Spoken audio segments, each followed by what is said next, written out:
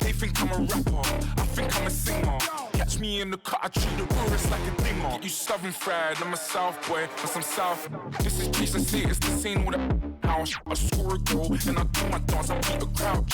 I'm not sure if I like this one. I'm not sure if I like this one, but you know something? You know something?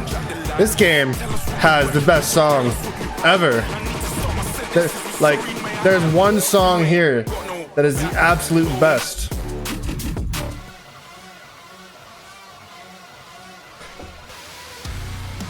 I love that I'm gonna have Spirit Box on the stream for a little bit. It's amazing. I love it.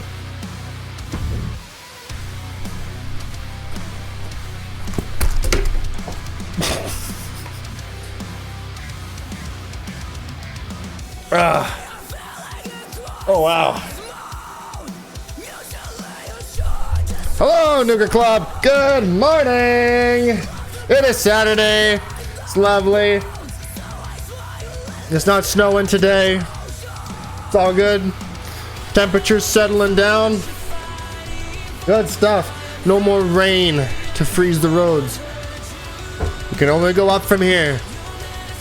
We're playing WWE 2K again. We do this once a year, always. Usually around now we do it, and not when the game comes out. I don't know. I get the game on sale and then I play it around the winter time. I don't know if it's a winter comfort game or what, or because the next game's coming I should probably play this one. I don't know. But yeah, unless I'm like really excited for 2K, I got this half off.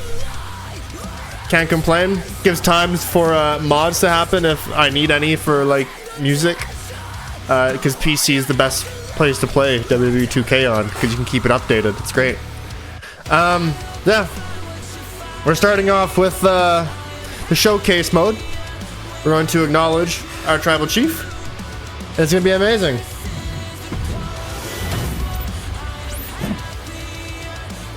I'm ready for all kinds of copyright to delay everything. I don't even know if this one's gonna make YouTube.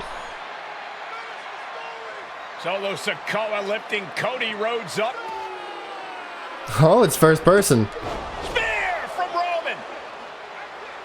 Cover, hook to the leg.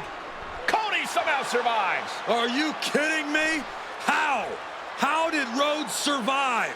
Desire is how, Corey. Grit is how, Corey. This is how bad Cody Rhodes wants to finish his story. What the? It can't be! It is! John Cena's here! Cena's at WrestleMania! A saving grace for Cody Rhodes.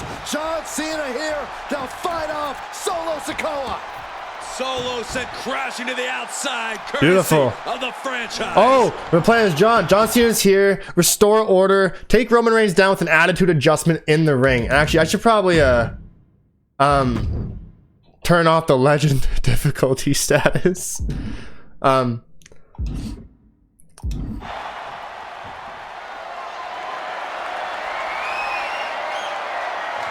no, check out this power. That's not Cena, Cole. Sure.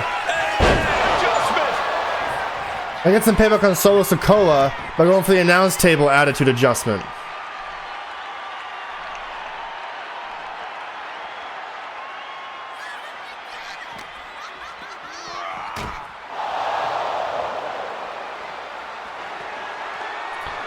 I love how it's first person this year.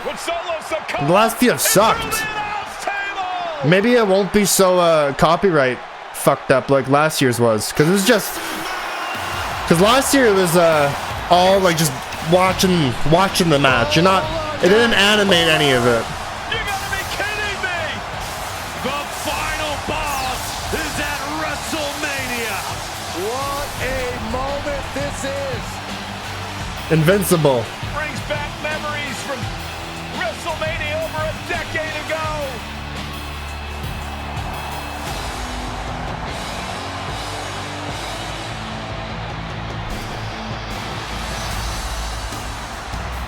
I love this theme. Now this is a WrestleMania moment. Rock and Cena face to face, feeding off the electricity of this crowd. This is absolutely surreal.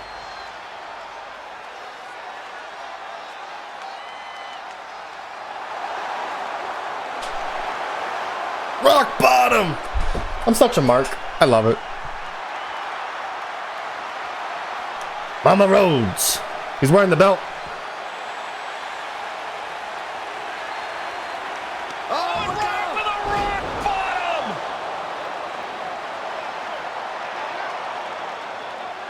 The final boss strikes, and Cena is down. And now The Rock taking off the Mama Rhodes weight belt. He's going to use it against Cody. What? Oh. No way. No way. I thought for a second Dean Ambrose, John Moxley was back. I was so fucking excited. That would have been so fucking cool. I do think we're gonna get Dean Ambrose back in WWE. I think Mox is out. But that would have been so fucking cool. You know that music all too well, but I loved it. It's Seth Rollins, and a Superman punch by Reigns intercepts Rollins, who's out here in the old Shield gear.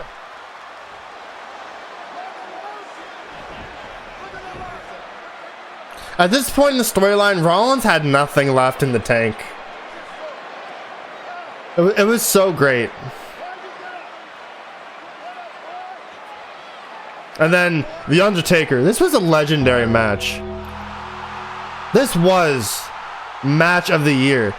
So much storytelling came to a conclusion in this match, and it was amazing. I loved it. I loved it so much.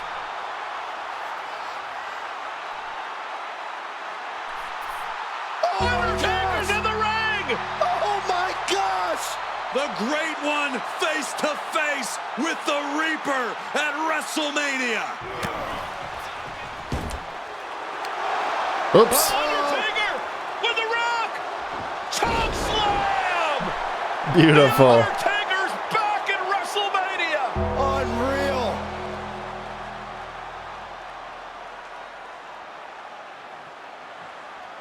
And now Roman Reigns and Cody Rhodes struggling to grab a hold of the steel chair in the ring. Both men struggling to their feet. Roman beats Cody Rhodes. And this could be disastrous for the American Nightmare.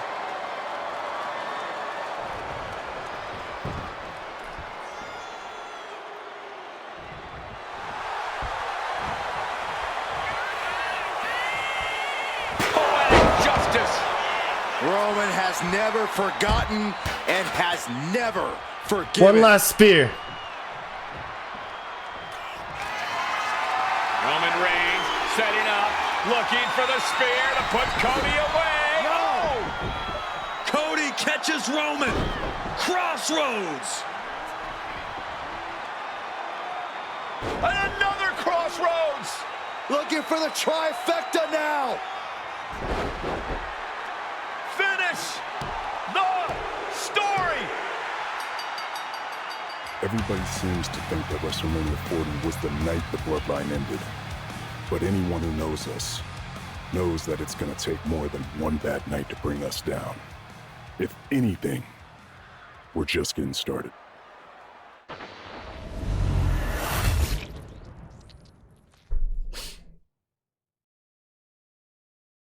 Ladies and gentlemen, my name is Paul Heyman. and I serve as special counsel and the wise man to your tribal chief, Roman Reigns, the undisputed, uncontroverted, unquestioned leader of the Bloodline, the most dominant group in recent memory and in the entire history of WWE. The Bloodline has all the damn gold. For nearly 40 years, I have worked for, alongside, and even employed the absolute greatest superstars to ever do it. Just how dangerous do you want to live? I've created the Dangerous Alliance, led an extreme revolution with ECW, and managed the most legendary of all champions. And for me, none of that compares to the relationship I've built with the Anoa'i, Fatu, and Maivia families, the triumvirate that composes this dynasty that we know more colloquially as the Bloodline. My time with this family goes back 40 years. I've led them into battle, strategized with them, and have watched their children grow into top-tier superstars who have also created their own impressive legacies. And so it is my great honor to serve as your host for the WWE 2K25 showcase featuring a dynasty like no other, the Bloodline. When you look at this incredible family tree, this is proof that there is only one royal family in professional wrestling, bound by blood. A blood bond forged between High Chief Peter Maivia and Amatua Anai Anoa'i, the father of Afa and Sika, the wild Samoans, created a force that has dominated professional wrestling for over 5 decades. An elite collection boasting names like the wild Samoans, Afa and Sika, as well as The Rock, Rikishi, Umaga, Yokozuna, Nia Jax, Jimmy and Jey Uso, Solo Sikoa, Jacob Fatu, and of course, your tribal chief, Roman Reigns. They've owned championships, filled arenas, packed stadiums, broken box office records, years and decades of dedication to the craft, perfecting their art with each passing generation, ultimately leading us to right here, right now, with the Bloodline having dominated WWE for the last half decade. As your humble wise man, it is my duty to take you through some of the most ferocious battles featuring the greatest warriors in the family. Not everything goes according to plan, and this year we're going to give you a chance to right the historical wrongs and change history to bring more glory to the Bloodline. It's our showcase, after all. Honestly, their only real competition is themselves. Acknowledge me!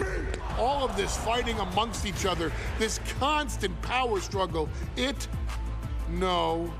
I won't let all of that ruin this moment. Because it's not just about Solo Sikoa or Roman Reigns. It's not just about the Usos. It's about every single member of their family that came before them, who built the lineage and who made them into the superstars that they've become today. It's been said elsewhere that wrestling has more than one royal family. That's undeniably true. Also undeniably true is that for all of those other families, there's only one Bloodline dynasty. Paul Heyman's amazing. I love Paul so much. He's got such a great way with words. We honor the Anoa'i, Fatu, and Maivia families, right? Was it Maivia? For their years of excellence. In Showcase, winning makes you an honorary Us. But completing objectives proves you're really the one. Earn match rewards through victory, while objective rewards are granted by completing every challenge presented in the match. A real wise man leaves no business unfinished and showcases true mastery. Let's go!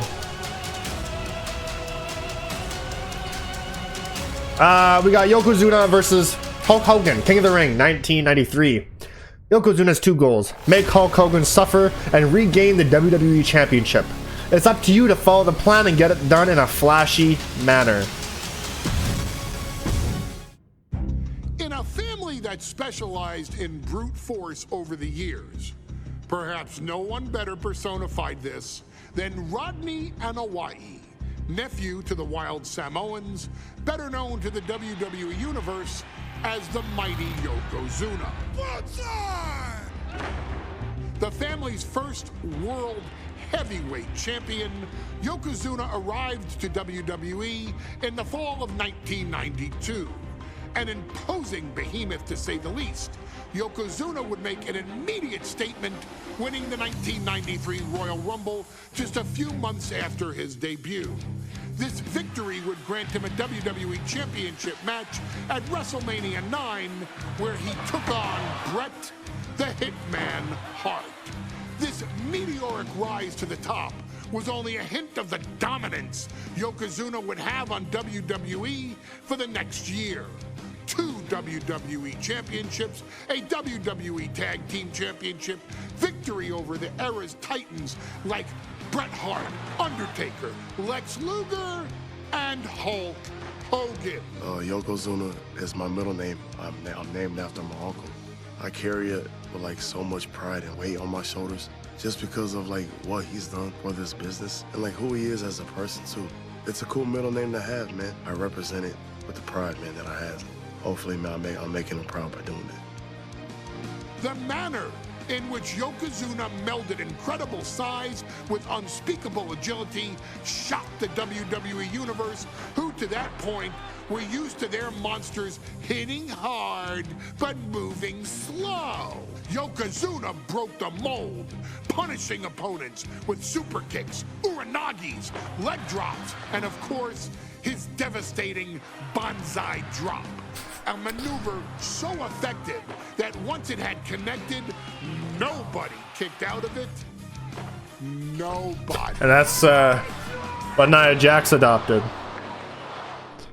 Rodney was a very unique talent. I think the way he was able to handle all the pressure, it was kind of parallel to how he was in the ring. For someone to be so big and to be so nimble, you just don't see that very often.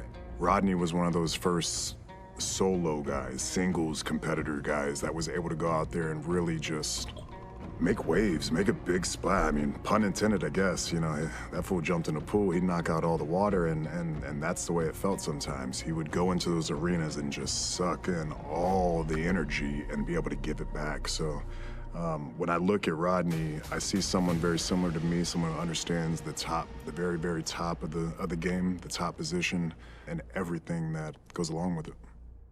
In a career filled with so many highlight reel moments, perhaps nothing stands out more than when Yokozuna faced and defeated the so-called immortal Hulk Hogan at the first King of the Ring event in 1993. Looking to humiliate Hogan after the Hulkster stole Yokozuna's WWE Championship only 2 minutes after Yokozuna defeated Bret Hart for the title months earlier at WrestleMania 9, Yokozuna entered the ring totally focused on the task at hand.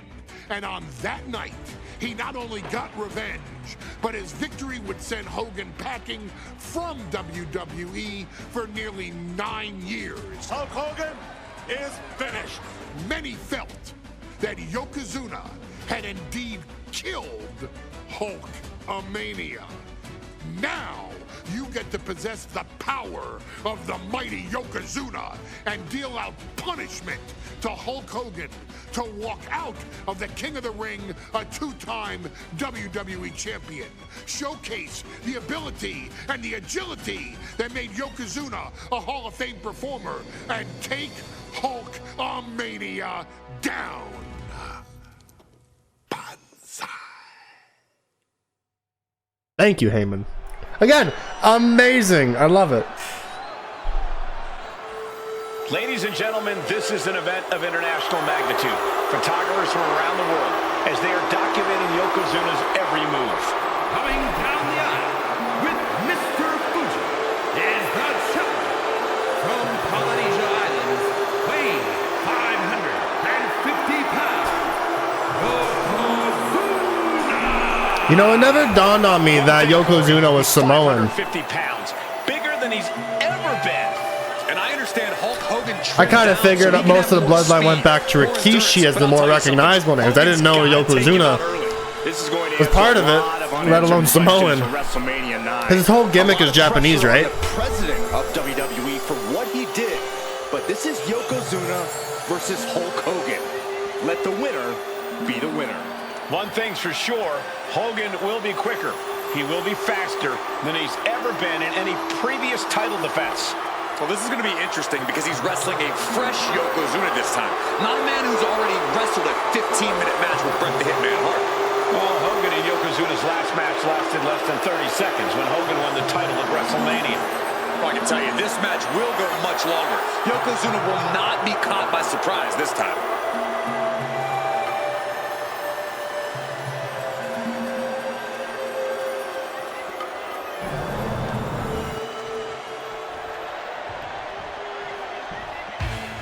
Listen to this! What a phenomenal ovation for the WWE Champion!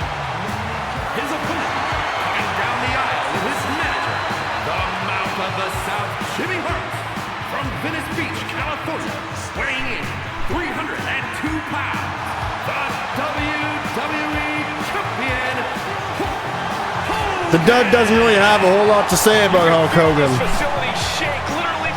but I can get hyped up for the music. I'm not American though. I'm Canadian. And in today's climate, This is what keeps this man going. I'm a Relying on the fans. He wants to hear them cheer. He wants to draw strength from them. But Yokozuna's focused.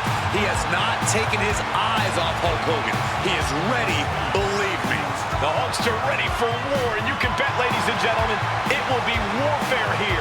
Well, he's been saying for weeks that he is going to be the first man to slam Yokozuna. Oh, nobody slams Yokozuna. We'll see. Hulk Hogan wanted to prove it was not a fluke that he beat Yokozuna. And now, we're going to find out if it was a fluke or not.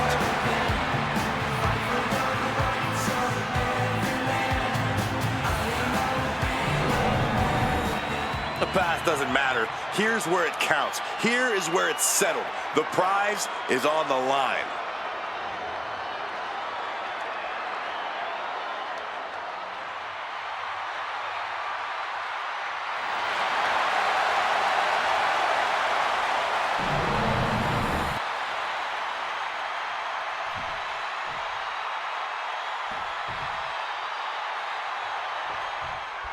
Michael Cole.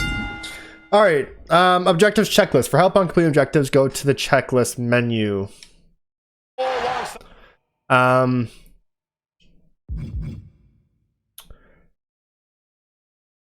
we got to start off methodically and look to wear Hogan down with some powerful offense in the ring. Lift Hogan up in a carry position and slam him to the mat with a big carry attack. Successfully attack, grapple, or dive at your opponent to fill the damage meter. And press circle. Okay. By Byron Saxton and Corey Graves, emanating from King of the Ring, 1993. Yokozuna is fuming over his embarrassing WrestleMania loss to Hulk Hogan. So we need to grab has vowed to reclaim and the carry. WWE Championship and wipe Hulkamania off the map. Indeed, the last time these two showed There we go. it was disastrous for Yokozuna. Mr. Fuji issued a challenge to Hogan on behalf I see that Yokozuna has a bigger guy boss level health bar. WWE Champion. But that night was mired in controversy as Yokozuna had just been to battle with Bret Hart to win the title. This is going to answer a lot of questions from WrestleMania 9. This is Yokozuna versus Hulk Hogan. We're going to find out who's the true champion. Ooh, and he manages to reverse. Still so much more action to come after this amazing matchup. Of course, we have the King of the Ring. I'm having a hard time connecting with strikes here. There will be an 8-man tag team. You don't have a whole lot of with the reach. Steiner brothers and the Head Shrinkers on opposite sides. You want to talk about There we go. unfinished business from WrestleMania? Those two teams went to war back in Vegas, and I expect even more hard hits here tonight. I had the foresight to get out of that one. Got him in the corner now. Oh, look at this, raining right hands. No escape from these punches. All right. We know the sold-out crowd here in Dayton is firmly behind the Hulkster. Come on. Hogan is relying on the fans. It gave me 30 seconds to do that corner attack. But Yokozuna I was a little is afraid. completely focused. He has not taken his eyes off Hogan's until the bell rang. He is ready, believe me. This is an event of international magnitude. Byron, photographers from around the world, including a large contingent from Japan, are documenting Yokozuna's every move. A lot of And again, yeah. All right. Now squeeze the life out of the Hulkster by crushing him with a standing bear hug. G and Yokozuna can return to Japan and lose face. Oh no, bear hug applied. This is not good for the Cause orange damage to Hulk Hogan's head. Yes, it is. He's got him caught. I'm not exactly sure how to do that. Claw in the face. Is this necessary? Ripping at the eyes.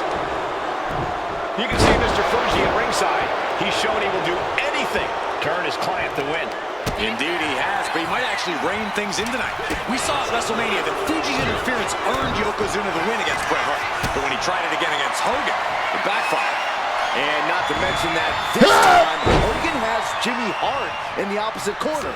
The mouth of the South is keeping a close eye on Mr. Fuji to ensure this one stays fair. And Yokozuna is really putting the pressure on. Yokozuna making Hogan regret wanting this match. I love it.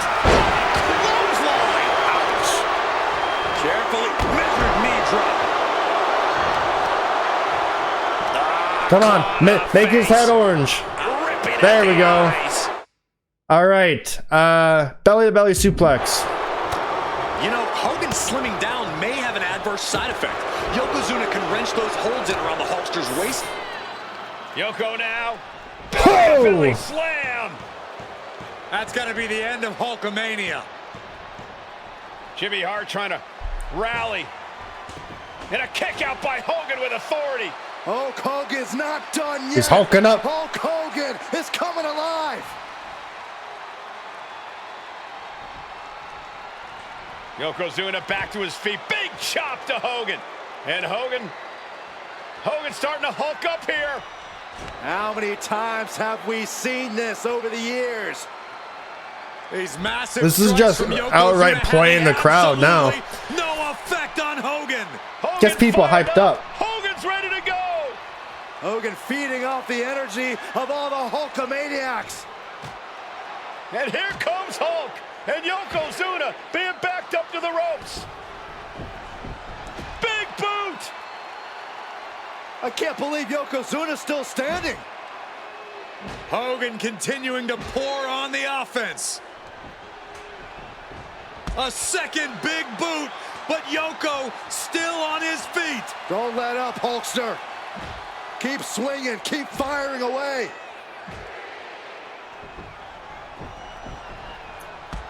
That boot. Yoko. Does he slam Yokozuna? Oh, he's down. Drop the leg, Hogan. Drop the leg. Hogan. Leg drop. Here's the cover on Yoko. Who kicked out of the leg drop? What? Get Mr. Fuji out of there.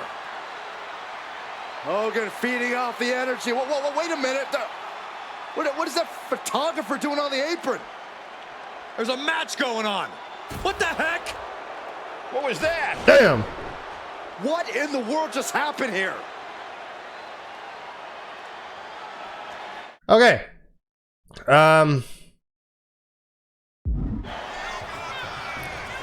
no. Hook. Yokozuna demonstrating his full power. Hogan's in trouble. Effective counter. I missed. Hogan able to take a stand there. Yeah, he clearly just got a much-needed boost of energy and defiance. And Hogan falling victim to a slew of offense. All right, leg drop. Yokozuna taking the fight to Hulk Hogan. The holster's rocked. An attack of monstrous proportions by Yokozuna. I don't know what his finisher is.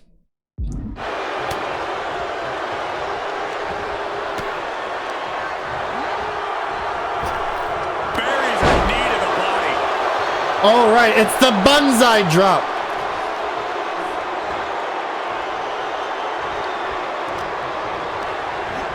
Big setup in the corner for something. Oh, that opens the door for Hogan.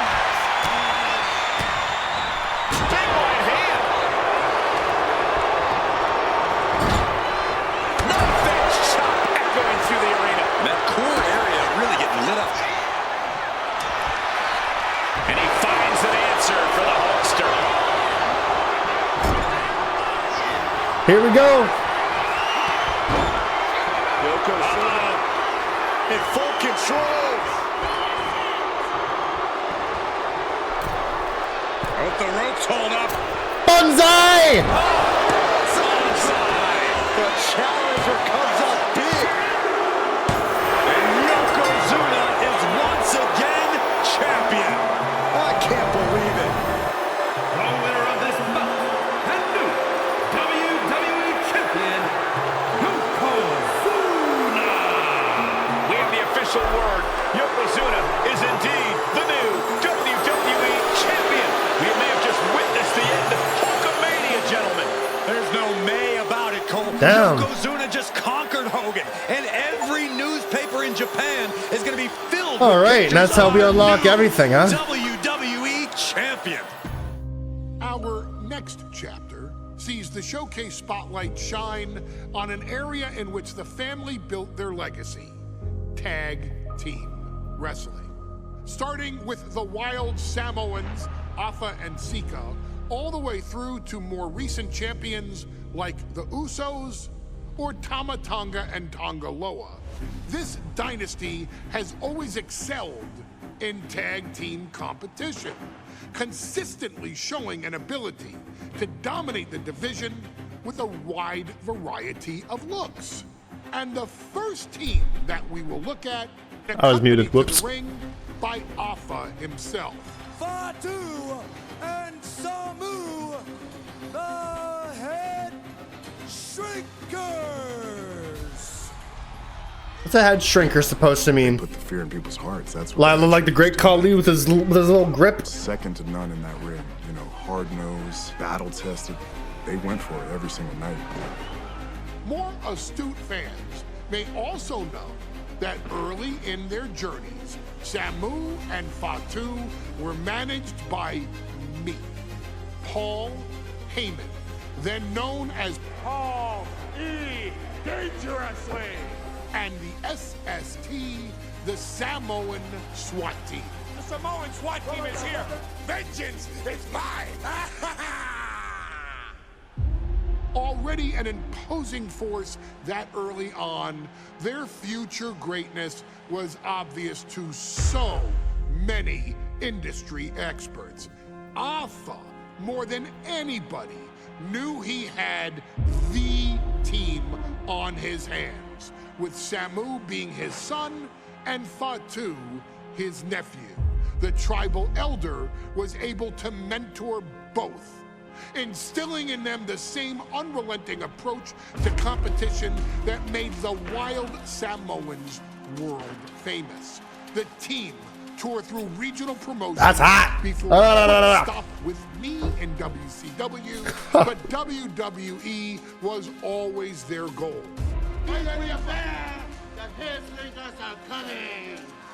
Upon arrival, it was clear that the Dynasty's next generation had indeed arrived, immediately drawing comparisons to their world-renowned predecessors.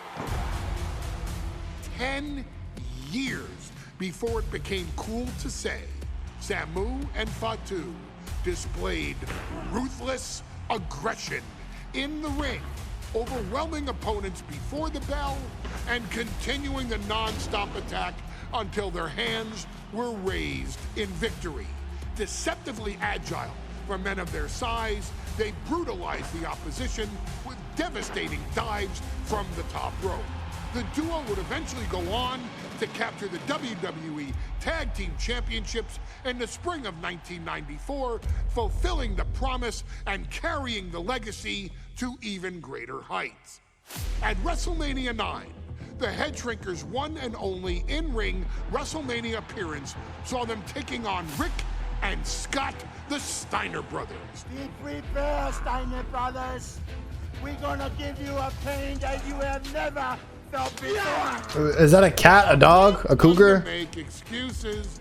I am one to give opportunities to you, our expert gaming member of the WWE Universe. Yeah! So, today, you have the opportunity to make things right. WrestleMania 9, Las Vegas, Nevada. The Steiners performed at a near-perfect level that day, able to find every reversal and in the chaos emerge victorious. We are asking you to fix that. Stop them in their tracks and get the head shrinkers that WrestleMania victory you and I both know they deserve. But if you're not careful, you're going to find yourself reliving the very same memories that have haunted Samu and Fatu for years. Steiner lines, suplexes, Frankensteiners that will all bring your evening to a vicious, miserable end.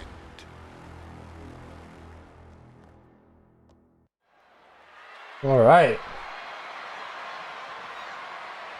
One of the toughest teams in WWE history. Nearly 600 pounds of pure savagery. Oh, it was an ornament, not a cougar. I'm like, what the fuck is that guy holding?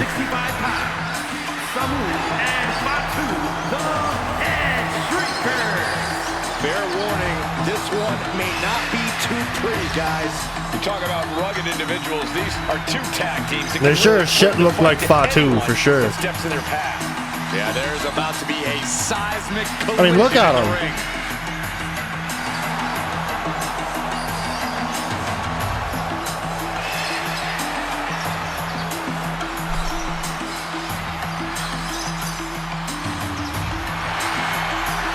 This match means so much to the Steiners and to the head shrinkers. The whole world is focusing on WrestleMania 9, and the last thing you want to do is come up on the short end. Pride is on the line, and as is a stake to the claim of being the toughest team in all of WWE.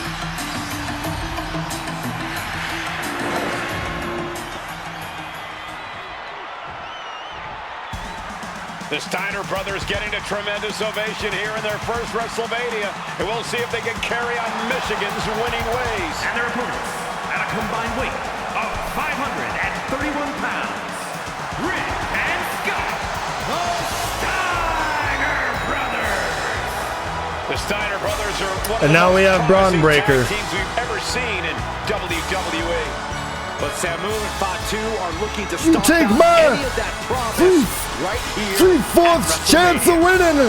They give me a 200%. This is going to be a Steiner Mount is maybe the funniest, some of the funniest wrestling memes out there. Smash mouth wrestling. And like Saxton said, Well, I thought wrestling is its own world, its own history, its own memes, its own humor, its inside jokes. I love wrestling so much.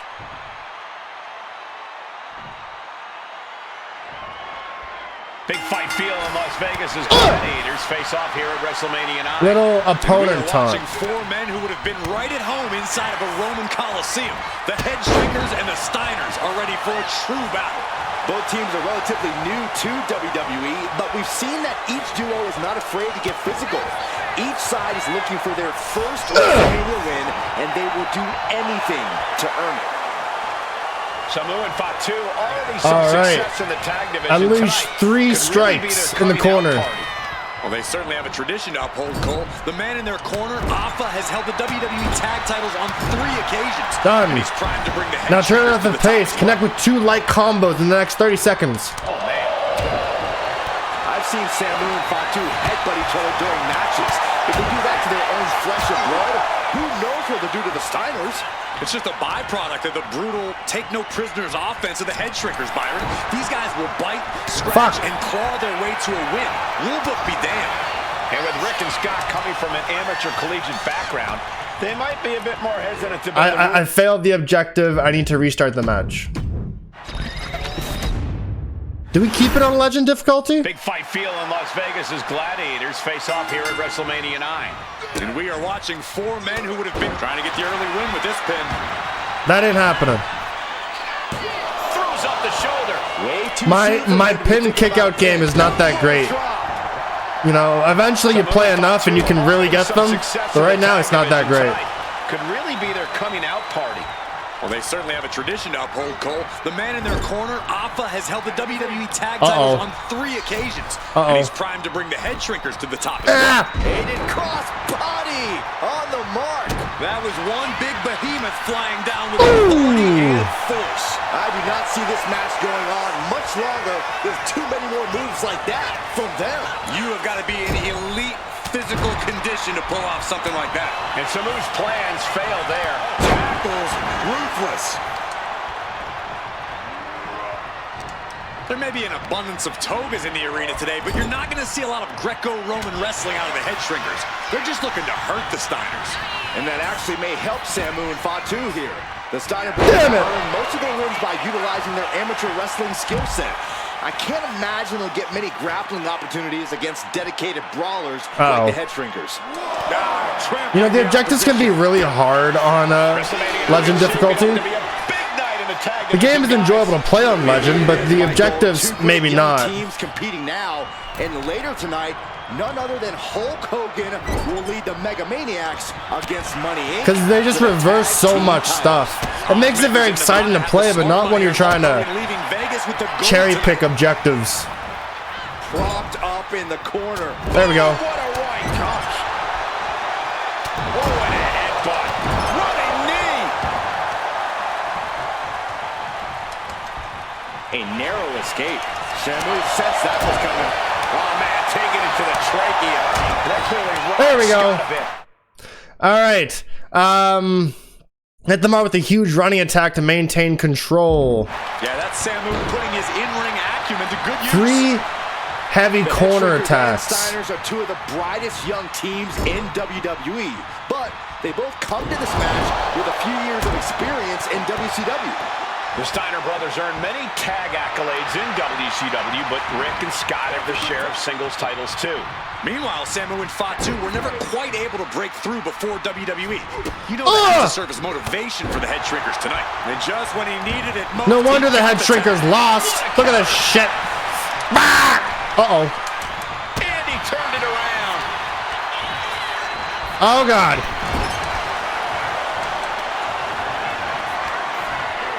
Powering their opponent up. Driving them into the turnbuckle. The whole world is focused Good on Lord. WrestleMania 9 tonight. That's no good. The last thing you want to do is come out on the wrong side of a match like this. Come on, Fatu. That's right. A big win at WrestleMania means a big boost in the tag division and a substantial winner's purse. I don't think the head shrinkers concern themselves. Oh, look out. Bam! He's driving. There we go. That's what you get. That's what you get. All right, looking for that third heavy attack in the corner. He goes. Just like Fuck that, off. Rick finds a counter. Ha, stupid. Try it again. There we go. All right. To grab your opponent by pressing an Irish whip towards the ropes to perform an Irish whip. Oh, launching into a hip attack. As we find ourselves surrounded by all this pageantry, do you think either of these teams is feeling the pressure of their first WrestleMania? I can tell you that Samu and Fatu truly did not care. Alpha has turned these men into brutal fighters who simply want to destroy their opponents no matter where the fight Holy takes place. fuck! And now then, here we go. Fuck me! Oh, God! See, I told you it wasn't that great at the pin game.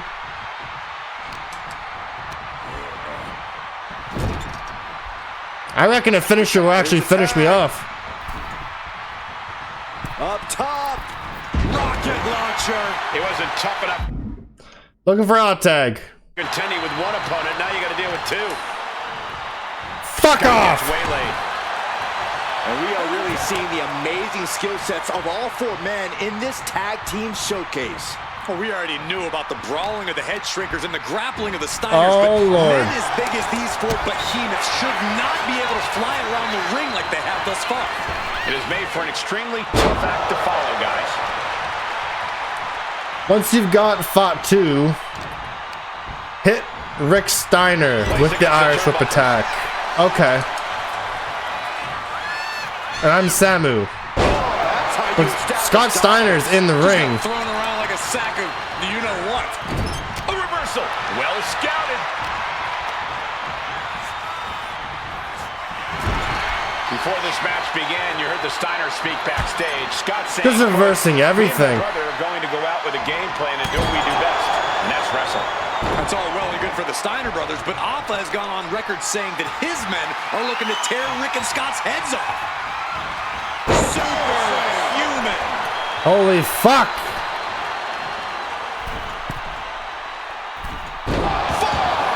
Scott covers, shoulders down. Shoulder shoots up before two. There is no quit in this man tonight.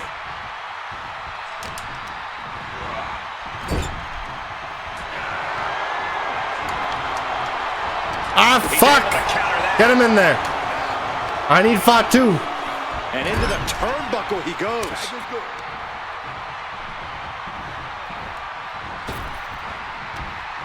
Blackjack knocks out off the top rope. He could be starting to really struggle in this match. I expect a tag soon here. Have to take the chance to get your win back deep into the match. Power slam.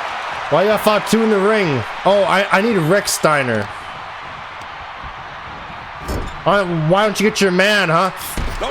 Oops. Man. Oh, target acquired and destroyed. Oops. Just using their foot as a weapon. So ruthless. Oops. He averts the offense.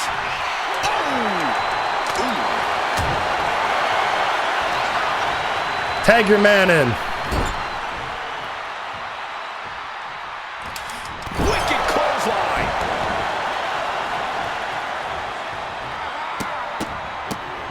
Come on, Scott Steiner.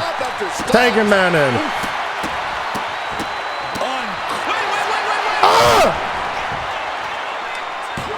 He's able to beat a 2 count. Not even letting the ref get to the 2 count. DDT. And makes the tag to their partner. There we go. And Beautiful. Steiner set outside the ring. Fatu like a one-man wrecking machine right now. Cleaning house. Oh, look at this. The power by Scott Steiner. But the tag was made and Scott not aware. Big kick. Scott Steiner did not see the blind tag made by Samu. Oh, this is not looking good for Steiner. And this is All right. Huge dive off the top rope. what the head shrinkers do. Top tier tag team wrestling. Steiner didn't. Watch out. Diving shoulder tackle. Yikes, that'll either wake you up or knock you out. Taking steps toward the top rope. From the top. Shoulders down. This might do it. And a kick out right away. Nope. What a jaw-dropping show of strength this late into the match. Being placed in the corner here. Look at that counter from Samu. Look at this. Oh, a backbreaker. Right to the spine.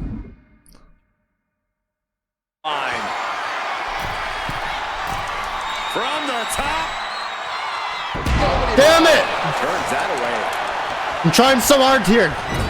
And that's going to jam Scott's offense. Running at Stay down. Nicely done. Point of the elbow finds the mark. Holy shit, man. Turn it around with a reversal. Indy counters. And the reach is so bad. Uh-oh. Gets lifted into position. Dropped right on their face. Uh-oh. That's a free fall. He makes the tag here. Samu avoids that one. Boom, running FTO plants him. Nicely done. Dominating shoulder tackle. And that will slow Rick for the moment. I need Samu, I feel like. Or sorry, Fatu. Ooh, just bouncing off the turnbuckle. Punch connects. Intercepts that attack with a knee right to the stomach. Slam! What impact! Getting tagged in.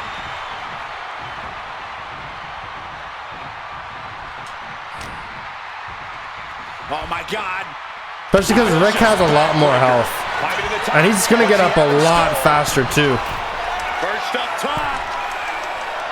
There we go. There's that diving drop.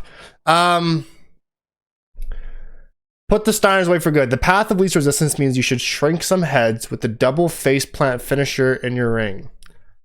All right. A corner tag finisher is what we need.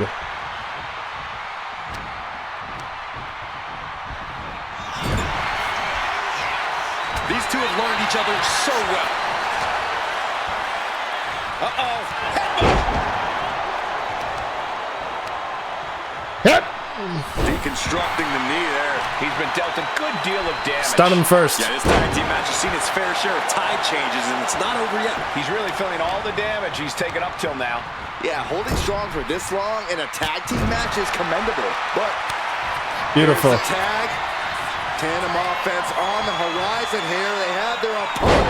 Oh, face first. And the head shrinkers just might have it. Turning it into the pin. Two. Kicking out in time. He just won't give up. Some of the skills are all the way up top. Flying. Down with force. That's it. No way the Steiners come back now. He's absorbing a lot of damage here. This has been... There we go. Get the win. There we go. Here are your winners, Samu and Fatu, the Head Shrinkers. And what a huge win for the Head Shrinkers tonight. Samu and Fatu making their family proud and proving themselves as top contenders in the tag division.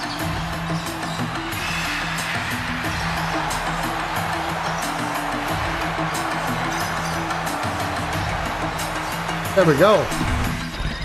I'm gonna change the difficulty though because I really hate this this act of I'll even put it on easy because we're just trying to get through this. All right, a bright future will be jump started if you're able to guide Rocky Mavia to his upset of Triple H for the Intercontinental Championship.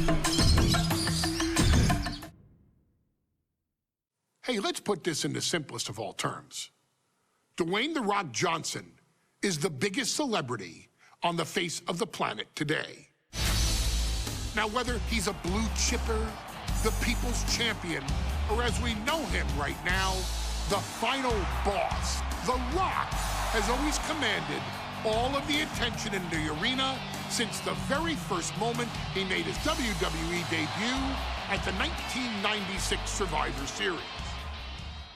Born into this business, The Rock would become WWE's first ever third-generation superstar, following in the footsteps of his father and grandfather.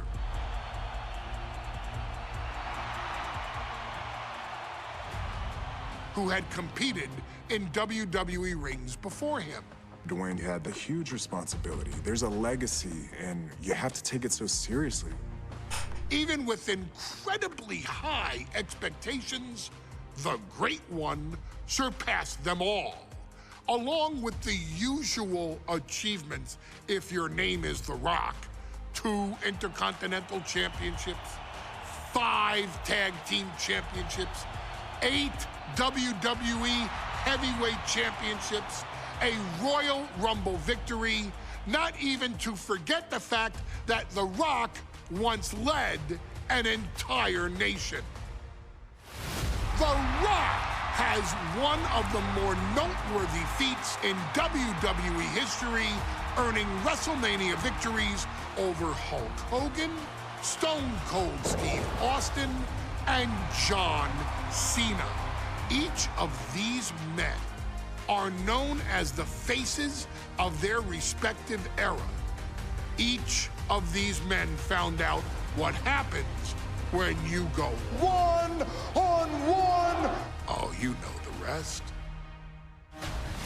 Of course, The Rock rivaled Stone Cold Steve Austin's popularity during the vaunted Attitude Era, tearing opponents down with rock bottoms and people's elbows while tearing them apart on the mic with cutting one-liners and catchphrases that are still recited to this day. If you smell, know your role and shut your mouth.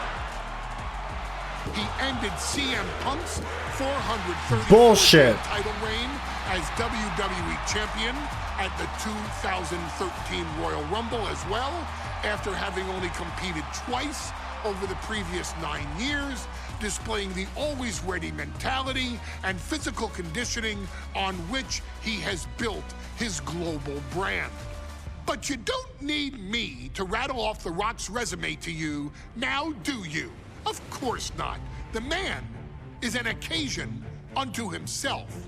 He has headlined the biggest events against WWE's most iconic superstars and has always found a way to, how does he put it? Lay the smackdown? Layeth the smackdown Layeth. on some jabroni's candy ass. I couldn't Love have said it. it better myself, although I think I may have just done that. But indeed, he has. On a Thursday night in February of 1997, The Rock, still known as Rocky Maivia, would find himself challenging for the WWE Intercontinental Championship. Only a few months into his tenure, he would be matched up against a face that would ultimately become one of his most familiar and hated rivals, Triple H, Hunter Hearst Helmsley. Seemingly overmatched by a more seasoned opponent, a youthful Rock would demonstrate all the traits that have come to define him in the years since. Tenacity, high IQ, and that legendary Samoan strength to ultimately surprise Helmsley and kick off the first championship reign for Rocky Maivia. It would be the first step of a journey that has ultimately led The Rock into the pantheon of WWE's elite. So now it's all in your hands. It's up to you to showcase the undying drive that makes The Rock the hardest worker in the room to deliver a shocking upset against the Greenwich snob himself. Guide The Rock to victory over Triple H at a very special Thursday, Raw Thursday, to give the first jolts to what would become the most electrifying career in sports entertainment.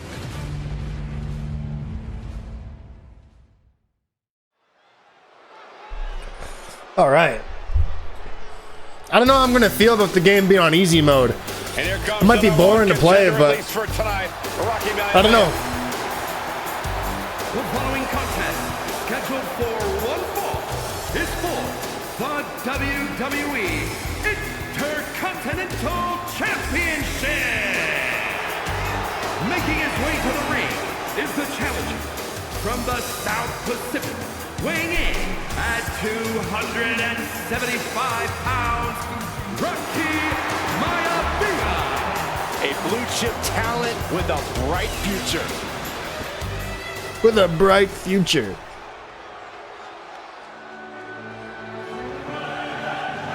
On his way to defend the Intercontinental Championship, Hunter Hearst Helmsley. His opponent from Greenwich, Connecticut, weighing in at 246 pounds, the WWE Intercontinental Champion, Hunter Hearst Helmsley. Helmsley is scheduled to face another challenger at an upcoming show this Sunday. He's taking the risk, stepping in here against a newcomer, Rocky Maivia.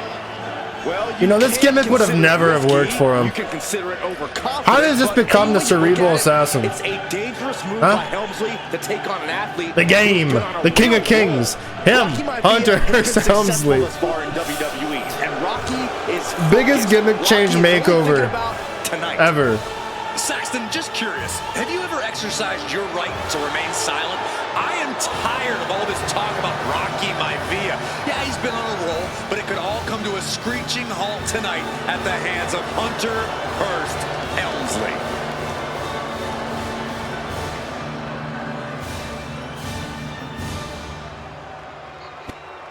Intensity on the face of the champion.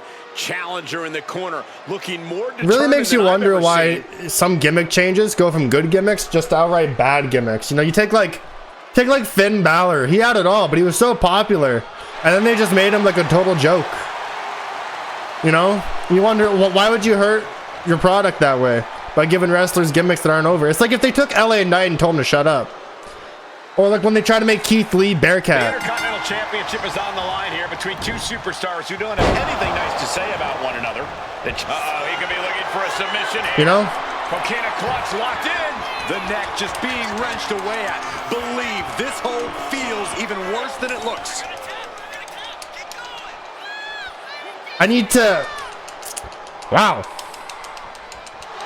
He's actually in there for a bit. Looking for a crucial escape. Yes, breaking the hold. Saving himself for the time being. Get some offense on the outside of the ring. Sure. Taking things to the outside, but got to make sure to heed the officials' count. Before this match, I was talking to Helmsley, and he said he can beat the snot out of this Maivia kid in less than 10 minutes. In fact, he was showing me on his watch. Did you know he has a timepiece that costs $20,000? Confident words from Hunter Hearst Helmsley. Not sure how relevant his timepiece is to this match, though, Corey.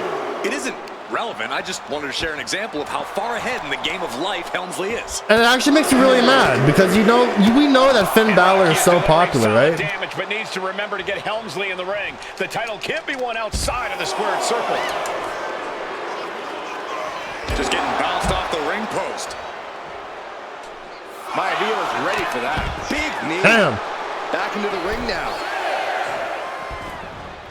Boom, what a punch. I don't want to do this. I have to... Inconspicuous by his absence. Slugging it out. Toe to toe now. Did this fuck up my counter? Neither one giving up any ground. The fight is on, and it's furious. Who will break first? That is the question. And Rocky there not showing any signs of being intimidated. Exhaustion setting in, and neither one of them is letting up. Objective failed. Fuck! Try it again. The Intercontinental title hangs in the balance. Tonight in a match between our refined champion, Hunter Hearst Helmsley, and the young challenger, Rocky. Cobra clutch. The Cobra. And he decides to let his opponent out of the hole. Offense outside of the ring. He was losing a grip and didn't want the opposition to counter out of the submission. Over the top and lands awkwardly outside. Looks like he's got something in mind for ringside here. And watching from home is Rocky Johnson, the father of Rocky Maivia, former WWE Tag Team Champion. I must admit, I do see a bright future for Maivia. Those that have been privileged enough to see Rocky Johnson in action will appreciate Rocky Maivia because he's a all right, heavy combos. Notwithstanding as well, the genes of his grandfather, the incomparable Peter Maivia. That's one. Chief Maivia. Oh boy, they don't come any tougher than Peter Maivia. If Rocky Maivia is going to take down the more polished and experienced Hunter Hearst Helmsley, he's going to have to do it with unrelenting energy. Rocky has to keep coming at the champion with big attacks until Helmsley collapses. Helmsley thinks he's got you figured. Stay a step ahead and perform a reversal or break to stop his attack in his tracks. His best path to his first championship. So reverse one of his attacks. Back into the ring. All right. Ouch. And even before the bell rang tonight, I think Hunter Hearst Helmsley has been trying to frustrate. There we go. He's trying to say, hey, young fella, we're going to do take to the sky and hit Hunter in the ring with a big top rope dive. Around 270 sure. pound stud. Just has to keep his cool. Don't take any unnecessary chances against a cagey competitor the caliber of our Intercontinental champion. Smothering offense now from Rocky. The power of hit you with another one. Is too much for Helmsley right now. Belly to belly. Maivia way up high. Perched up top. A diving knee drop. And give credit where crashing into the corner with an Irish whip. In pursuit of the Intercontinental. Hunter whipped into the corner, nobody home. Rocky hit hard. And now Hunter looks to take over this match. Helmsley muscling Maivia up to the top turnbuckle and a big right hand. Helmsley with something big in mind here for his challenger tonight.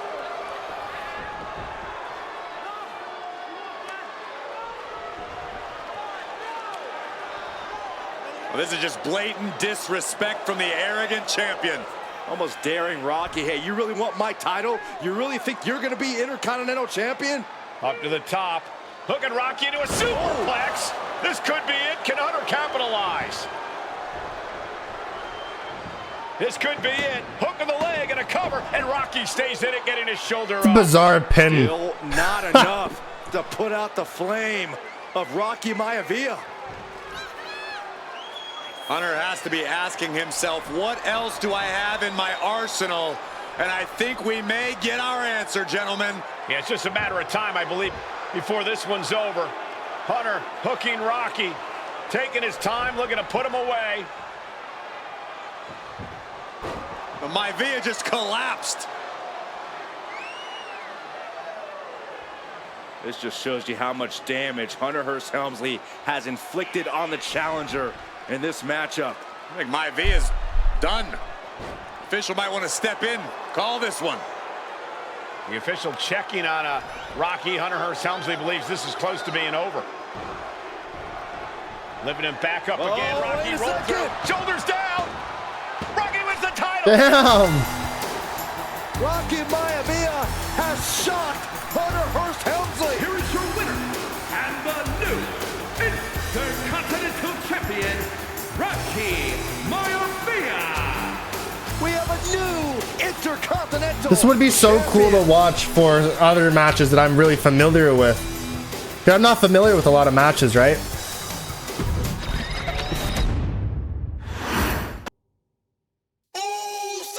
There's one match I want to throw on Legend difficulty. There's actually two. The last one, I don't know if we'll get to it today. We'll see. But there's a Money in the Bank match with Tamina that I just remember seeing on release that everyone was freaking out about. Super hard, and I'm gonna do it.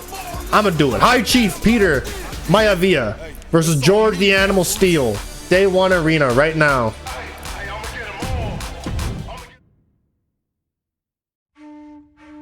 In a family of elite combat athletes and top-tier performers, the final boss has always stood out, even when he was just a blue chipper. But there wouldn't be a final boss. There wouldn't even be a bloodline if it wasn't for The Rock's grandfather, the High Chief Peter Maivia. You can think of him as the first boss. Predecessor to the tribal chief. He is one of, if not the foundation for our family. The Anoa'i Fatu Maivia wrestling dynasty. I don't think there's anybody more responsible for what's going on now than the High Chief himself. Peter Maivia isn't simply one of the two principles behind the sacred blood bond. He's also an incredibly decorated professional wrestler who traveled the world and won titles everywhere he went. New Zealand, Japan, Europe, and here in the United States, where he enjoyed especially successful runs in Hawaii and California. Maivia would eventually find his way to WWE, engaging in legendary battles with the likes of superstar Billy Graham. His larger-than-life personality would win the WWE Universe over in short order, as it had throughout his entire career. In the ring, High Chief Peter Maivia was a potent blend of brawn and grappling technique, often muscling his opponents down to the mat through a variety of joint locks and then switching to more painful holds once grounded. His sleeper hold and stump puller were both feared and renowned, and make no mistake about it, Maivia knew there was always more than one path to the ultimate victory.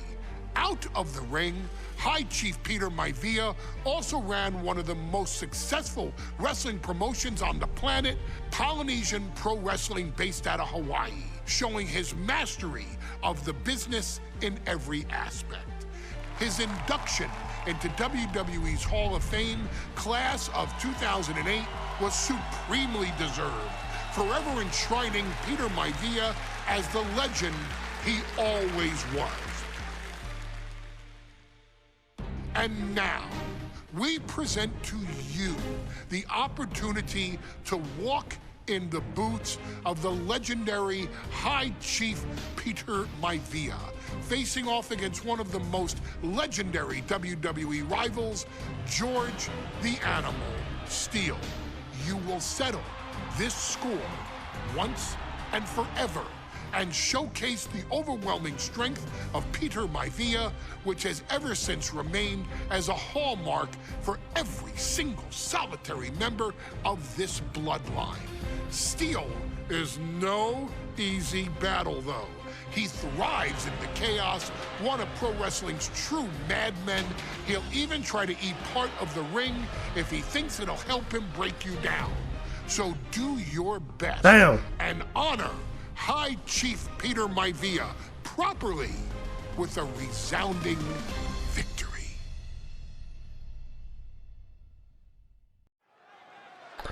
Ew. This is Raw Day 1. It's a fantasy match. Uh-oh, somebody call the local zoo. The following contest is scheduled for one fall and is a steel cage match. Oh, a steel cage, huh? Introducing first, from Detroit, Michigan, weighing in at 275 pounds, George the Animal Steele. I'm not even sure the cage can contain this man. I'm just thinking about how when Undertaker fought Triple H in Hell in a Cell, end of an era, Shawn Michaels is the ref, the Hell in a Cell had its own theme song, and it was Metallica. I just think that was hilarious. George Steele, Peter Maivia. Always a chaotic matchup. His opponent from the Isle of Samoa, weighing in at 275 pounds, High Chief Peter Maivia. Steele had better keep an eye on Maivia because Maivia is a true brawler. Few men can handle the chaos of the animal inside a steel cage, but I believe the High Chief is ready.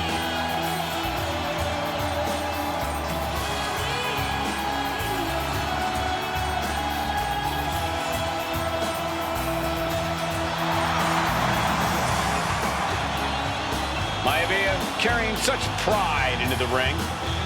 Very stark contrast to Steele. We'll see which prevails tonight. All right. My favorite match, Animal, High Chief. High Chief Peter Maivia taking on George in the prime ring. Steel cage match. Quite a heated history between these two guys. All right, put it together with a strike to grapple grab combo. A few superstars brave enough to take on the animal. Most of their contests have ended in countouts or disqualifications. Thanks to the cage, we'll get a decisive victory in this one. Well, that really depends on if a cage can even contain them. Really wrenching. There it is. Show your generational power and take the fight to Steele. Might be a bit of an underdog here. In fact, he lost a match. Didn't Burlick ever think to like shave or something? That's gross. Defense, I'm not sure he knows how to count exactly or how to read a rule book. So he's got to be happy to be in this cage. Well, Maivia is called the High Chief in part because of his commanding presence in the ring. He's more than ready for what the animal will throw at him, even inside the cage. Oh. Maivia overwhelming his opponent here. And you can see Steele is struggling to weather the storm of the High Chief. And now propped up in the corner. Connecting with a sharp elbow. Stomping away, and then the knee right into the throat. Then a knee right to the throat. The animal has to be elated to be in this steel cage. Hold on. Hold. Oh, can't touch this. Yeah, Byron, we've seen the animal brandish a weapon against. It's taking a while to fill up this meter. You guys can't see it, but it's slowly filling. There wasn't a lot of objectives for this match, so in fact, the High I don't know. Chief's entire body can be considered a weapon. Oh! Able to make a timely escape. He's trying to climb up the steel cage. In a vulnerable position here. Caution. That's not happening. That's not happening. Peter Maivia very tough, but he also Get off of there. movie star good looks. Quite the combo. And it served him well, Michael. Like this meter is not filling at any good rate. And who knows? Maybe we'll see the Maivia name on Hollywood billboards again sometime. Well, before any of that happens, the High Chief needs to survive this war against the animal. That unraveled on George. Come on. Oh, he's busted open. Becoming a bloody mess in there. Boom, boom, We ain't even halfway filling up this meter. Any of those. It's like you're doing like negative damage. Gentlemen, let's throw him into the cage. Let's try that. And Steel as competitors, one man based on order, the other on chaos, but it's reflected in their looks too. Indeed, Michael. Just look at the sculpted physique of the High Chief. And the tribal tattoos on his body are extremely intricate and definitely eye-catching. And Steel is, well, he's an ugly creature. Enough hair on his upper torso to classify as fur. Folds in his bald head. He's like a modern-day Neanderthal. Yeah. We've seen that Steel isn't above using a foreign object to gain the edge against Maivia. So he's got to have the advantage in a match where they're surrounded by one huge weapon, right? Take a moment to get my stamina back. How these men prepared for this match. The High Chief is a consummate professional whose game plan for this stipulation. There we go. Beautiful. I think he just shows We're up to almost the there. We got like 20% of the bar left to go. We're putting on some really good offense. Vicious headbutt. We're at like maybe like the last 90%, I promise. The reasons are obvious for that moniker, but guys, how has he earned the other nickname of the High Chief? Well, Cole, Peter Maivia is very close to the Anawa'i family. In fact, Peter's considered a blood brother to the patriarch of that clan. When you add on the fact that Maivia was born and raised in Samoa, you can see the great pride he has for that land and its people in the tribal ink that covers his body. All right, there we go. Peter Maivia is looking Hit Steel with your signature Samoan drop. To really figure the animal out here. There we go. All right, the animal's reeling. Now connect with your finisher in the next 90 seconds. Head of the grounded opponent. Maivia just dominated the animal. Wait, trouble here. Can he get it fully locked in? A stump puller. Is this one over? Taps out. There we go.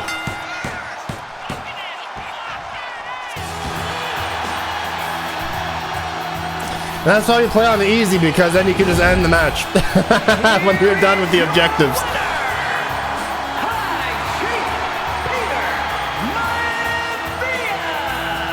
Anytime these two have faced off, it's been eye for an eye. But the steel cage has finally delivered a decisive victory for the High Chief, Peter Maivia.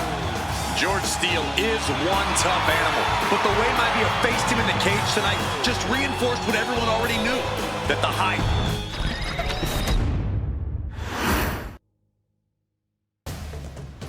All right, now we got Nia Jax versus Lyra Valkyria. This was a fun match. The Queen's crown's on the line, and while Lyra's no pushover, one error against Nia Jax could mean your complete annihilation. Now, I take it that the more objectives, the longer the match would be, right? So these little objectives means the match is going to be decently short. And they have different, I was looking, during that last video, I was looking at the different matches, and they're separated. You can relive history, make history, or change history. So this match didn't happen. Create history, right? This one is changing history. And this one is reliving history. So this one, because I'm guessing because it's not creating history or changing history, and I know that Nia Jax wins the match because the win was a fucking meme where she hits the banzai on Lyra Valkyria. I just don't know if I don't think Nia Jax did that before. I don't quite remember, but it became her thing, and holy shit, boom! I just remember everyone editing like a shotgun sound to that, because Lyra took that like splat, you know, like absolute splat, you know, she got crushed.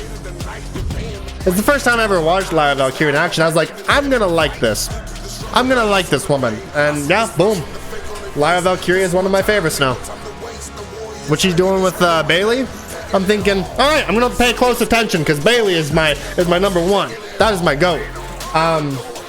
And I push Bailey. Come on. So I'm hoping this like little psycho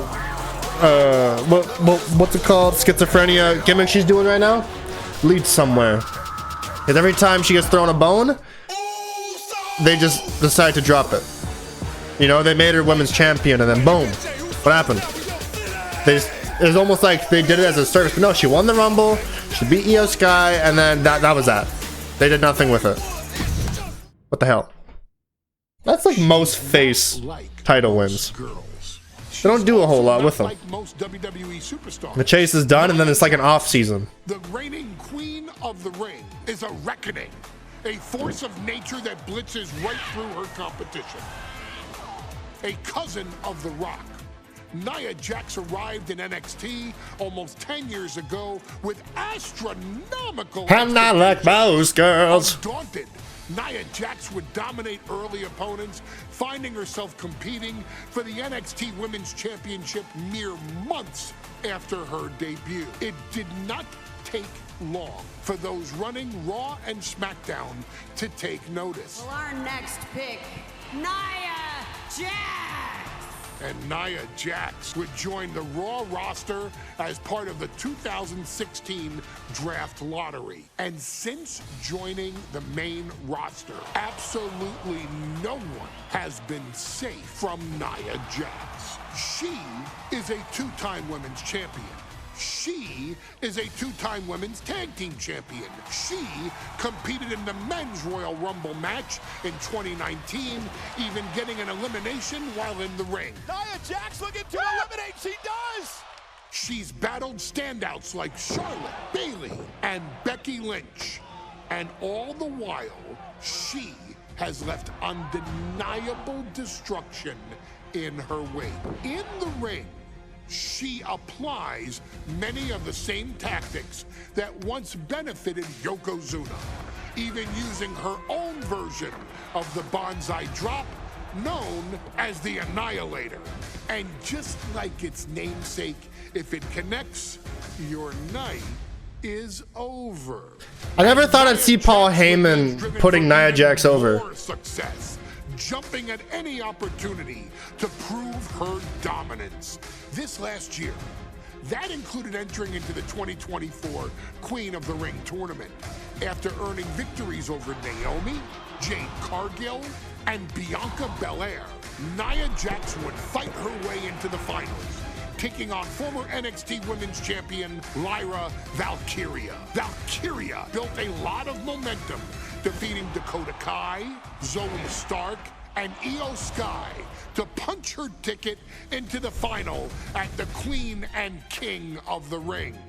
With an obvious game plan, Lyra would look to stick and move, avoiding the colossal attacks of her opponent.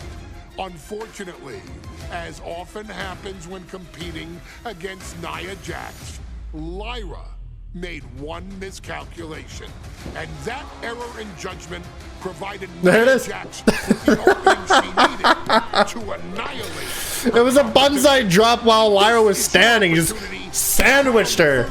Queen in Bloodline history. Make Lyra suffer Make her regret ever entering your ring. Showcase the otherworldly power that forces an entire roster to cower in your presence. Because when you're an irresistible force like Nia Jax, resistance is futile.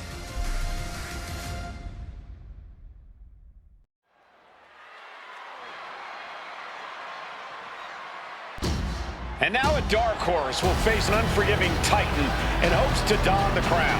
Lyra Valkyria versus Nia Jax, and the queen of the ring fires. What follows is the final match in the Queen of the Ring Tournament.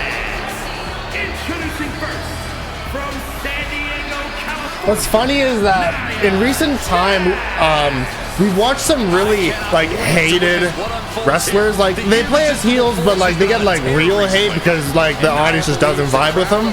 Nia Jax is one that's they've turned it around. By this time, people are kind of like, okay, Nia's funny, Nia's entertaining, and we're seeing that right now with Charlotte Flair. People hated Charlotte, but now she's a genuine babyface, and people are behind her.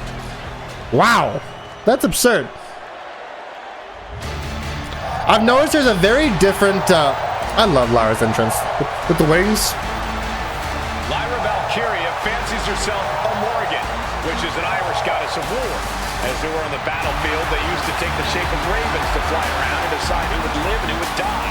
That is what Lyra Valkyria is bringing I love that here tonight.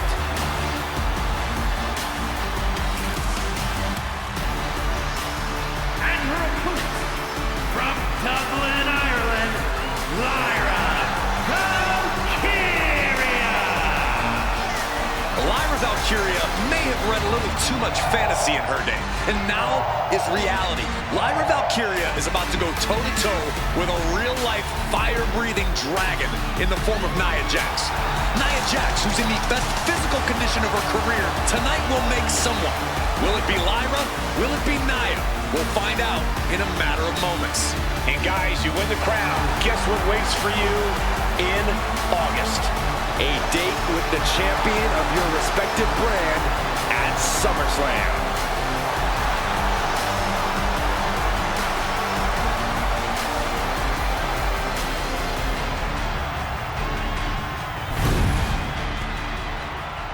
All right. I do like playing the showcase matches that I actually know though, because changing history doesn't mean a whole lot to me when I don't know the actual history. If I could change history and have Punk beat The Rock, that'd be great. Who will walk out of Saudi Arabia with a crown and a ticket to a world? And Nia now misses wildly. Lyra goes up over the top. Nia's got it caught though. Lyra trying to rely on her technique to bring down the irresistible force, but having no luck at the moment. I'm not sure this is going to work either. Jax just entirely too strong, but whoa! That was interesting. Oh, nice athleticism. Right there. Valkyria. I was hooked. Even Jax might be a little impressed. Who's this Lyra chick? I wouldn't go that far, Saxton. And then here comes Nia, just imposing her will on Lyra Valkyria. Again, Lyra she's fighting. I was like, okay, let's pay attention. Okay. Lyra tried to hold on. And now Nia Jax in control, and she's going to look to put Lyra away. And in case anyone's wondering, this was in Saudi Arabia, and that's why everyone is covered up. Huge window of the crowd doesn't really represent it, but right now for Lyra Valkyria to strike. Lyra may actually pull this off. Lyra may become queen. I'm actually just realizing that there's women in the crowd in the Saudi. There's women in the Saudi Arabia crowd, and they are not. She has they're not. But Lyra can't win Queen of the Ring with Jax on the outside. This match has to end in the ring. Okay, what do I have to do? Current objectives. Do a grounded attack and do a grapple attack. All right, well, let's do the grapple attack to get them down. Wait for it. Alabama slam. Lyra Valkyria, one of the best technical wrestlers in NXT Women's Division history. But the game is about so much more than technique. It's about experience and timing. Boom. Knowing when to tap into certain parts. All right. Make her suffer with a heavy tree of woe attack to shake her very core. and 3 heavy corner attacks. So I believe the bottom one is like extra objectives. So you want to do those first, because you don't want to do a main one and accidentally screw things up. What Nia brings to the dance, Cole, is raw power, the likes of which you rarely see from most men, let alone women. Nia has absolutely no problem using that power, and the same goes for her throwing her weight around in the ring. Lyra Valkyria might just learn that the hard way tonight. Okay, that was one of the heavy corner attacks. We need to do 2 more. For our sport. Sent right into the corner. Ooh, headbutt. Nothing pretty about that. Does this count as a heavy corner attack? It's gotta. It does. Okay, we have a minute. Nia Jax has quite a few small drops in her arsenal. Try standing in front of the opponent and pressing B to grab, and then left or her signature. But when you have this business in your blood like Nia does, that confidence is genetic. But ever since the Irresistible Force returned to WWE 8 months ago, her confidence has been on another level. And again, she's gaining even more confidence as this match progresses. Jax may just be unstoppable now. There we go. I should bring to the corner. Annihilating offense from Nia Jax. Yeah, Nia is just... There we go. Valkyria crushed in the corner by Jax. And this was the ending of the match, I believe. Watching Lyra in the corner, in the beginning of the end may be near. And Nia now, with Lyra on her back, gonna climb up to the second rope. This is a scary situation for Lyra. Oh, look at this, maybe not. No way, there's no way. Oh, oh no! Good night, Annihilator! I think Lyra just commented on that as well. She said she for sure thought she was breaking some ribs. And she was very surprised. It hurt as bad as it looked. It really was a damn! What a victory! I don't know if it was Nia that also came in and broke Nikki Bella's breast implant that made the Raw Women's Division go like, damn! In a tag match. I don't know if that was Nia as well, but someone did an elbow drop on Nikki when she just returned and broke her implant. Officially crown her the queen of the ring. That's awkward, right? Absolute dominance by the new queen.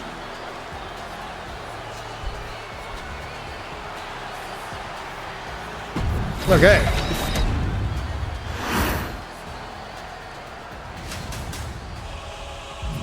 Rikishi versus Stone Cold Steve Austin 2000. He did it for the people. And now you have a chance to change history and help Rikishi take generations of frustration out on Stone Cold Steve Austin. No holds barred, but no trucks allowed.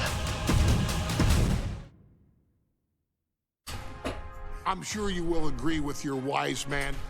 Many WWE superstars say they will do whatever it takes in order to achieve success. Quite often, it's a bunch of BS. But if you're lucky, you may run into someone who is willing to look out for the group. Someone willing to make sacrifices. And for this family, there was no one better than Rikishi. After the Head Shrinkers run in WWE came to an end, Rikishi, then known as Fatu, would go on a journey of self-discovery. This journey would lead to him taking on the name Rikishi, a subtle nod to his cousin Yokozuna, as well as an opportunity that makes sense to now. Start fresh with a global I didn't know that.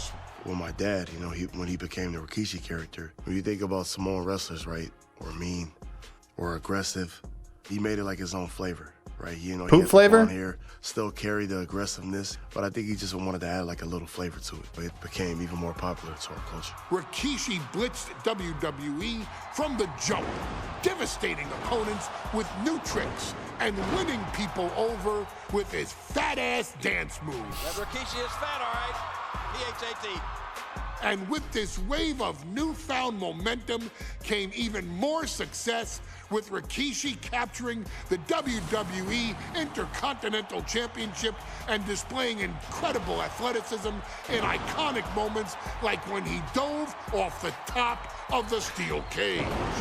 The year 2000. I think that worked a lot better for Rikishi than it did for Bronson Reed with a tsunami. Anyone know broke his toe. Rikishi held a dark secret regarding a decision he'd made not for his own benefit, but for the benefit of the family. I did it for the Rock. The 1999 Survivor Series that Stone Cold Steve Austin was hit by a car in the arena parking lot, forcing him from the main event later that night for the WWE Championship. For nearly a year, all of WWE was consumed with figuring out who was driving that damn car and why Austin was targeted in the first place. The verdict came in. The car was driven by Rikishi. Rikishi would stand strong. Stone Cold Steve Austin. I didn't do it for me. I did it for The Rock. What? Rikishi would lay out a years-long gripe that WWE preferred Steve Austin to The Rock, and so Rikishi had made sure that The Rock's only competition had been removed from the picture. Rikishi sacrificed his own popularity to reach this goal.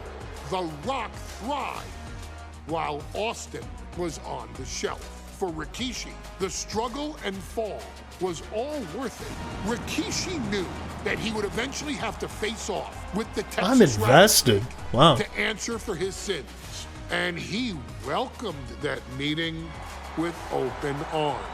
What Rikishi was unprepared for was for WWE to stack the deck entirely, looking to make Rikishi pay for taking out their golden goose.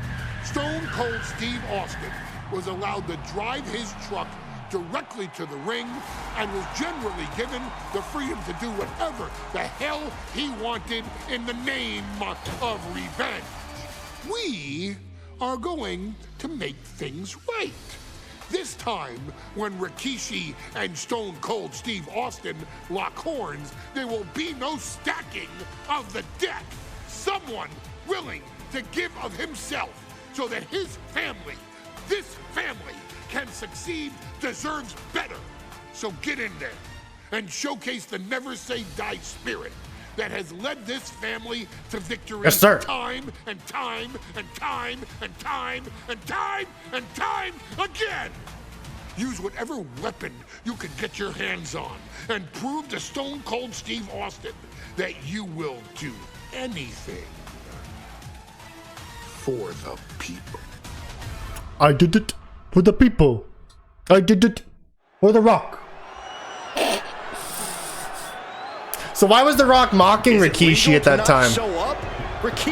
Did The Rock not like that or what? Austin will be here, Byron. I just refuse to think anything else. I gotta find out.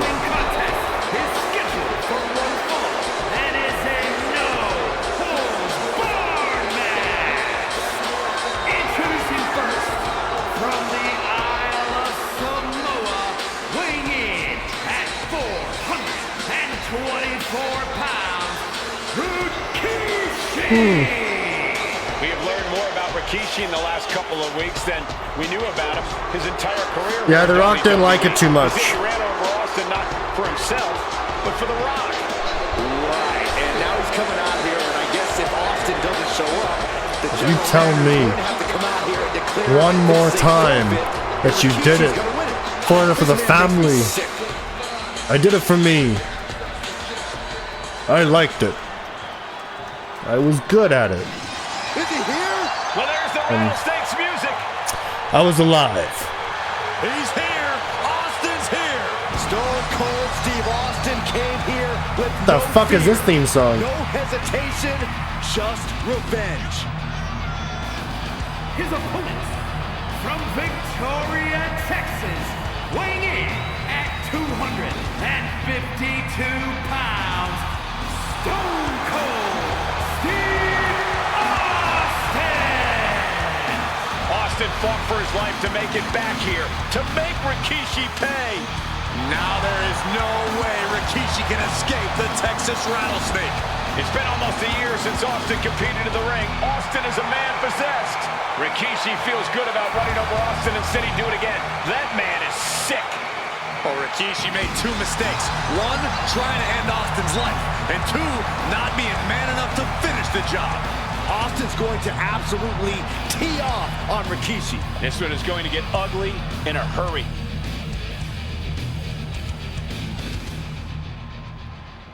All right.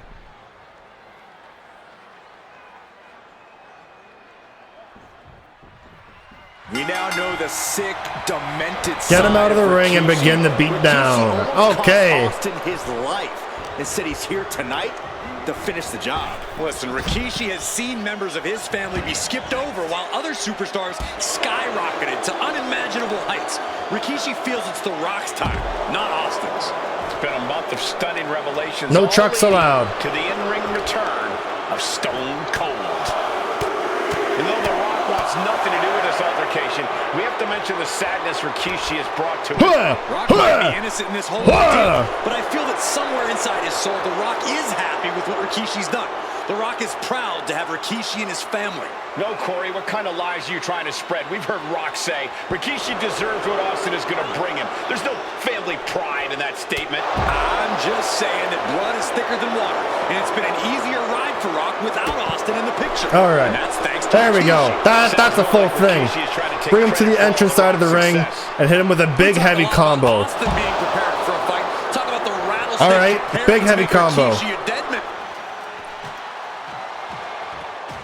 Austin and Rikishi trading heavy artillery on the outside, and here comes the rattlesnake. Stone Cold Steve Austin fired up and revenge on his mind. You got to think about how bad Austin has wanted this ever since Survivor Series last year. Been dying to get his hands on Rikishi. All of that venom, all of the vitriol inside of Austin being unleashed on Rikishi right now.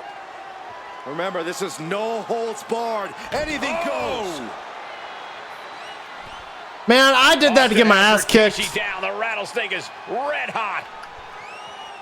And do you hear this capacity crowd? Crashing to the barricade. All that he wants to see Rikishi get beaten down like a pile of human. And he goes. Sit straight into the barricade. Two quick light combos. Barricade. Scary mindset for the rattlesnake. Austin has scattered pictures of Rikishi all over his home. There it is. Every time he looks at Rikishi. All right. Perform a heavy attack to the announce table, and then with a front heavy attack. He's looking at a dead man. Yeah, Rikishi taking that as an empty threat, thinking that Austin isn't the man he claims to be. But trust me, when Stone Cold says he has you in his crosshairs, that's no empty threat. Oh, this, what a headbutt. Getting dangerously close to our announce table. All right, let's bring him there. And boom! And Rikishi slows Austin down with a thunderous right. Austin's in trouble. And now steel chair. Oh, and Austin, he just averted disaster there. And now Austin gonna deliver the punishment with the steel chair.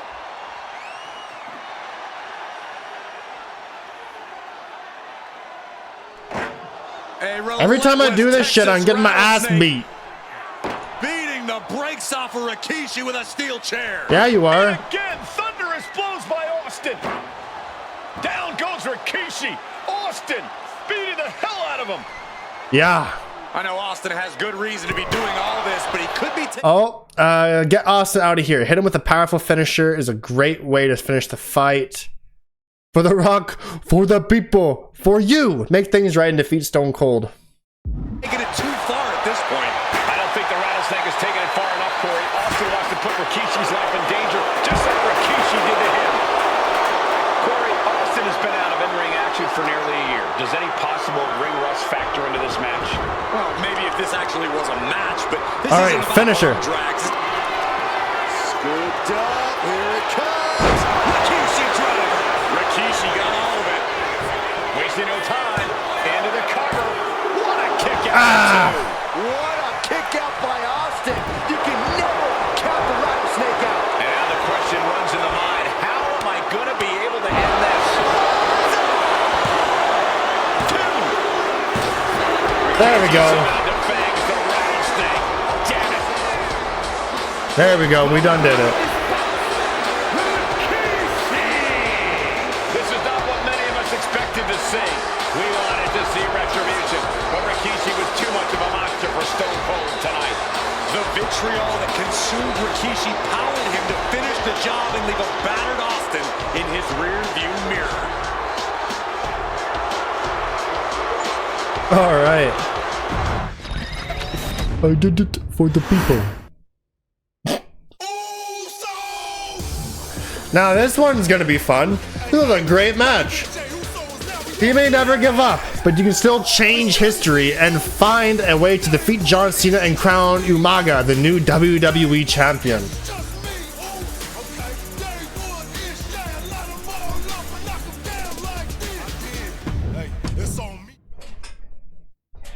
His arrival signaled impending doom. His very presence was enough to intimidate even the bravest. Remember that match? The most devastating match? 5 stars. Umaga versus Maria. And if you found yourself standing I remember that match. From Umaga, you were most certainly coming to the end of your own road. The younger brother of Rikishi, Umaga, was every bit the Samoan bulldozer that his nickname would suggest, mauling opponents with ease, relishing the chaos that he created. A menace to the entire roster, an unrepentant badass, Umaga tortured his prey with high-impact collisions before ultimately sealing their fate with his vaunted Samoan spike, a vicious move used today by Solo Sikoa. Inside the ring, man, he was just a complete monster. Anybody that stood in front of him, he was gonna wreck him no matter what he had to do. He was just a crazy, wild Samoan. Outside of the ring, man, just a loving guy to be around. A fun uncle, always joking, always barbecuing at his house. I always looked up to him. He was just so cool. Perhaps an unheralded aspect of Umaga's game was his mastery of mental warfare. Umaga loved to present a wild, out-of-control savage, one who needed manager Armando Alejandro Estrada to handle all the details while he destroyed opponents. Umaga was the perfect definition of the word aura. A 2-time intercontinental heavyweight champion, Umaga established himself as one of the purest forms of dominance to ever set foot in a WWE ring. His intense clashes with Batista, the Heartbreak Kid Shawn Michaels, and Triple H, along with WWE Championship battles against John Cena, still live on in the memories of those who were fortunate enough to watch Umaga perform. And Umaga will live in immortality through every member of this family, whether it's with a huge Samoan drop, a running bulldozer into the corner, a Samoan spike, or even a war cry in the middle of battle. Umaga is forever. I wish he was here. It's a great tribute. From above. So you, our beloved Us in training, are asked one simple thing here in the WWE 2K25 showcase: to defeat John Cena. You've done that in this mode before, right? Simple. It was at New Year's Revolution in 2007 that Umaga and John Cena first collided for the WWE title. Umaga appeared to be too much for Cena in the minds of many pundits. Undefeated in WWE some 9 months after his debut, and things were going very well for Umaga until they weren't. Umaga would see his undefeated streak end by, of all things, a damn roll-up after rushing directly into the outstretched shoes of John Cena. 1 second of luck allowed John Cena to escape the inevitable, and now it's on you to fix it. Head into that ring.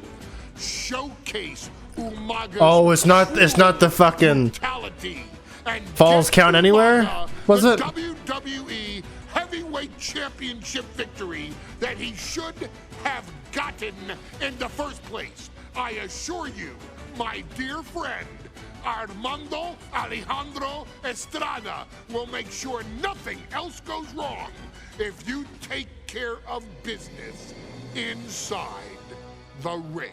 I thought it was going to be the big bloody match that everyone remembers. Not this one.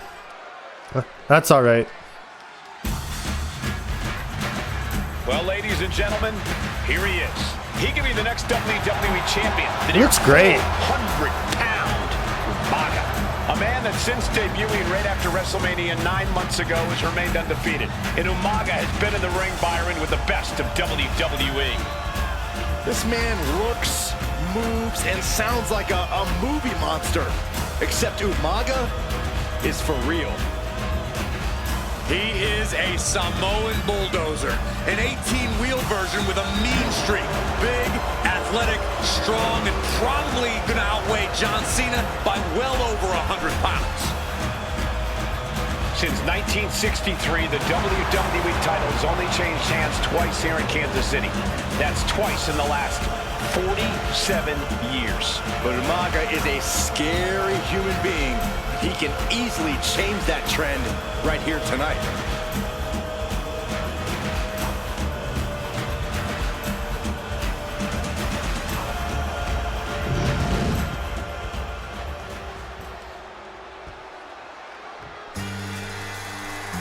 Classic John Cena. Right before the Super Cena, I believe.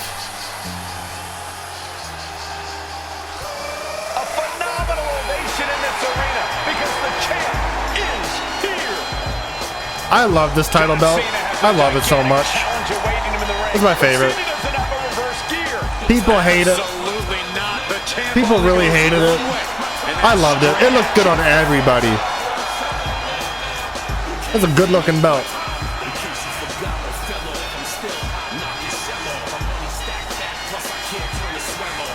John Cena, a 3-time WWE champion, the handler of Umaga, Armando Estrada, trying to control this undefeated challenger. Once the bell rings, these two are going to go at each other full force. John Cena's last match is against Gunther in 1 week. I don't even know how to watch Saturday Night Main Event in Canada.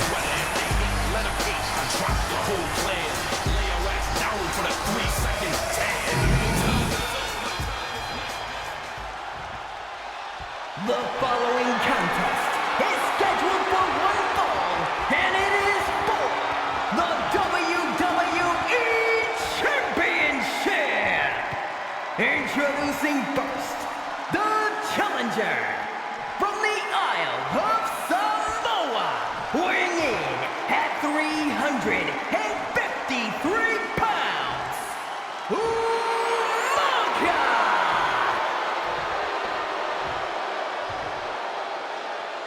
You know, I wonder if this is the story behind John Cena trying to beat Roman Reigns for the first time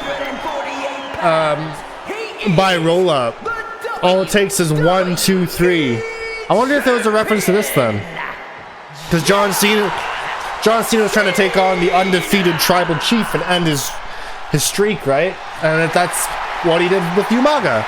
Okay, I see. A title coveted by legends and hungry young talent alike.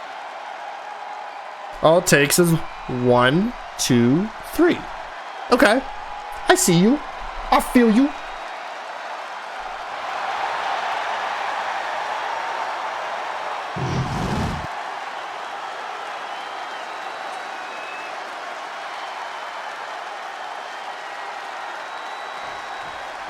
John Cena and Umaga battling here for the WWE Championship. Oh, okay. Those stairs look painful. Would be a shame if someone wanted to Irish whip John Cena into them and then hurt him early. Will John Cena halt the Samoan Bulldozer's path to destruction? Cena's going to have to go all out to accomplish that. No one has been able to withstand Umaga thus far. This brutal Samoan has made a mockery of his challengers and is perhaps the ultimate super heavyweight threat. Cena could be in for the challenge as champion tonight. But if anyone can overcome the terrifying ruthlessness of Umaga, it has to Come on, you only got 1 minute to do it, Dud. Hey, let's remember, you gotta attack him and do the stairs. The Revolution has not been kind to John Cena. He lost his championship I'm wasting time. a year ago at the same event. A mental hurdle Cena needs to overcome for sure. But the past is the past. All right, straight shot. A much do bigger it. distraction in front of him right now. Oh, there we go. Gosh, going head on into the stairs. Done. And he just all right, hit Cena with your hardest shots, heavy combos. See Cena's legs bent awkwardly off the steel steps. Umaga really pinpointed a target with that attack. I don't know if it was strategic on the part of Umaga or just a result of his rampage, but either way, taking out Cena's foundation is going to sway the power advantage into Umaga's favor now. Also hit him with a running attack, huh? Time for him to get back in the ring. No one wants a count out here. Up you go, Cena. Got him lined up, and it's only a matter of time now. Heel kick. There you go. Umaga is truly a specimen to marvel at, Corey, and his handler, Armando Alejandro Estrada, knows he has a thoroughbred on his hands. There's a difference between thoroughbreds and Umaga, though, Cole. Thoroughbreds can be tamed. Umaga cannot. Estrada can only serve as a mouthpiece for Umaga. He can only help direct Umaga's blind brutality. I think even Estrada knows no one can control the Samoan Bulldozer. All right, we need to get the head into orange territory. Understanding that winning the title is all that matters. Do anything to get the advantage. Big headbutt. I don't know, guys. That just opened a pretty nasty cut on Cena. That's okay. We'll get there. Cena's getting dominated. Cena has there we go. Response for Umaga's savage. Unleash the full display of Umaga's offensive capabilities and hurt Cena in any way you please. And then make his torso orange. And brutal offense. No question John Cena has his work cut out for him taking on Umaga, who's been aptly named the Samoan Bulldozer for his relentless offense. Yeah, and while Umaga may not be we'll hurt him first in the head. His ruthlessness more than makes up for the difference. If Umaga can connect with some, because you don't want to make his body orange and accidentally risk, his title reign right? Could quickly be in trouble. Stomping down. And I could look at Umaga and he reminds me of Yokozuna. His unmatched thickness and size is an orthodox offense. Look at Umaga's thighs, his calves. They give him a great power and a great base. It makes him almost impossible to knock off his feet. He's thick, he's strong, he's nasty, and he there we go. Be slowed down. Now make him orange. His body Umaga orange. Is simply overpowering John Cena right now.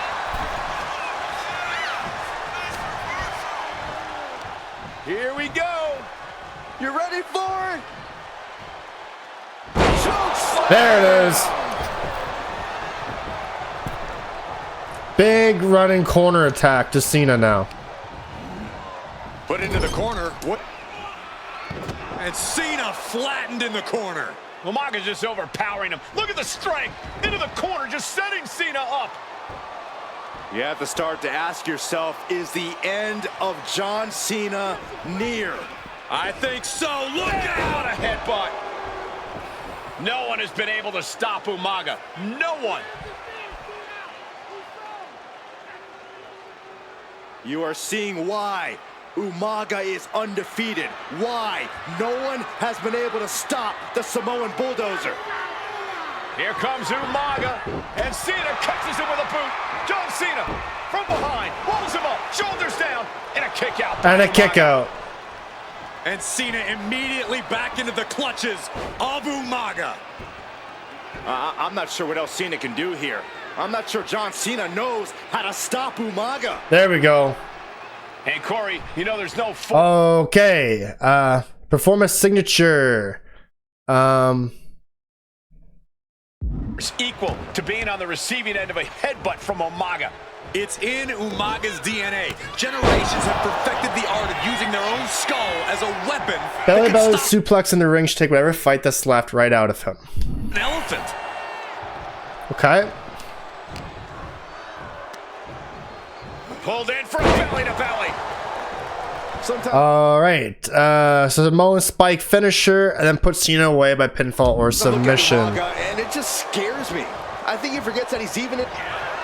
Here it comes. Samoan spike. He threw him up mid-air. There we go. He kicked out at 2. This is complete insanity. Still holding on to the title by the skin of their teeth. And I think we all know this is only going to make a monster like Umaga even angrier. Vicious, downright savage club right there. And Cena is taking on a lot of offense now. Cena having trouble getting his bearings. Ooh.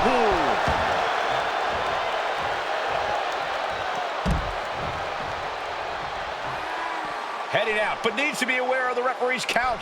I'm aware of the referee's count. Don't you worry. And he throws the opposition back into the ring. Good. Don't you worry. We'll be all right. Knee strike.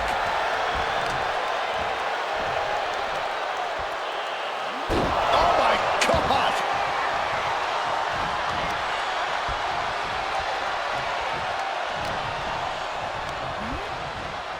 Has him set up in the corner of the ring.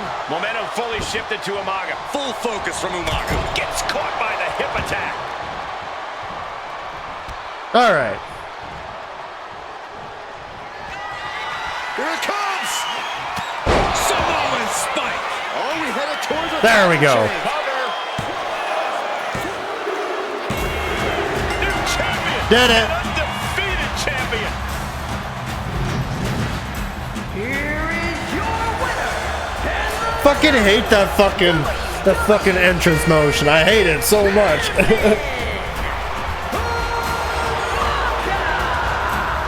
This proves it. Truly no one can withstand Umaga. The Samoan bulldozer has wrecked his way straight to the WWE Championship. Cena.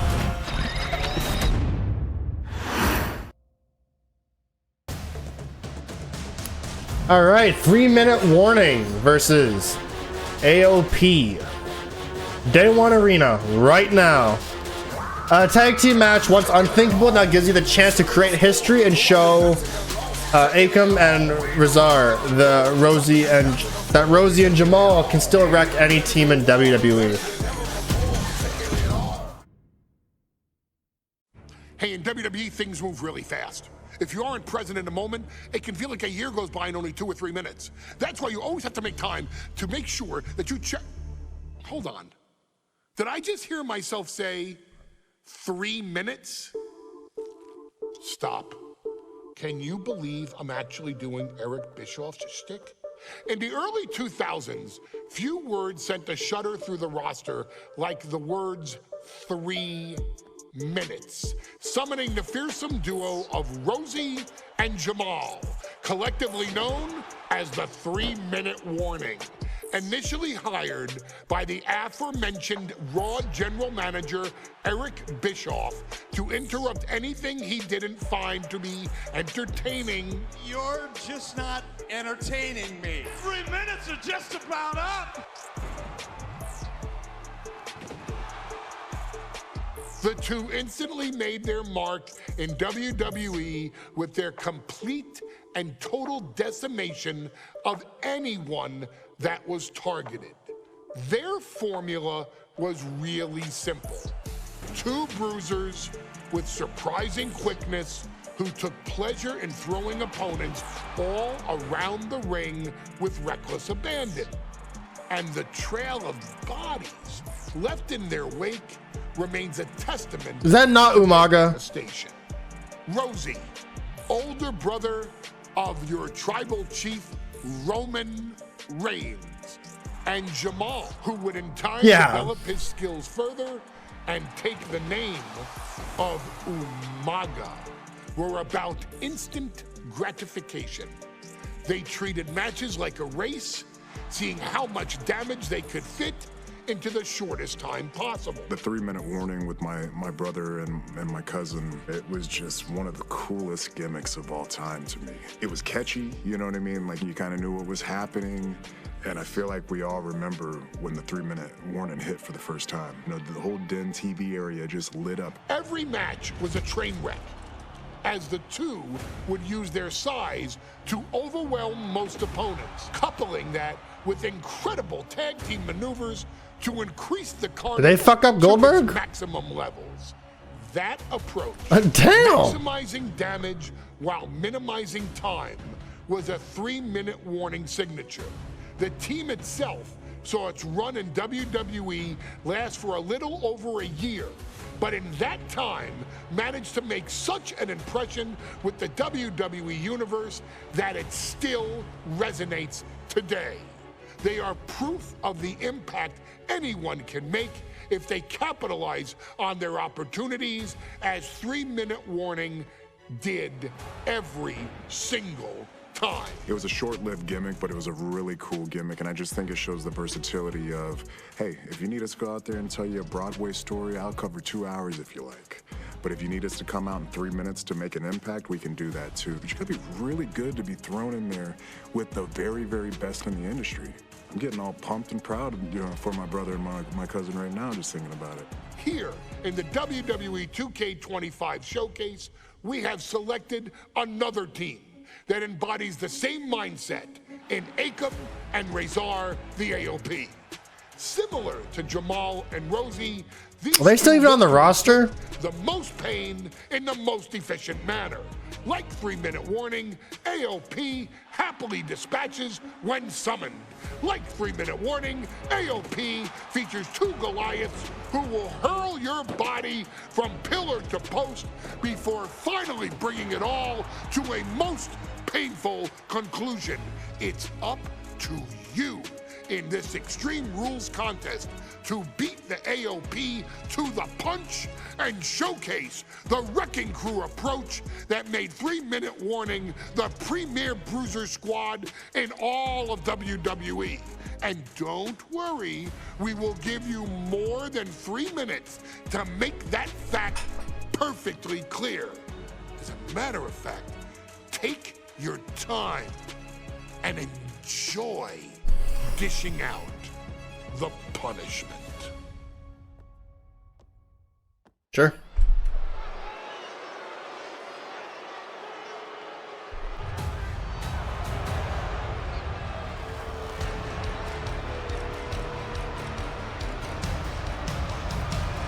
AOP is here, ready to wreak havoc. And they want to prove 3-minute warning has nothing on them. 2 roughneck teams ready to use this Extreme Rules stipulation to the fullest.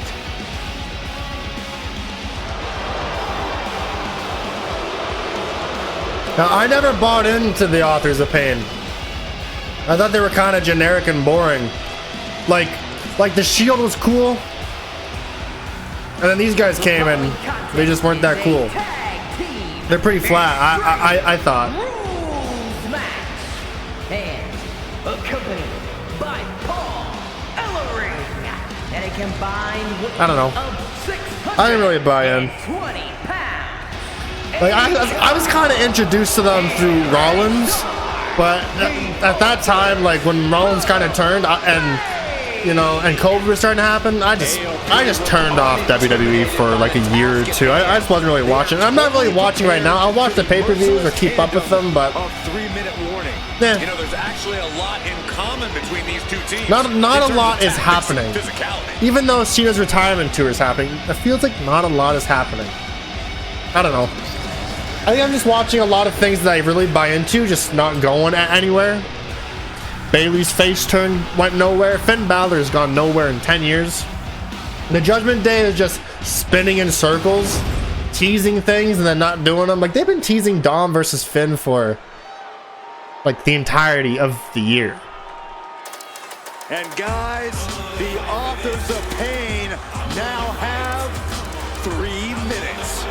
Drew McIntyre still kind of goes nowhere. Cody Rhodes is still where he probably should be. of course. And everything with the Bloodline is going pretty well. But, Tiffany Stratton went nowhere when she won the title. Authors of Pain versus 3-minute warning is a recipe for I don't know. brutality and ruthless carnage. The only people that are kind of going somewhere right now is like Charlotte Flair, I guess. Each other apart. 3-minute warning made a career out of demolishing anyone who got in their way. Why would AOP be any different? Because that's exactly what AOP does too. They play the same game I don't know. as 3-minute warning. Here we go with Okay. AOP and 3-minute warning going head-to-head. Show Rizar what This is an extreme 3-minute warning is all And about. it's a good thing it is, because neither one of these teams likes to play by the rules or limit their aggressive Cause moderate tendencies. damage There's nothing on the minds of these to men except one of dealing them. as much damage to one another as possible. Both 3-minute warning and the AOP excel at brutalizing their opponents and inflicting massive amounts of pain. But only one of them can be the best at it. We can safely predict that this is going to be an exceptionally gruesome and painful match to watch. AOP and 3-minute warning both love to bring the pain to their opponents. But I'm not sure AOP's ready for the pure chaos that is 3-minute warning. That ability to be totally unpredictable could play in 3-minute warning's favor. Interesting point, Corey. AOP likes to slowly grind their opponents Oh, God. into dust, but 3-minute warning are always looking for a quick, dominant win. Pay special attention to Rosie in this matchup. 6'5", 375 pounds. The man can run a 40-yard dash in 4.8 seconds. There's the pin. Only a 1 count before the kick out. A little closer to getting the pinfall there, but this is still anybody's fight. A big kick to the gut. And a thunderous forearm to follow. Pulled in from back into the ring here. Big boot! Incredible. Oh, what a slam! Landed him. You gotta slam him until his body's orange. Oh, look at it. Torture their opponent. Oh, this isn't going to be good. Oh, man. What a You got 1 minute. Watching the hardcore style of 3-minute warning. Both of these men are from the hood, so to speak. Grew up in the streets, brought up to be tough. Rosie and Jamal have a rough time. Take him! The top. He goes for the All right. Getting the shoulders before, too. It'll take more than that to All right, we did the challenge, but we need to keep damaging them. aggression, just pure brutality. Come on, easy. Prime example of working smarter, not harder. That's what I say. Oh, a headbutt right to the shoulder. That's using your noggin. Treating them like trash, adding insult to injury. It's the trash can. That'll leave a mark. Just look at the size of all these superstars. The ring had to be reinforced before this match. Over 1,300 combined pounds colliding. These men are so big and so thick, it's a challenge. Now we have to take out It's really just Akam. best to find weapons and whack away.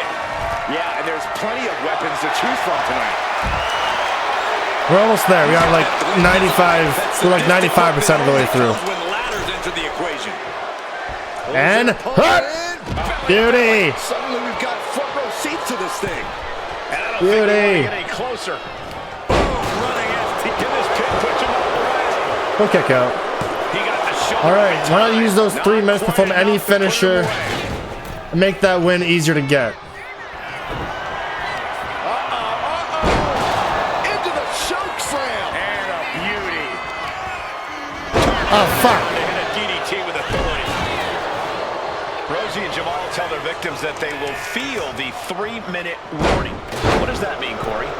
Well, it means a lot of superstars will get run over by the pain train, and it's only going to feel like the longest 3 minutes of their lives. When you're as big and strong as Rosie and Jamal, that's how quickly it can be over. And what can we do to be a finisher as, like, what's his finisher? It's a Samoan splash or a Vader bomb. Let's do a Vader bomb with this. Placing him in the corner. With this right. Oh my God.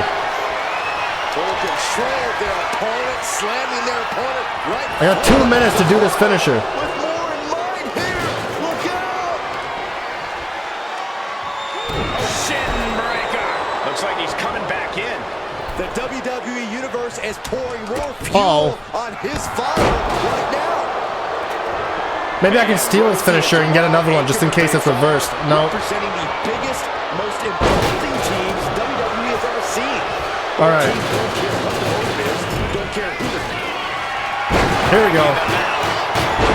There's a slam, setting them up in the corner. What is this superstar plan? From the heavens. AOP just fell to their... We have 3 minutes to win. Done. All right. There we go.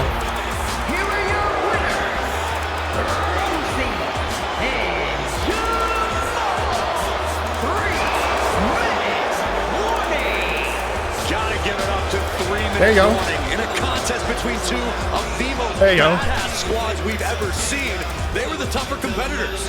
Yeah, but AOP certainly made 3-minute warning earn this win. Just think about all the carnage we witnessed here tonight. All right.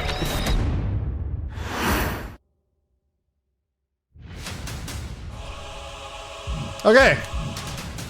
That's the hard one. I also looked into doing this, and it's only hard because of like one objective, winning the briefcase, and you have like 10 seconds to do some damage or something as well, which is a really stupid objective. And playing as Tamina, who's very low overall score on legend difficulty, could be hard. But we're gonna try it. We're gonna try it.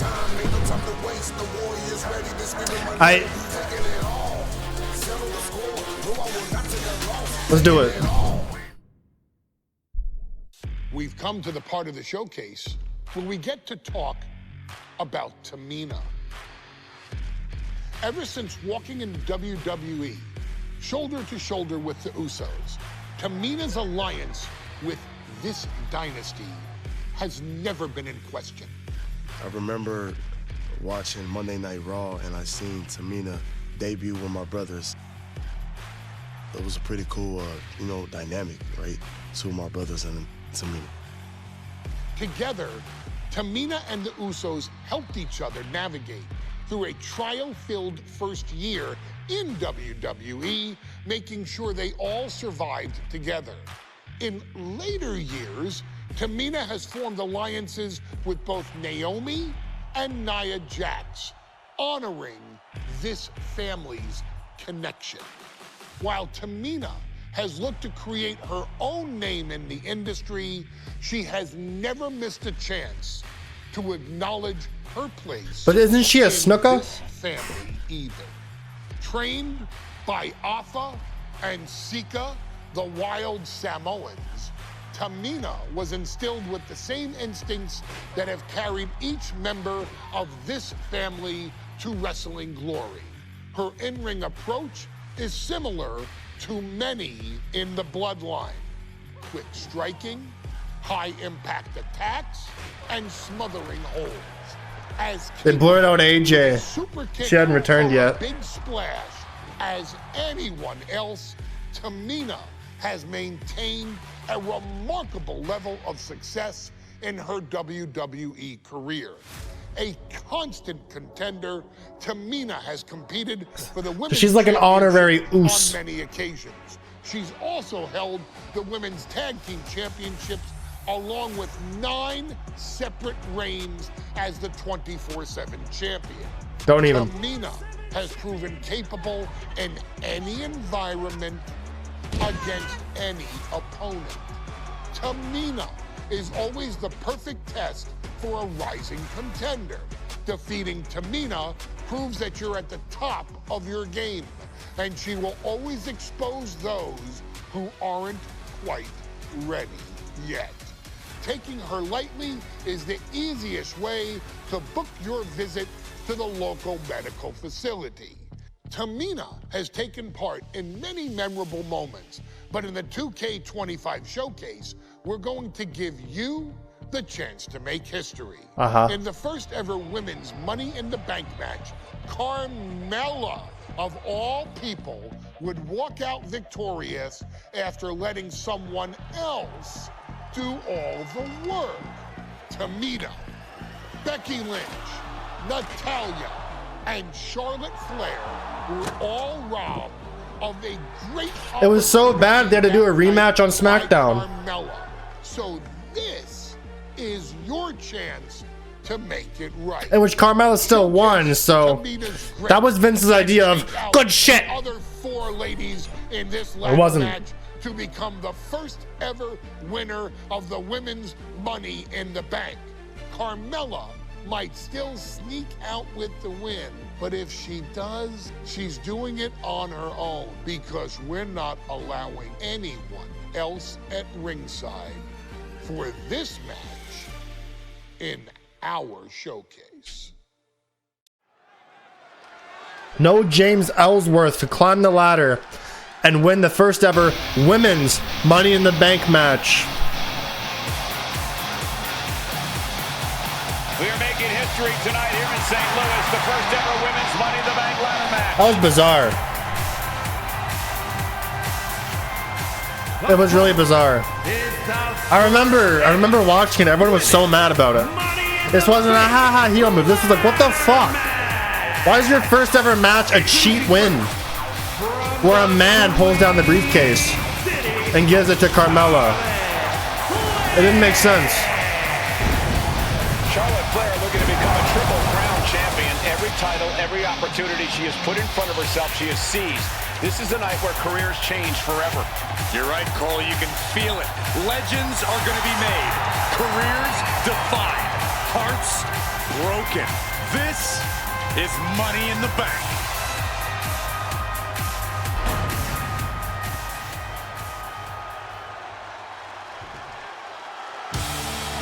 And Byron, Becky Lynch with a very Also, I'm not sure why Becky Lynch changed her theme song, because this song is iconic, right?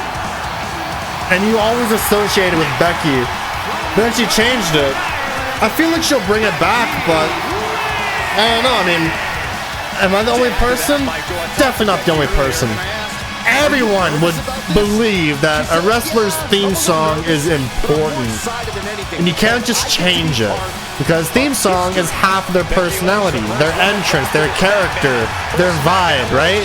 And when you change their theme song, you know, that is iconic. Like, you wouldn't change Stone Cold's theme song. I'd say the same about The Rock, but it always had that same kind of rhythm to it. You wouldn't change Triple H's theme song. You wouldn't change The Undertaker's theme song. So Becky Lynch, pop star, why would you change your theme song to something that just seems another song? It's custom made, but it really is just another song. I don't know. Every time a wrestler changes their theme song, I think, like, what's their Hall of Fame gonna be like? When they enter the Hall of Fame and it's not their iconic song, you know? Everyone in the Hall of Fame, everyone in the Hall of Fame has their iconic song. John Cena has his iconic song, you know? Rey Mysterio, iconic songs. But like, by the time a wrestler in our era makes it to the Hall of Fame, what's gonna be their song, you know? It won't be like Bayley's song. Her most iconic one is probably her hugger gimmick one, right? And it's not gonna be there when she gets the Hall of Fame. And they changed it again on like WrestleMania of all days. They changed it again on WrestleMania to something else. You know? Imagine like Shinsuke Nakamura when they tried changing his song, right? For a little bit. He returned with a new gimmick. Imagine him getting Hall of Fame. and he didn't have the rising sun. Natalya, another superstar, you know? who walks into this match thinking she has legacy on her side tonight.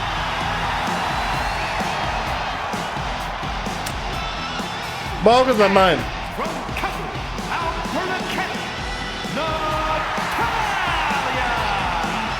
Every last woman in this match has chased this opportunity so fiercely. They have chased the championship, perhaps none more so than Natalya.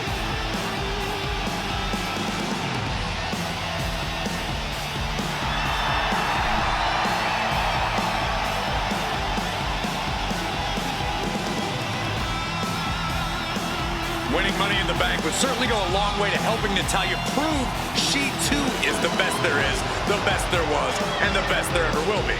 We all respect Natalya. Taking the proverbial express lane to success. Charlotte, Becky Lynch. Okay, pulverize Charlotte Flair with a heavy combo. Carmella, Natalya, all with a chance to make history, all with the opportunity to be called the first ever Miss Money in the Bank. The revolution that became an This is gonna be hard, and I know it's gonna be hard. I'm gonna do this myself. One of these women will climb the ladder. We will get it. Opportunity of a lifetime. A contract that can change lives hanging above the ring. Probably the most profitable opportunity in our sport. 15 out of 17 superstars have successfully cashed in the Money in the Bank contract. A surprise cash-in has only failed once, and the other failed cash-in was alerted to a week in advance. You are almost certain to become the next SmackDown Women's Champion if you grab the contract tonight. Such a dangerous setting for all these superstars. Ladders are everywhere. Each competitor is only limited by their imagination. Holy fuck. Your head has to be on a constant swivel. Ladders will be used as weapons. Anything can happen to get that briefcase. And she had Natalya's number there. No safe haven in this match. These ladders can be your best friend or your worst enemy. There's no allies in this match. It's everyone for herself. There is no room for friends when history's being made. Not when you can go down the place as the first Miss Money in the Bank. Sliding back in under the ropes here. Then Tamina. She's getting that ladder exactly where she wants it. A crucial step. Face first. That intimidation factor of Charlotte getting a big challenge there. Natty putting some old school know-how behind that. This could be hard. But Becky also needs a heavy corner attack, so we can probably still do this. These women love to utilize their submission offense to put opponents away. Tapping someone out won't win this match, but these women should not shy away from using the biggest weapons in their arsenal. We've heard Becky say she was going to rip arms off tonight. You can't exactly climb a ladder with no arms. Vamping face buster. And retaliates with a counter. But I guarantee they're going to take great umbrage with that offense. Or a pump handle coming. Pump handle. All right, heavy corner attack on Becky. Goes into the corner. Damn it. Is there anyone more intimidating in this group than Tamina? I've said it before. It could be a coming out party for Tamina. This is her time to live up to her family's legacy. If Tamina wins the contract, it guarantees her first title opportunity in over 2 years. More than an opportunity, it pretty much guarantees Tamina will become the next women's champion. That offense might have rocked the confidence of Natalya.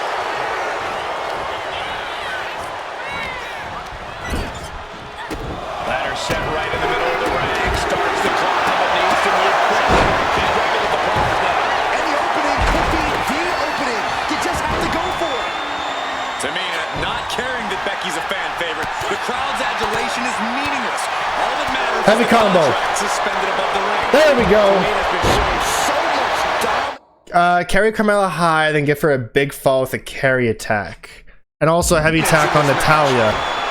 Tamina landing heavy offense on Charlotte. Charlotte thought tonight would be an ascension to her throne. Tamina's here to ruin that dream. Oh! 3 second-generation superstars competing in this match. Carmella, Charlotte, and Tamina. And Natalia, of course, a third-generation superstar. Women bred for these kind of moments. Carry attack on Carmella. To her legacy, if she can become the first Miss Money in the Bank. And the announce table's getting a makeover. That's not very feng shui. That definitely says more chaos to me.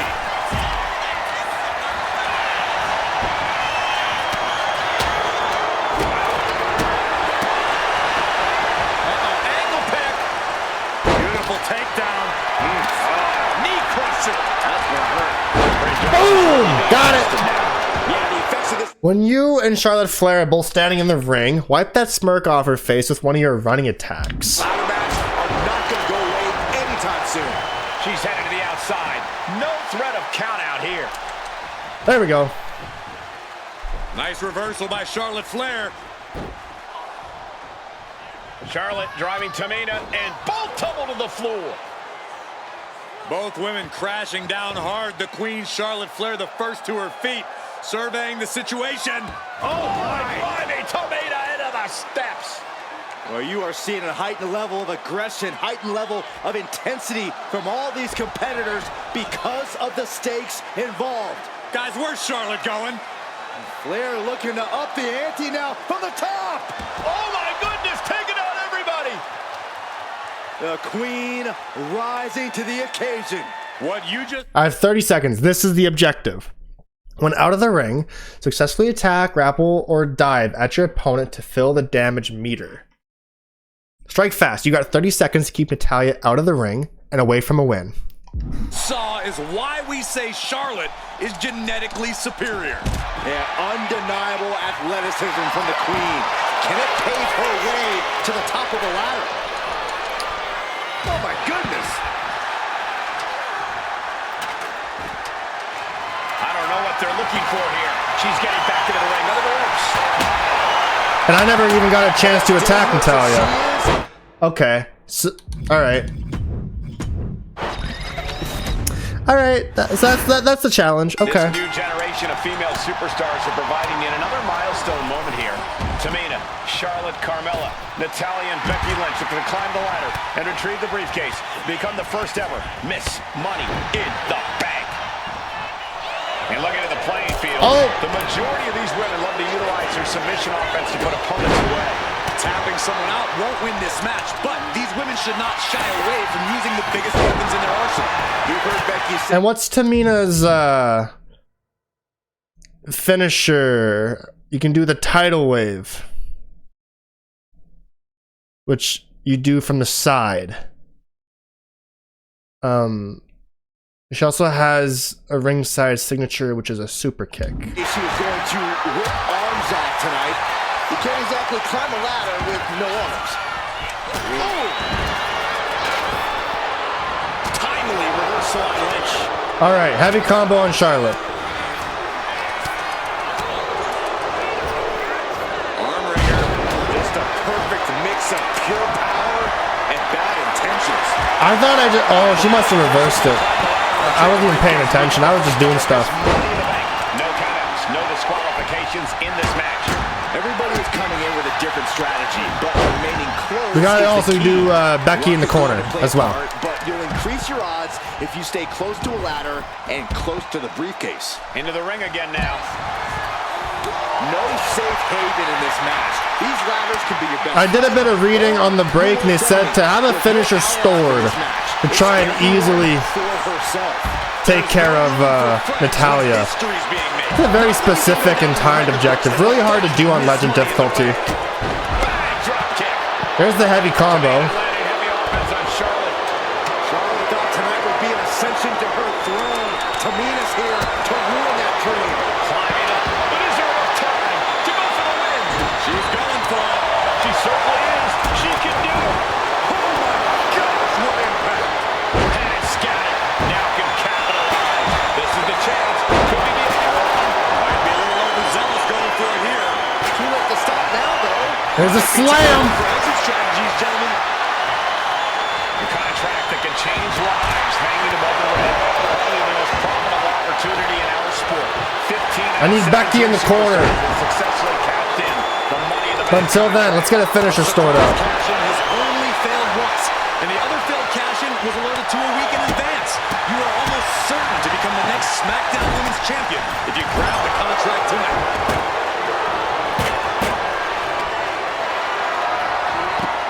Got them off their feet here. Oh, right to the rope.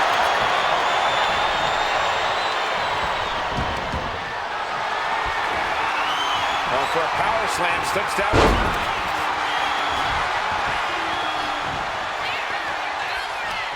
Watch out! Double Russian leg sweep. 3 second-generation superstars competing in this match. Carmella, Charlotte, and Tamina. And Natalya, of course, a third-generation superstar. Women bred for these kind of moments. Any of these women will add a significant chapter to her legacy if she can become the first Miss Money in the Bank. Hard landing. I still need to get Becky in the corner. Spin. This is ridiculous. This is insulting. This is entertaining. A shot like that to the ego can really shake you up mentally. And Charlotte with a reversal.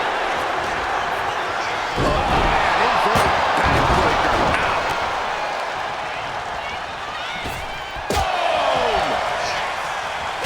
Is there anyone more intimidating in this group than Tamina? It could be a coming out party for Tamina. This is her time to live up to her family's legacy. So that gives me my finisher. What I need to do though is use my instant recovery. Opportunity pretty much guarantees Tamina will become the next women's champion. She's reaching up and trying to unhook it as fast as she can. She's looking winded now. If this keeps up, climbing that ladder is going to be very difficult. It's going to take some time, but you got to just keep going. Money in the Bank briefcase still hanging high. This is what it's all about. The opportunity of a lifetime. What are you willing to do? How much can you sacrifice to be the first Miss Money in the Bank? Look at this. And Charlotte being met with defiance there. Yeah, the effects of this ladder match are not going to go away anytime soon. And now placed in the corner.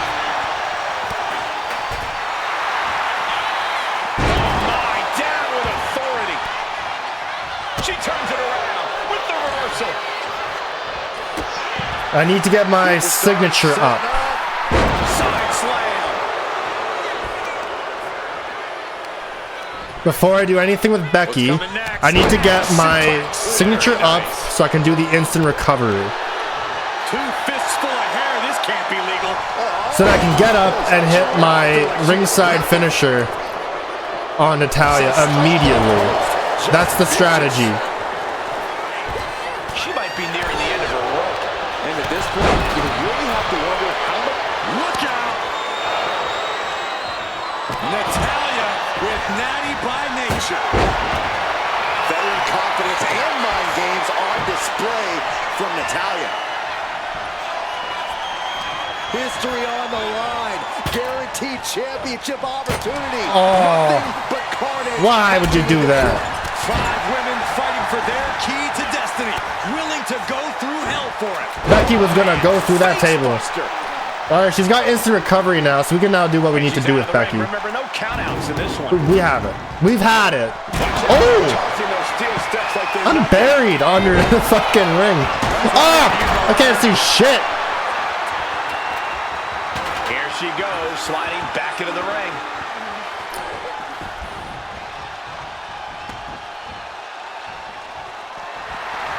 Charlotte Flair with a trademark chopping.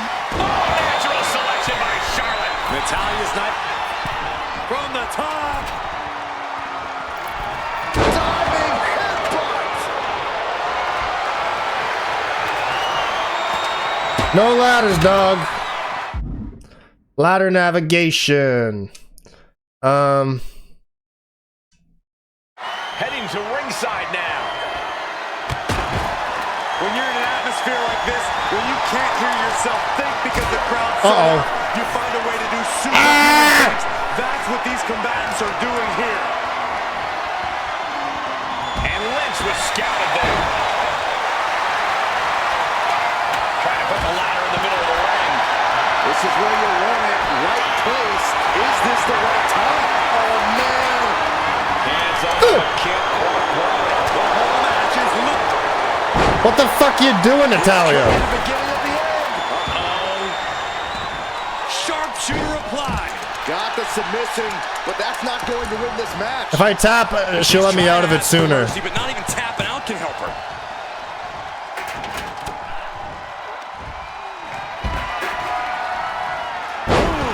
Down they go. What a move. Looks like she wants to take things to the floor here. Okay. Oh. There's Becky. From the outside now.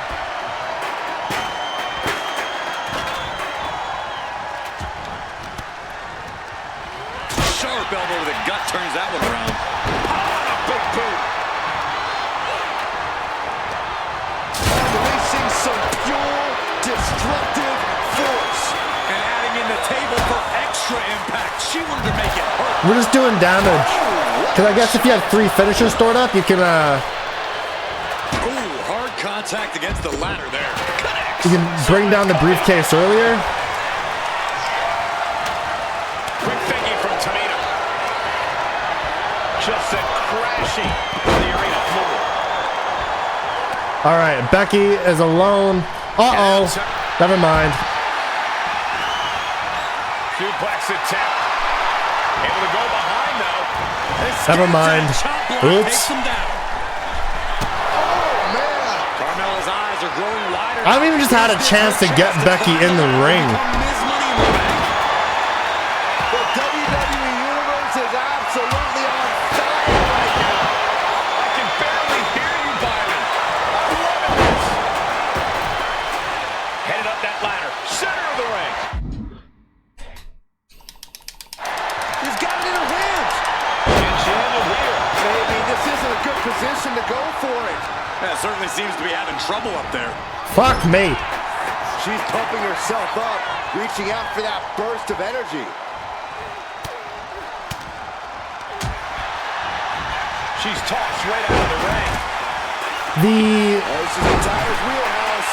The Hart family legacy lives on. I wonder, I forget who the 6th person is. They must not be with the company anymore. Because it would have been a 6-woman Money in the Bank match. Why she would do that? This looks like she's setting the foundation for a masterfully laid trap. Fuck. Off the offense with a nasty chop block. Oh, man. And going for body blows is a good way to drain your opponent. Lifted up completely helpless here. Better have the ice pack. Always rolling out with a chance to do something with Becky. Doing what she does best. Sharpshooter applied. Might tap here. Very unique escape to fight the way out of the sharpshooter. All right, let's do it. Let's do it. Fuck. That can make an opening for her. Several reversals. Neither superstar able to penetrate their opponent's defense. Set hard. There it is. There it is. Tamina not caring that Becky's a fan favorite. The crowd's adulation is Hit meaningless. Charlotte with a running attack. Suspended above the ring. Tamina's been showing so much dominance in this match. Talk about. There we go. Nice reversal. What you just saw is why we say Charlotte is genetically superior. Yeah, Natalia getting set up. Damn it! Tamina gets cut off.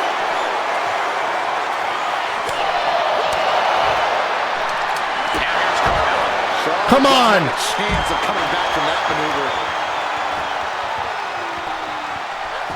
And mean.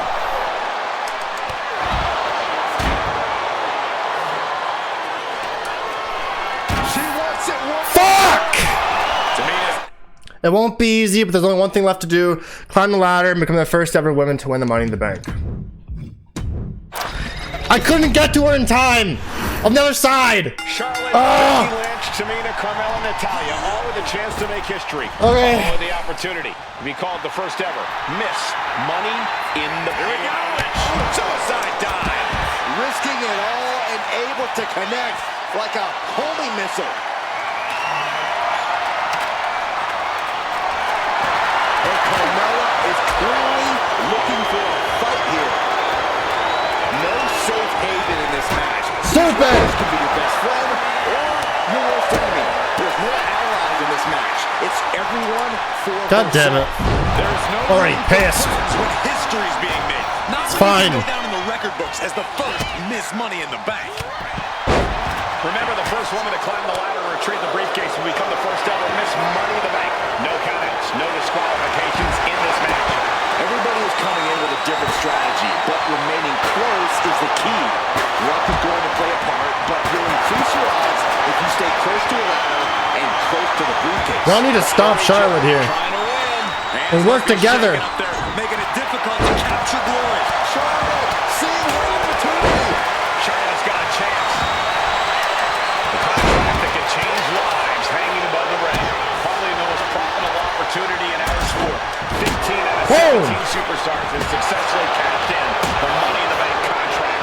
A surprise cash-in has only failed once, and the other failed cash-in was alerted to a week in advance. You are almost certain to become the next SmackDown Women's Champion if you grab the contract tonight. Ladder's in position. Gonna make the climb. A non-stop assault from Tamina here. I don't know if Natalya can withstand this. Caught with the elbow. Victory is literally within her reach here. Oh, it has to be popping right now. Needs to focus and pull it together. Down they go. Oh! Becky delivering the pain. Is there anyone more intimidating in this group than Tamina? You know what? We got Becky. Let's do that. Let's do that heavy corner attack while we have her here. Yeah. Never mind. If Tamina wins the contract, it guarantees her first title opportunity in over 2 years. More than an opportunity, it pretty much guarantees Tamina will become the next women's champion. I think she just really felt that one. She might need to regroup. Yeah, Tamina displaying a higher level of aggression. Once she... And Carmella with a takedown, looking for... She's broken up the hold. Ladder's in position. Gonna make the climb. Working on the hook here. Seems to be struggling a bit up there. Yeah, sweaty palms making this difficult. And looking at the playing field, the majority of these women love to utilize their submission offense to put opponents away. Tapping someone out won't win this match, but these women should not shy away from using the biggest weapons in their arsenal. You've heard Becky say she was going to rip arms off. Ow! You can't exactly I haven't done any of these objectives yet. I think we can do some legend difficulty. We just need to get lucky. I can win a Money in the Bank match, no problem. It's hard, but I think I can do it. They say just stack up some finishes so you can really win that Money in the Bank. Like immediately as soon as you get up there. You just need the finishes.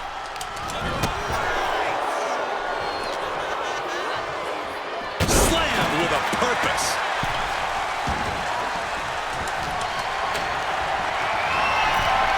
Come on, Charlotte. I need a heavy combo on your ass. But I'll take Becky over in the corner. Over. Sent flying out of the ring here. Fuck! Heading to the outside now. I'm doing this to prove a point to all those fucking... Because I hate Reddit so much. I am the biggest hater. I'm gonna do it on Legend because I'm the biggest hater. Uh-oh. And just an uncalled for underhanded attack there. And it's okay because we gotta build up our finishers. So we just keep fighting. And we'll get her. Look at this. She's going for her destiny, guys. But she better hurry. She doesn't have much time. Teetering on top of the ladder.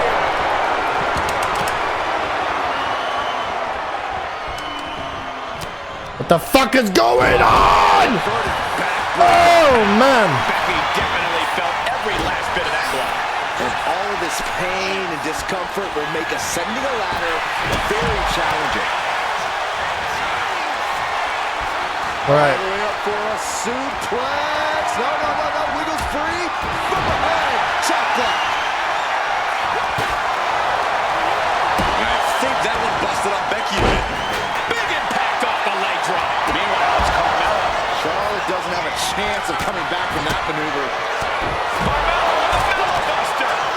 Carmella is lasered in. Let's go. Okay. I got Becky. Into the corner you go. Now! Approval of these superstars' performances. Fuck off! Fuck off!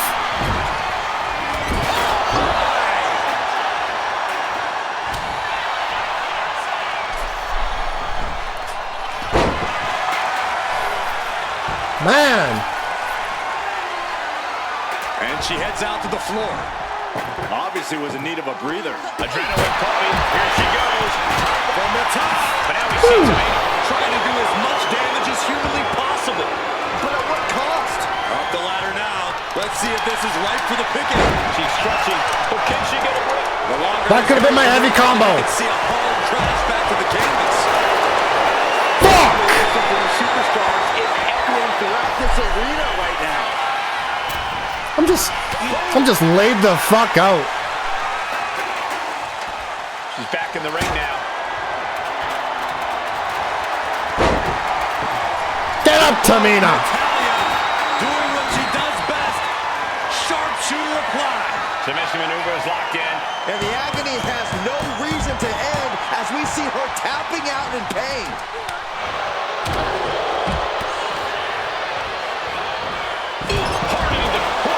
Man, did you see the whiplash off the turnbuckles? All right. There's that. Tamina landing heavy offense on Charlotte. Oh! Charlotte thought tonight would be an ascension to her throne. Tamina's here to ruin that dream. Carry attack on Carmella anyway. Second-generation superstars competing. That opens up some stuff. Charlotte and Tamina. And Natalia, of course, a third-generation superstar. Women bred for these kind of moments. Any of these women will add a significant chapter to her legacy if she can become the first Miss Money in the Bank. As the fight continues ringside, we may need to relocate soon. I'm already ahead of you. Wow! Brilliant. All right, hi, Becky. Someone. Oh, my Lord. Oh! Devastating. Just a mess of wood and flesh after that. Oh, that'll send a shock down your spine. Bizarre. And she's coming back to the ring now. Lynch. Suplex roll through into the armbar submission. Disarm her is cinched. A submission will win the match here. What it could do, she releases the hold. No harm in changing things up if a submission isn't working the way you want it to. I hate this so much. I'm just sitting here waiting for an opportunity to try to get something going. Hooked up. Shin breaker. Oh my, Becky.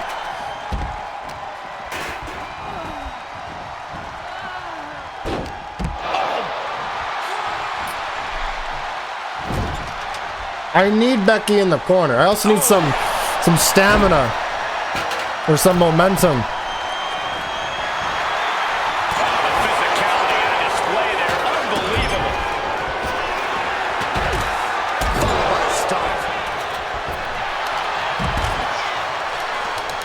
Really trying to do everything she can to get back in this. All right, now's my chance. Getting set up in the corner now. There we go.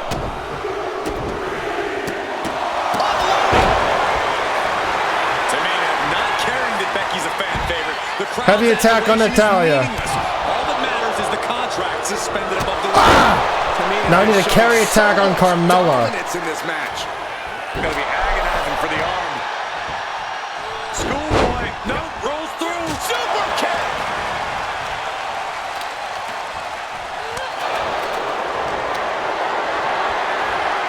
Getting carried to a vulnerable position here. And then back to Natalia.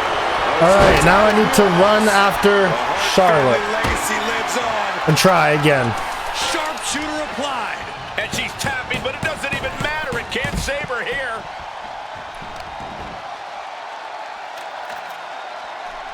Someone call a dentist. She's taking things to the floor here. And the leg getting more attention paid to it. Watching her prey rise. We Oh, know Lord. what she's looking for here. Oh, she just didn't go for it. Knee lift. Boom.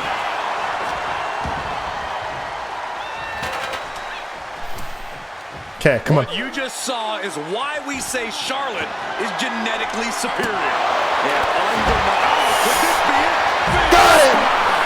Almost. This night could have just ended right there. She might not be in any condition to climb a ladder. Oh, yeah. She is really getting fired up. And what a maneuver we just saw there.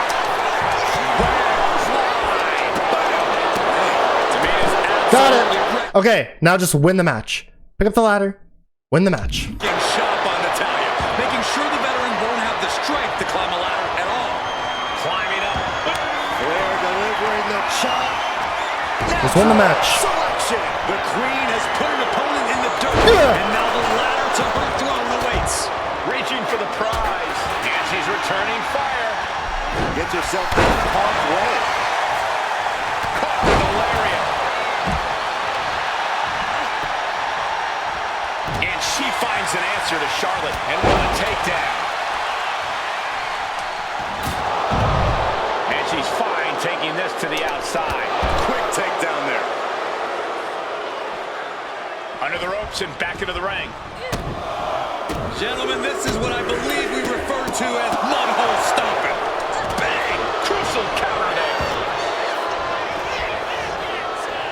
Superstar setting up. Oh! Caught in a bad spot. Down the shoulder.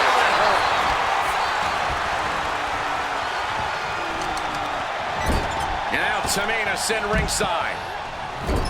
This one's heading to the outside. I'm too afraid to use the instant recovery. You just gotta get that finisher going. Just win the match. That's all you have to worry about. Just win the match.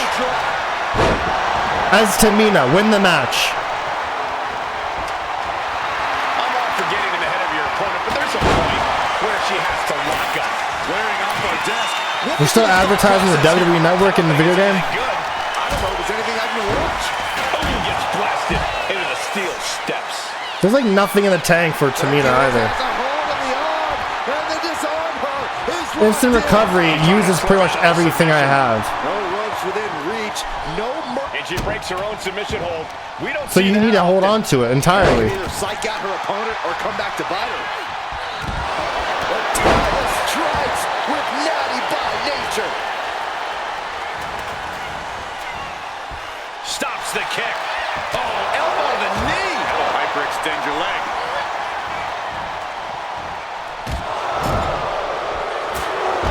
Pinpointing the leg. Punishing the leg. If you're looking to cause quick, sharp damage, you can't go wrong with the kendo stick. And some effective offense with that one. Bang! This is certainly an effective use of a foreign object. Oh, what a leg drop. This could be the beginning of the end. I'm farming here. Sharpshooter applied. I'm farming. Fight out of this submission. Getting overhauled here. She thinks enough damage has been done. No, I just can't seem to stop this offense. And this one is all Up high. the top of a diving hammer strike. And just planting them with that DDT there. Charlotte, you? Okay. She's got the ladder. That dude's fucked. Oh my god. Creating a deadly situation in the corner.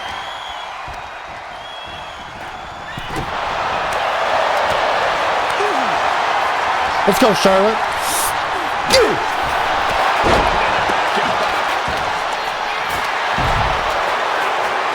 And brings the ladder to the middle of the ring.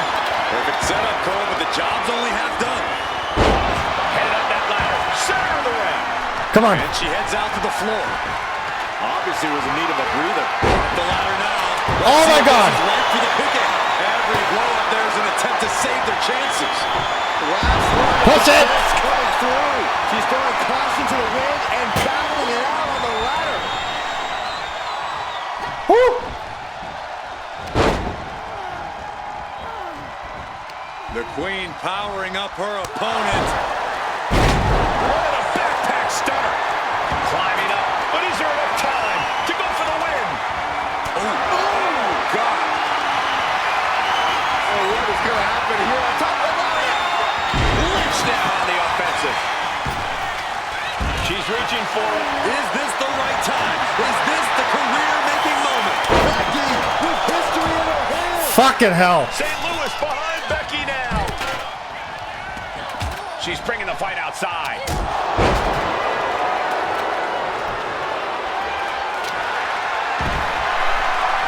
The boat, Natalya, doing what she does best.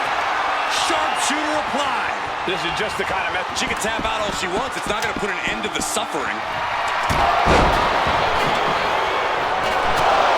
I'm having trouble with the controls here. Becky Lynch looking for the disarm. She is in excruciating pain on the arena floor. Come on. It would have been smarter to get. She's tapping, but it doesn't matter at all in this situation. So close to victory. Tamina might have it here. Are we about to see the first Miss Money? Fuck! I assure you, this is even harder than it looks. Try not to fall. So that's how that works. The Queen just unleashed her royal wrath on Becky Lynch. German suplex. She's ready to take this match to the outside.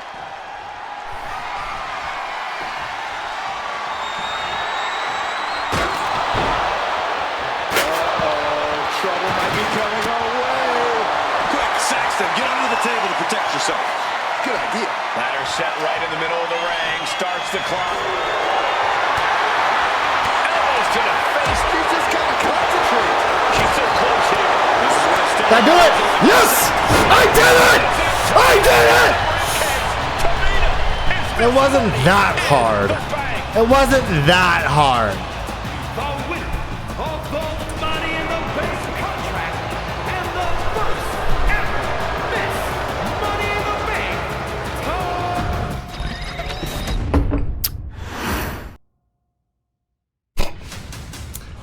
All right, options back on easy. Let's get the show back on the road. Usos versus the New Day. Two of the world's greatest teams are locked inside Hell in a Cell. Do you have what it takes to overcome the New Day and prove that Jimmy and Jay have been the best since day one? Any member of this family that enters the professional wrestling business knows about the expectations that are going to be on their back. They know about the prestige that their very name carries. They know that those who came before them have accomplished so much. Bearing the weight of those legacies can prove to be way too much for almost anyone. But that was never the case for Jimmy and Jay Uso. Jimmy and Jay Uso look to be stars from the very start, constantly evolving their look, style, and offense as they progressed in their careers. Face paint and war dances would fade away, and the two would embrace the day one-ish mentality, looking to punish opponents and send them to the Uso penitentiary. The Usos are 8-time WWE Tag Team Champions. The Usos have main evented WrestleMania after initially fighting for a mere spot on the card. The Usos were the premier team of the 2010s. The Usos are the greatest team of all time. Jimmy and Jay are poetry in motion, each knowing what the other is looking to do next, each using every bit of savvy they gained growing up in professional wrestling to keep their edge. And sure, in recent years, it's been difficult between the two. Jimmy did cost Jay his match at SummerSlam against your tribal chief, Roman Reigns. After months of the anger building between the two, Jimmy and Jay ended up as the first two entrants in the 2024 Royal Rumble match, bringing things to a head. But even that moment wasn't enough to settle the issue, and so they would fight again at WrestleMania 40. Jay Uso truly became main event and found his inner yeet. even adding another tag team championship with Cody Rhodes as his partner. As your wise man eventually would suffer as well, Jimmy found himself betrayed by Solo Sikoa and unceremoniously dumped out of Solo's version of the Bloodline. When Jimmy and Jay are a tag team, they are pure art. They are the reason for the resurgence of tag team wrestling's popularity over the last 15 years. And perhaps, oh, perhaps, their grandest moment came during the 2017 Hell in a Cell, when they would lock horns with perhaps their greatest opposition ever, The New Day. From July to October of that year, the SmackDown Tag Team titles would change hands 4 times between the two teams, both looking for ultimate bragging rights. The Usos' connection as twins always gave them an upper hand with most teams. But the New Day had their own trick, utilizing the Freebird rule to allow any 2 of the 3 members to compete in any match. Jimmy and Jay could never know for sure who the opponents would be, with a different game plan needed for each iteration. With nothing clearly settled after 4 months, the New Day would offer to defend inside Hell in a Cell, and the Usos gladly accepted. We've seen the Usos showcase tag team wrestling at its most beautiful. Now we want you to showcase the brutality that exists within Hell in a Cell. Big E and Xavier Woods are going to use everything at their disposal to take you down. But you've been down since day 1. Now it's time to force the New Day to realize there's nothing wrong with them being in second place. And there's nothing that's stopping you inside Hell in a Cell. Okay. Tag team wrestling has not been exciting in forever because they just don't give it any attention, you know? I'm just saying. Don't you dare be sour. Clap for your world famous 4-time champs and feel the power. It's a new day. Yes, it is. Are you prepared to kick off Hell in a Cell with the 4-time tag team champions?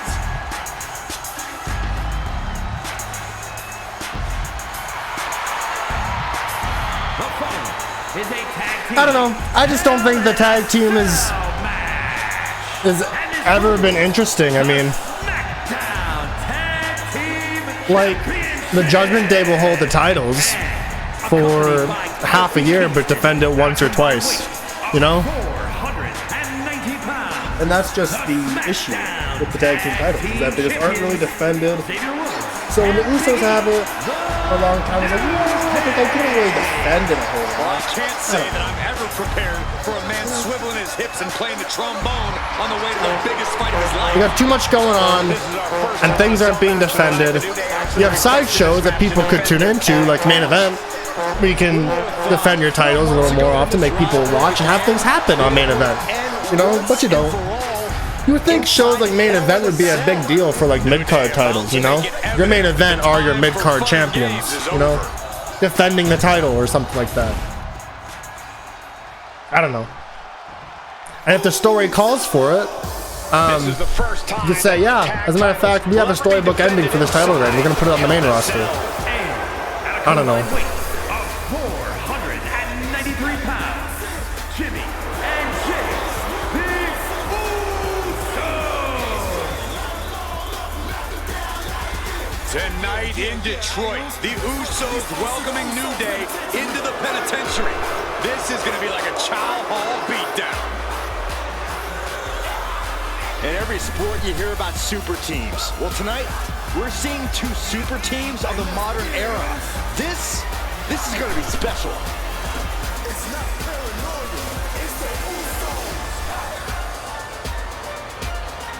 Tornado tag rules here, gentlemen. 2-on-2 as Kofi is going to be locked outside the structure.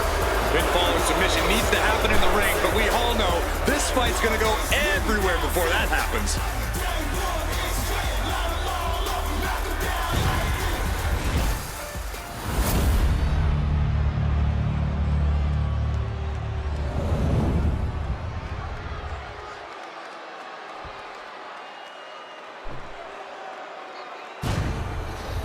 On the line of the tag team championships. Teams I don't need to see that skeleton get his hair pulled anymore, okay? I mean, come on. Like, what the fuck is that? You know? Oh my god! That's like 3 times in 20 seconds. The cell door is locked. First of 2 Hell in a Cell matches tonight in Detroit. This is the 20th anniversary. Perform an opponent taunt. The Usos and the New Day must be prepared for pain, punishment. 2 of the greatest tag They only gave me. ever. They gave me like. One of the best rivalries going today. They gave me like nothing. For the SmackDown Tag Team Champion. I need a weapon. Grab any weapon. And the action is shifted now into that dangerous area between the ring and the walls of the cell. Today refer to this as their power lineup when having Big E involved in there with Xavier Woods. Big E 3 hits with the weapon. There we go. And then you have signature super kick. Just using the adrenaline to stay in the match. We're not closer to a winner just yet. The champ has absorbed some damage. Yeah, the Usos not looking thrown off in the least. Corey, for as entertaining as the New Day are, they can scrap at the best of them. Remember that. Look, don't let the booty-os and trombones fool you. New Day can get down and dirty, especially when they have the Usos pushing them. New Day are prepared for Super kick. There we go. They're both stunned. As Jey Uso, bring the fight to Big E when you're both in the ring. You can switch control. Oh.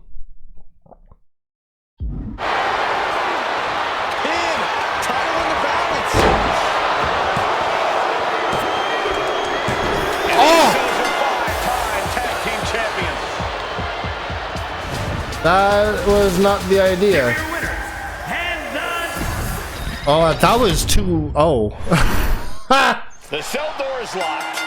First of 2 Hell in a Cell matches tonight in Detroit. This is the 20th anniversary of this barbaric match. The Usos and the New Day must be prepared for pain and punishment. 2 of the greatest tag teams ever. One of the best rivalries. I just gotta restart the match. The first thing is to do a taunt. And well, it didn't quite work. The cell door is locked. First of 2 Hell in a Cell matches tonight in Detroit. This is the 20th anniversary of this barbaric match. The Usos and the New Day must be prepared for pain, punishment. 2 of the great. It's actually stupid. You have 20 seconds to do a taunt.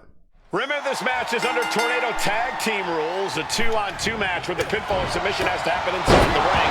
In the Hell in a Cell, no tags, no countouts, no disqualification. The Usos and the New Day came into this match expecting and prepared to raise the bar, raise the level of competition, and make history. This is going to be Get out of the ring. Grab a weapon. New Day refer to this as their power lineup when having Big E involved in there with Xavier Woods. Big E, the obvious powerhouse of the group. Woods has that blend of speed and power, making him the most well-rounded superstar for New Day. What's interesting, though, is this is the lineup that lost to the Usos at SummerSlam. The New Day not choosing Big E and Kofi to beat the Usos a few weeks ago could prove to be close. All right, I need my signature. I have a feeling the Usos' objective is to send the New Day to the hospital.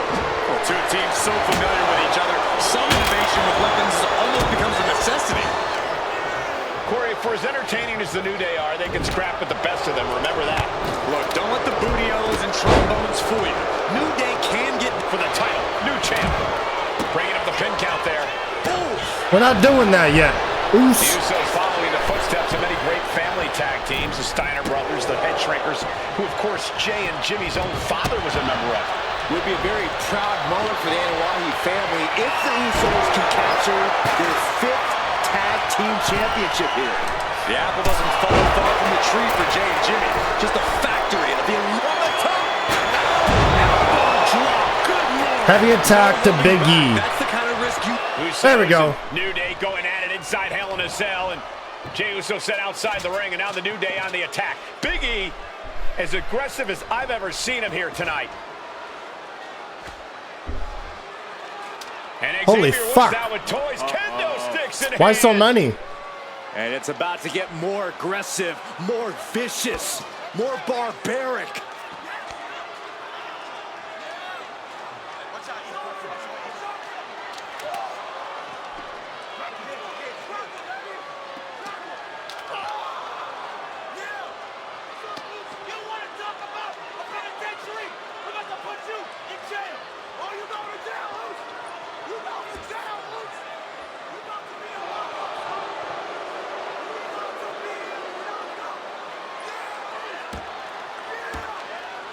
I've never seen this vicious of a side from the New Day. It's what Hell in a Cell does to you.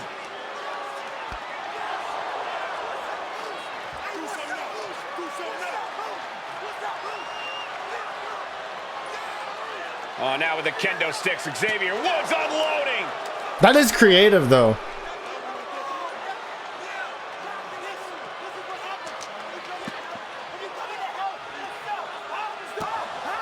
Well, you're saying it, Byron. Hell in a Cell makes you do some awful things. Just attempting to survive, attempting to win. Do whatever you want, punish however you want. Right now, that seems to be the mission statement of the New Day. That's cheating. In order to retain the SmackDown Tag That Team is titles. cheating. The ref should not be able to get involved. Proving you're the best. That's smart, and that was cheating. Environments in WWE today. The New Day have just Okay. They wanted the Uso Penitentiary, so show them what it's like. 5 more attacks to any weapon. Be pretty cool if you picked up a chair and threw it at either Xavier or Big E. Changed the whole complexion of this match. I don't know if I've seen New Day go to these lengths before. Well, no time to be a jovial bunch when you're in a cell, Michael. Tonight, it's not about entertaining. It's about putting your sworn enemy to rest for good. And he re-enters into the ring. Ooh. Ooh. Talking to Xavier, he told me the one thing the Usos have taught us is that we have to embrace a more lawless culture here in WWE. A more lawless culture in this rivalry. And that could be the reason the New Day chose to have this match in the Hell in a Cell. It's been such a chaotic rivalry. Therefore, only this kind of lawless match could finally put an end to it for good. He's got one top rope. Jimmy Uso splash. Innovative offense from the Usos could end it all right here. He stops the count. Oh my God. Yeah, we ain't counting. This match now. This is how it goes in Hell in a Cell. The match keeps going whether you can handle it or not. The Usos and the New Day have been trading title reigns I need for another the majority chair. of the year now. This, the contractual rematch for the Usos. If they lose, That chair is too fucked. As long as the New Day Now I need to throw the chair at whoever comes in next. And it looks like it's going to be Xavier Woods. Tag team titles. It's about stripping the New Day of everything that made them popular Maybe. in the WWE universe. It's about making sure the New Day never competes Or again. Big E. It's never been just about the title, Saxton. It's about Whoever. these two teams wanting to claim supremacy for themselves. Sharp punch. Ooh. Look at him. Jimmy's keeping it held down.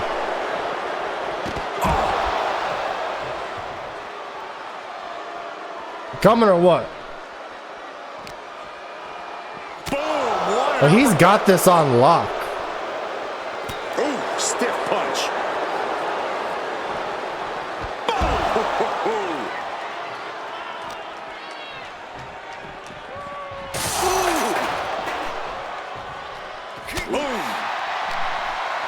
Uncorks an uppercut. Bring you inside. The champion taking a task here. Yeah, he could really use a miracle right about now. Oh, stiff uppercut. Some good contact by Jey Uso. Okay. Oh, chin-breaking uppercut. There we go. Continue the Uso assault. Boom! Anticipated that. Ooh, what an uppercut. Sharp. And come on, give him with a Boom.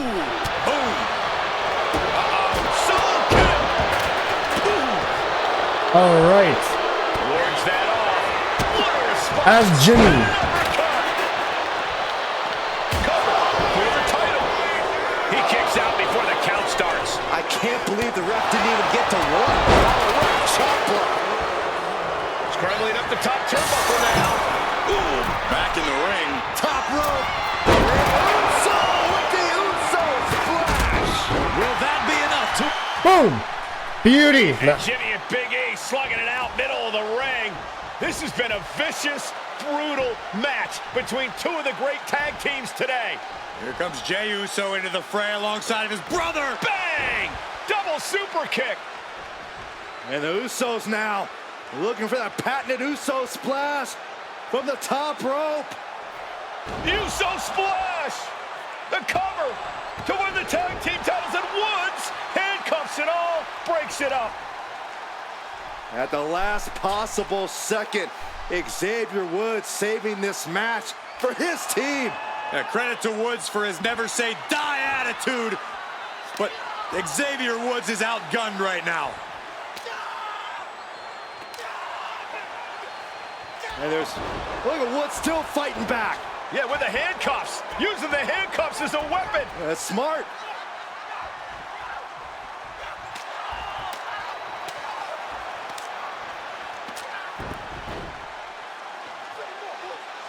And Woods now down. And trying to still fight back. Bam! What heart from Xavier Woods. That Hart may not have much more fight left. Jimmy and Jey back up to the top one more time. Uso splash in stereo. The cover. The Usos win the tag team titles. Here are your winners. That was intense. SmackDown Tag Team Champions, the Usos.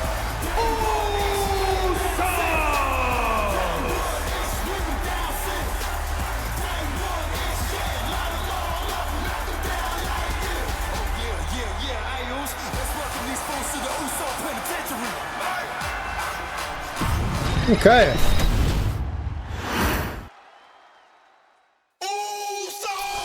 All right, Naomi versus Bayley. Super showed an embarrassing loss can be avenged if you're able to change history and lead Naomi to a SmackDown Women's Championship victory over Bayley.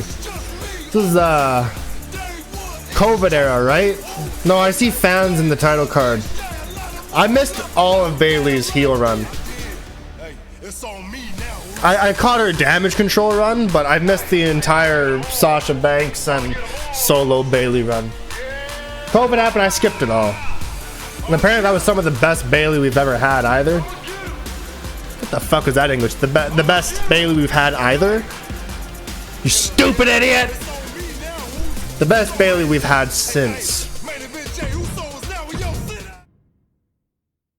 Next on our showcase is someone who wasn't born into this family, but has put in the time and more than earned her spot. She's always happy to leave haters in the rear view, and when she enters the room, you will undoubtedly feel the glow. Proceed with caution. Of course, I'm talking about Naomi, who many of you may know has reigned as Jimmy Uso's wife and queen for over 10 years. There's the old saying that behind every good man is an even better woman, and this could not ring more true than Naomi, who I will say is an absolute treasure. Jimmy will frequently speak during old Bloodline planning sessions about how much her support and love drove him to improve as a superstar, always stressing her importance not only to the WWE Women's Division, but to his career and his life as well. In the ring, there is no denying Naomi's skills. The former women's tag team and two-time SmackDown Women's Champion has the mental tenacity to push through the toughest part of any match and possesses breathtaking physical skills. Naomi uses her dancing background to constantly innovate with her offense, resulting in some of the most beautiful moves you will ever see, unless you're on the receiving end of them. Naomi is an inspiration to so many of our younger members of the WWE Universe, showing a new generation that anything is possible if you just put in the work and never stop believing in yourself. Naomi has battled against the very best in the women's division, taking on foes like Charlotte Flair, Bayley, Shayna Baszler, and Io Sky. My favorite moment of Naomi was when she won the title in her hometown, Orlando, at WrestleMania. To compete against that caliber and maintain the level of success that Naomi has for her entire WWE career is something worth, shall I dare say, acknowledging. Naomi has even teamed with fellow family member Tamina through the years, proving the family you choose can often be the most important. And in true Uso fashion, Naomi shows an unrelenting desire to win, to achieve greatness, and to dominate her opposition. Many mistake her smile as a sign of kindness, but they quickly realize their mistake as Naomi unleashes a flurry of kicks, flies at them with moonsaults from all angles, and then ties them up in knots. Naomi is having fun, but Naomi is never playing. And now, we take you back to the 2020 edition of Super Showdown, which saw Naomi challenge Bayley for the SmackDown Women's Championship. Unfortunately, a ridiculously lax referee decided it was just fine for Bayley to basically do whatever the hell she wanted. Bayley's, oh my gosh, she's trapping Naomi's legs in her shirt. And Naomi wound up suffering an embarrassing loss after Bayley used wardrobe to her advantage. Well, Bayley, we can pretty much guarantee that trick won't work again. Yeah, because Saudi Arabia now lets them not wear the big oversized t-shirt. Is this the effects of having women's wrestling in Saudi Arabia?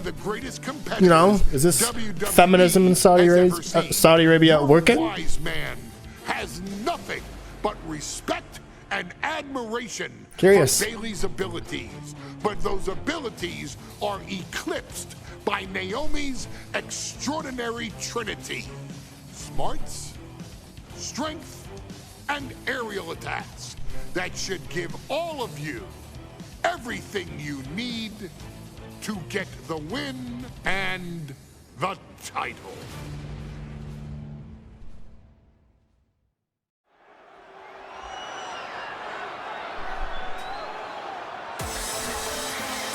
All right.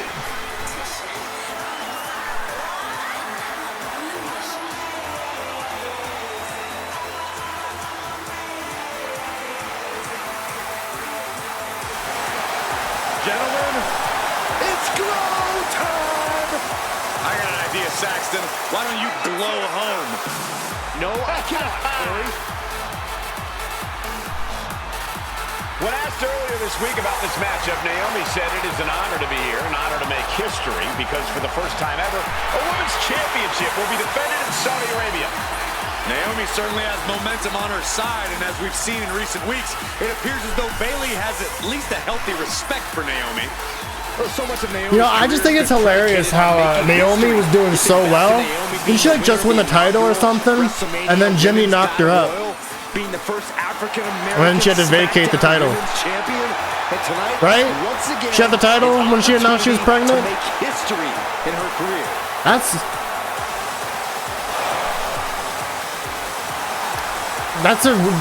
like career suicide. Like they finally push you and then you have to go away for like a year and a half, 2 years. You know, I believe Finn is punished because he got injured in the inaugural Universal Championship match and had to relinquish it the next day and really just sour the whole title. I don't know if he didn't tell anyone or if they blamed Finn instead of Seth. Maybe he said, and they still went forward with the match and had Finn win it to protect the demon or whatever, which they don't care about no more. I'm curious if they punish Finn for doing that. Finn cashed in on his moment and then he wasn't going to get another one or whatever it might have been. I have no idea. I have no idea. So maybe they might punish Naomi for that. I don't know. What an exciting moment for both of these competitors tonight, but once the bell rings, it's down to business. The SmackDown Women's Championship is on the line.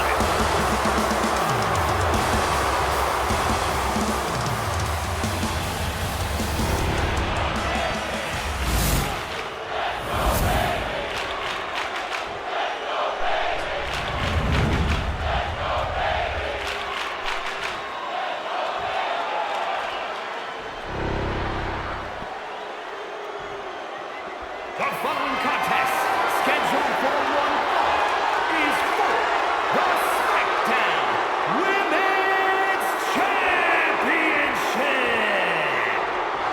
Introducing the challenger from Orlando, Florida, Naomi.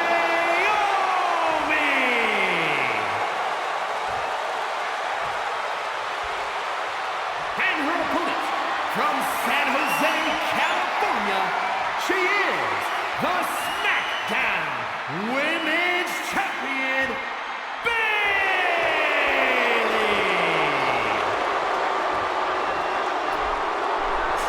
My goat. For the first time ever, we have a women's championship match here in the Middle East, in Saudi Arabia. Bayley against When it's all said and done, Bayley's got a Hall of Fame career and probably performance center background like Natalia. I don't know what I'm trying to say. She's gonna be with the WWE for a long time, training everyone else. Women's Championship on the line.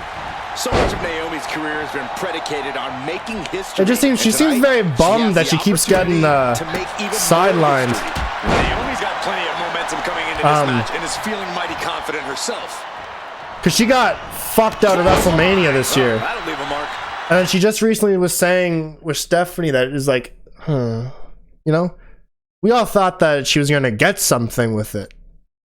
She got nothing.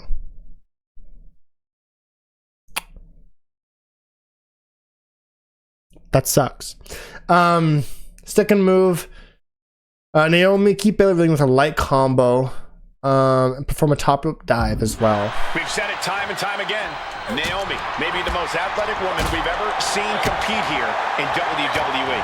Yeah, Naomi wants to depend on athletic maneuvers, while Bayley While wants she's at ringside. fight a more classic wrestling style. We know that Naomi's from the top rope. There we go. That's going to be on highlight. There's a glow to hit another gear. And do 3 more running attacks. Incredible courage to even attempt that. Naomi going for broke. And this high-risk offense from the challenger might be catching the champion by surprise. I'm having troubles here. Being the aggressor here, but remember, the title can only be won by pinfall or submission inside the ring. Big flying forward. One more. You got 15 seconds to do it, Dud. You got 15 seconds. To somehow have Bayley's number here. There we go. Naomi finds her target with that one. Action now spilling to the ringside area in front of us here. And Naomi keeping Bayley on her toes, pushing the pace on the champion. Naomi moving fast, showing that superior athleticism. 2 springboard attacks. Might not be able and also reverse one of her attacks. I don't think I've ever seen a champion feel as disrespected as Bayley has, Corey, because Bayley's talked a lot about how people think she's an afterthought as a champion. Where's Everybody that? talks about Becky Lynch on Raw. They're now talking about Rhea Ripley in NXT. But Bayley has been the longest reigning champ in SmackDown history. And you read off all the accolades, all the championships she has held. Yet for some reason, Bayley still finds herself overlooked. Karana spiked them. It's incredible, the inventiveness we have seen One. on display here. 2. Beauty, 2 for 1. Get Bayley seated on the top rope facing you, and then give her a heavy attack. Send her to the corner. Sending her up on the top rope. And here we go. Championship's on the line. Naomi's got Bayley in trouble up on the top rope. This could be Naomi's moment. Smart move by Bayley, protecting her title and going to the eyes. Oh, what a kick. Bayley is down and in trouble. Quick thinking by Naomi, looking to close this one out. Nobody home. Bayley wisely moves out of harm's way. What's Bayley trying to do here? What the? I think Bayley's trying to trap Naomi's legs in Naomi's own shirt. A great counter by Naomi. Naomi ducks underneath, and we got a standoff. Great match so far. All right, the rest is now. Thought she had You'll be feeling the glow with Bayley in the rear view if you can connect with that finisher in the ring. Naomi, but the challenger was ready. Well, the champion has to find a strategy in a hurry. Just pounding it right. Here's the 10. Title could be decided. Oh, and quick resiliency from the challenger. How at this point you don't even stay down long enough for a 1 count is beyond comprehension. Boom! Rear view. Connecting. There we go. Is that it? For the 10. It is. Okay. We have a new champion. I heard that CM Punk is a favorite for a showcase in 2K26. That could be really cool. I kind of like that old rivalry mode though. Getting to relive rivalries. On the SmackDown Women's Championship has ended. The Glow era has begun. Bayley was as aggressive in this match as she's ever been, but Naomi's confidence and athleticism was just too much for Okay. Boom. Next up, we got the Wild Samoans versus the Dudley Boys. 4 of the meanest wrestlers to ever step into a ring will allow you to create history as you try to defeat the Dudley Boys in their specialty, a tables match. Sure. Ladies and gentlemen, if it weren't for the next 2 superstars in our showcase, none of this would be possible. Because without Afa and Sika, without the Wild Samoans, there truly is no dynasty. While it was their father who made the blood oath with High Chief Peter Maivia, it was Afa and Sika who built the family up, training generations of relatives, all with the single goal of becoming the best professional wrestler on the face of the planet. And while the 2 would together be WWE Hall of Famers, based solely on their work as trainers and cultivators of the next generation, their in-ring successes only add to their immortality. Afa and Sika formed WWE's most dominant tag team of the early 1980s, fighting their way to the WWE Tag Team Championship on 3 separate occasions. Opponents were often defeated before the bell even rang to start the match, falling victim to the aura and the intimidation factor of having to step into the ring with the Wild Samoans, accompanied by Captain Lou Albano.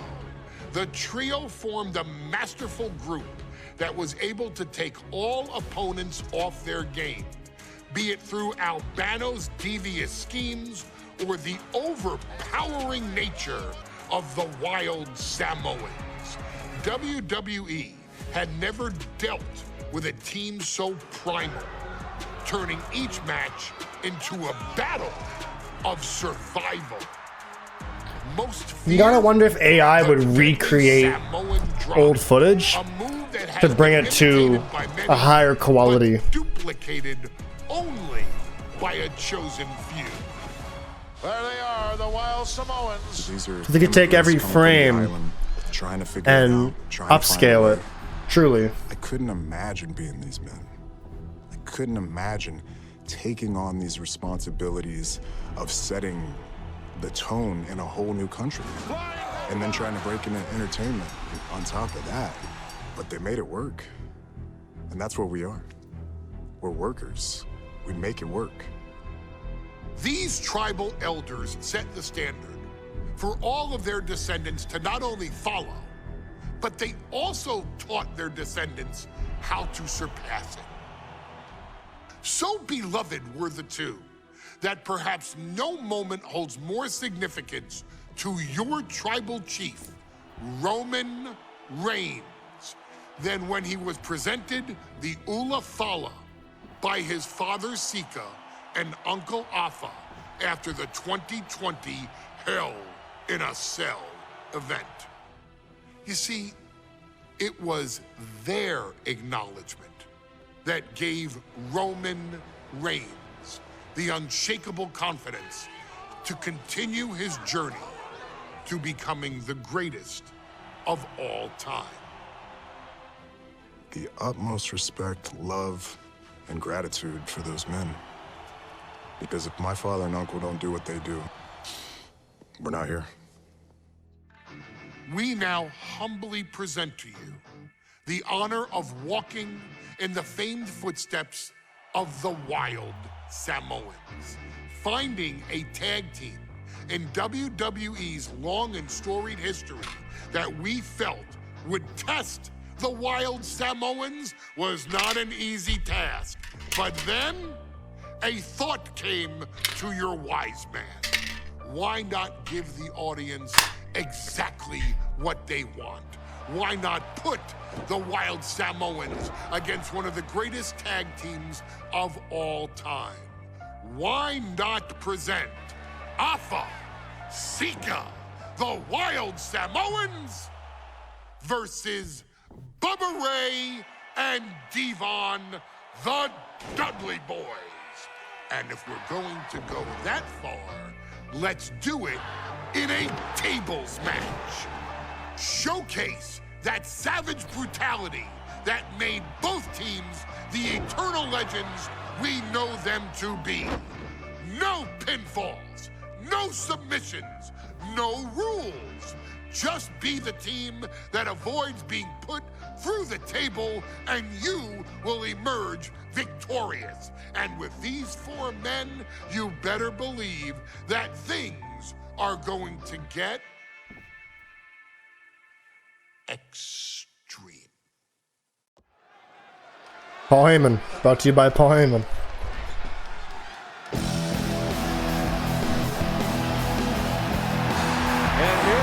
What the fuck is this theme song for the Dudley Boys? Are ready for a fight. That's just what they'll get from Afa and Sika, and then some. Remember my argument about theme songs? Did they change it in the modern run? I didn't watch it. And a combined weight of 603 pounds. Bubba Ray and Devon. That makes me sad. That makes me sad. It takes a strong brotherly bond to agree to go into battle against the Wild Samoans, but that's wrestling can be so stressful. because they just sold to TKO and they're fucking corporatizing the whole fucking product. Logos in the ring don't bother me too much, but I imagine they have paid musicians where they just need to keep outputting something. That's why themes change. You know, they're changing events. I saw a report that they're trying to change all the Vince McMahon era pay-per-views. You know, like legendary pay-per-views. And the only ones that survive are Survivor Series, SummerSlam, Royal Rumble, and WrestleMania. But they're trying to replace them with their own spin, make their own era, get that taste of what makes WWE great and famous out of their mouth, and put the TKO logo on everything. I don't know. I feel the excitement and some fear too. That really bothers me. And a combined weight of 645 pounds. So they book based off what the numbers are saying in the book and not what could be a good story. You know? This tables match might be a dream match for many, but for both the Wild Samoans and the Dudley Boys, this is about to be one team's greatest nightmare. Sometimes it just feels like they do what sells and not what could be entertaining.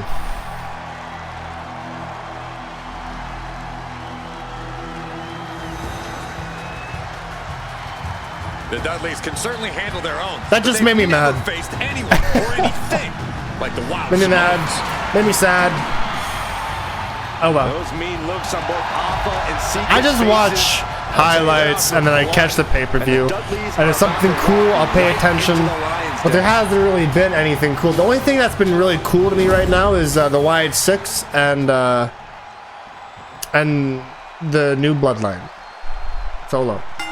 Just because they mentioned Bray, you know, and I was like, okay, I'm paying attention. But Alpha and Sika have only one objective: hurt their opponents, get either the head to red damage. These people are loving the action, perform 3 taunts of any type, and keep the wild atmosphere. Alpha and Sika taking on Devon and Bubba Ray Dudley, the Dudley Boys. 2 sets of brothers, 2 sets of absolute madmen, ready to get the tables and get downright savage. Bringing a new definition to the term sibling rivalry. This one will get extremely physical.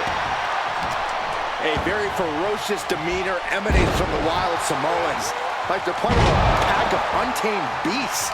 I really wonder what it will take for the Dudley Boys to have control of them. Maybe it'll take a sledgehammer?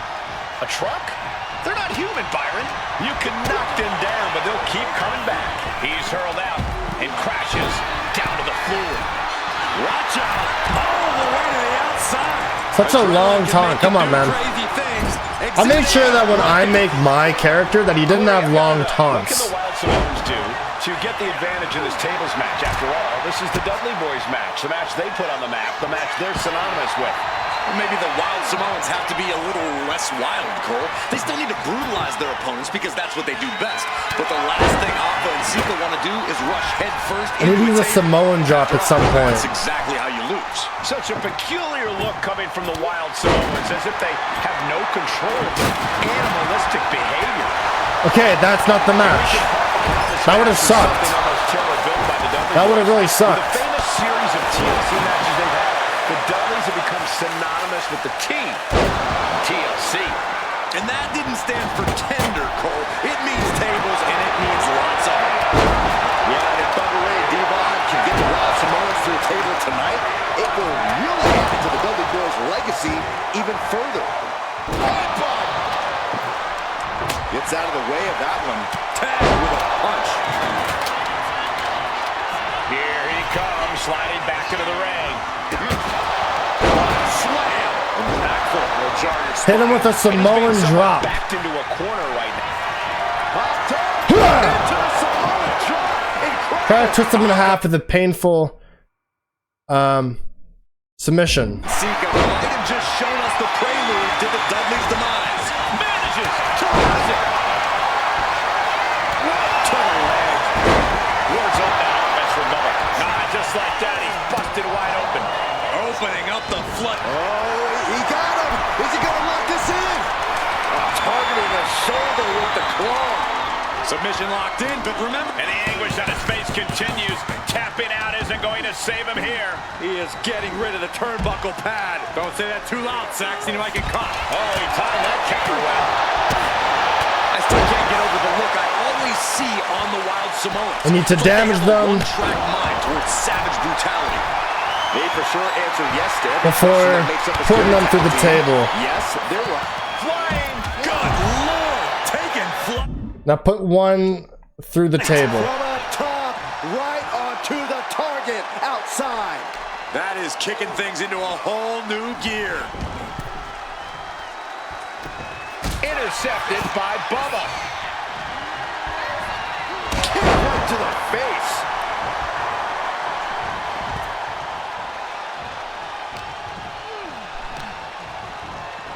Trying to wrestle free their opponents on. I don't think this table's gonna last much longer. Boom. Done. Beat the Dudley boys at their own game. Here are your winners. Sure. You know? I will take it. That's simple. And it's the Wild Samoans standing tall, having beat the Dudley boys at their own game. Devon and Bubba pushed Alpha and Sika to their limits, but in the end, there was only one way this match could end.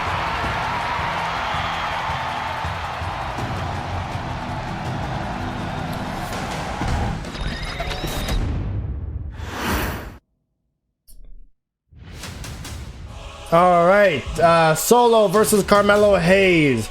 A brass challenge leads to an unexpected answer, and now you will look to end the North American Championship reign of Carmelo Hayes with Solo Sikoa. Sure. From the very moment he arrived as the enforcer of the Bloodline, Solo Sikoa has taken every brutal, savage element of his predecessors and refined them into a near-perfect smashing machine. Even in the year before his arrival, Solo raised eyebrows and garnered buzz while competing in NXT. But nobody could have predicted just how smoothly his transition to the main roster would go. And before I go on any further, let me make one thing perfectly clear. I'm only saying what I'm saying about Solo Sikoa because I am a wise man. I'm a professional. And because I'm being handsomely compensated for my stellar work as your host of the WWE 2K25 showcase. I haven't forgotten what Solo Sikoa and his rogue bloodline did to me. But I also know better than to let personal feelings hinder your professional endeavors. So with that being said, since his arrival at Clash at the Castle in 2022... Pissed me off so much. I turned the TV off and I went to bed in silence. WWE's biggest moments and biggest matches. He's been victorious in War Games.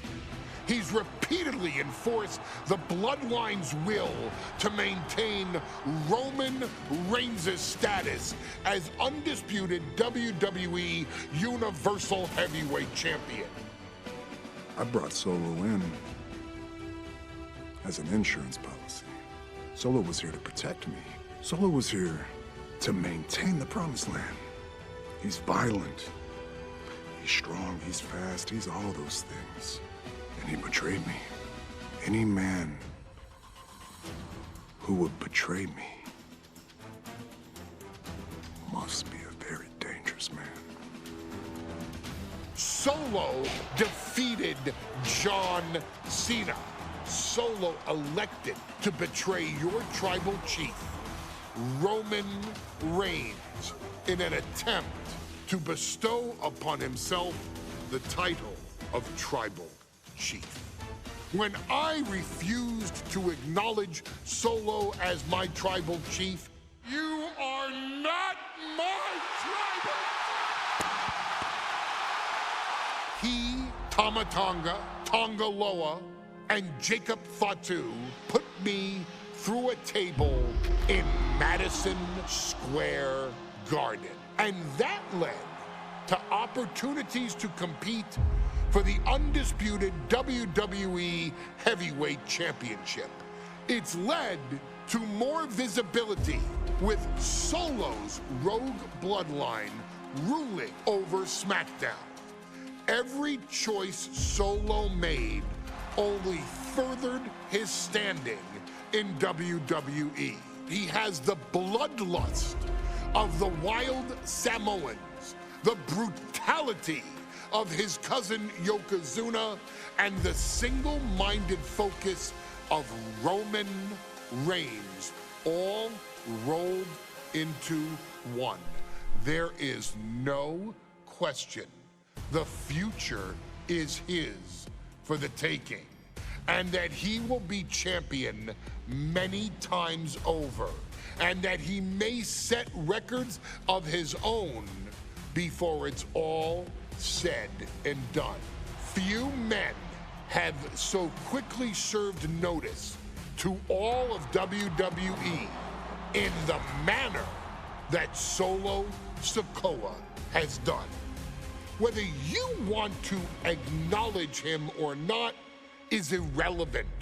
One way or another, Solo Sikoa forces you to do just that, or you will suffer severe consequences. One by one, each and every single superstar on the WWE roster is going to find that out. Solo will make sure of it. I, of course, will simply await any and every opportunity for your tribal chief, Roman Reigns, to teach Solo some manners. Until that happens, though, we are taking you back to the one-year anniversary special for NXT 2.0, which saw then North American champion Carmelo Hayes, and indeed, he is him, issue an open challenge. Unfortunately for the future superstar, it was to be answered by Solo Sikoa, and things went as well for Hayes as you can probably guess. Showcase the unrelenting fury that has made Solo Sikoa nearly unstoppable, and defeat Carmelo Hayes to earn Solo his first championship victory. It won't be easy against Carmelo, especially when he has Trick Williams watching his back. And if you make one mistake against the champ, he'll take his shot and most likely hit nothing but net. Swish. I don't know. I mean, maybe. Here comes the A-Champ.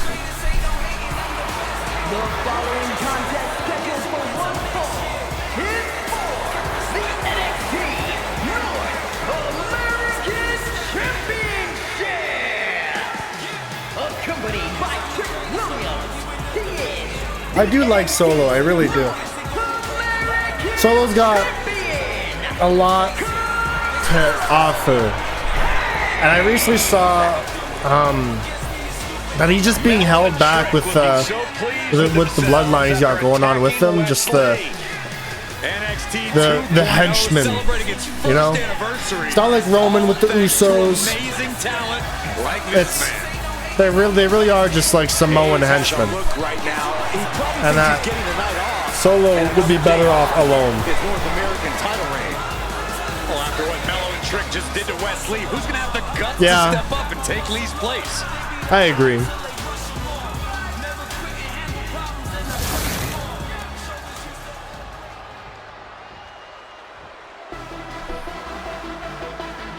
What? This place is shaking! We never thought we'd see Sikoa again. It is the opponent from Las Vegas, Nevada, weighing in at 250 pounds, Solo Sikoa! And Solo is dressed to fight, too. I really didn't think we'd see him again. We saw him at Clash at the Castle 10 days ago where he cost Drew McIntyre the WWE Universal Championship. Well, as far as I'm personally concerned, Sikoa isn't welcome around here. Melo needs the night off. Well, Melo talked about wearing the biggest crown in the WWE, but it's Sikoa who sits at the biggest table in WWE. Well, he wasn't exactly invited to sit at this table now, was he? We said to expect the unexpected. Is this title match gonna happen? It's an open challenge. Let's do it.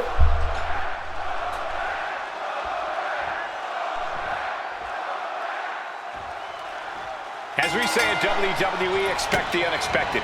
We expected Wes Lee to be Carmelo Hayes' opponent here, but instead, we have the surprise return of Solo Sikoa as he's claimed his title opportunity. Solo Sikoa. They gave us 30 seconds to fill up the offense meter.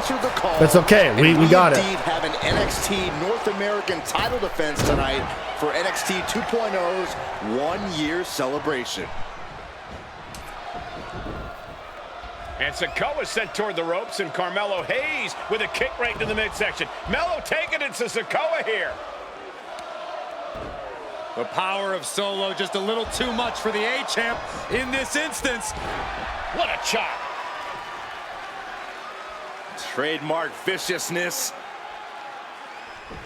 Lack of mercy. That's what Solo Sikoa is all about. Into the corner.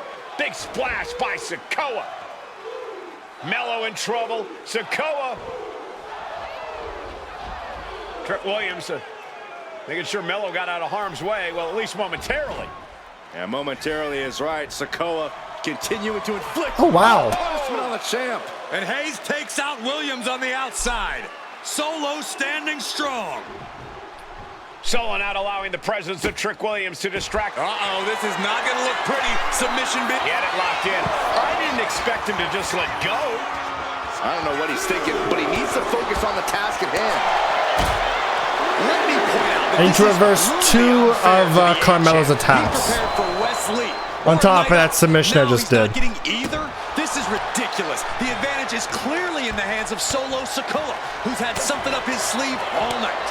Well, you think Melo is regretting the This one? Wes Lee earlier tonight? Hayes regrets nothing. Don't you dare. These two are clearly fired up. Oh.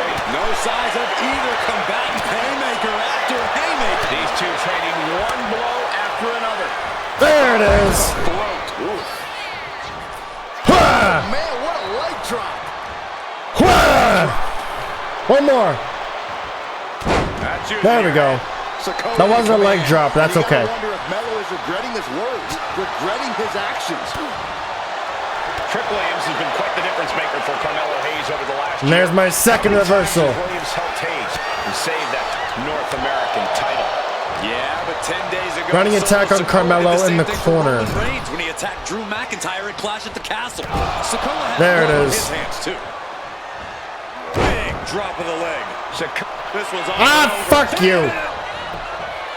And he gets his shoulder up before the count. Staying in this one. Big elbow drop. Sikoa gets out of dodge. Oh, a takedown. And another one. There we go. Leg drop. Front heavy attack. Down on the windpipe. Near an opponent dazed in the corner. Well, you're stunned, so you are clearly dazed. Easy. Big uppercut rocks the jaw of Carmelo Hayes. Ripped out of the corner. Looking to put him away, and now Trick Williams up on the apron, causing a distraction. Trick paying dividends. Ooh. First 48. And that could be the turning point for the North American champion. Oh, Samoa drop by Sikoa. Cover now for the win. Hayes kicks it too. And Williams once again on the apron. You can see how concerned Trick Williams is that Carmelo Hayes' championship hopes, might be fading away. Super kick drops Williams. Hayes picked out of the sky. Ooh. Spinning solo. Is that it for Carmelo Hayes? Trick it. He fought well, but hit him with a Samoan spike. It's out. Carmelo is dazed. Here's your chance, Solo. The title could be yours. Rearing way back. There's a Samoan spike. Out. Shoulders are down. Challenger clearing a path. Nice. Sikoa is the new champion. Here is your winner. I hate that. I hate that. Fuck off.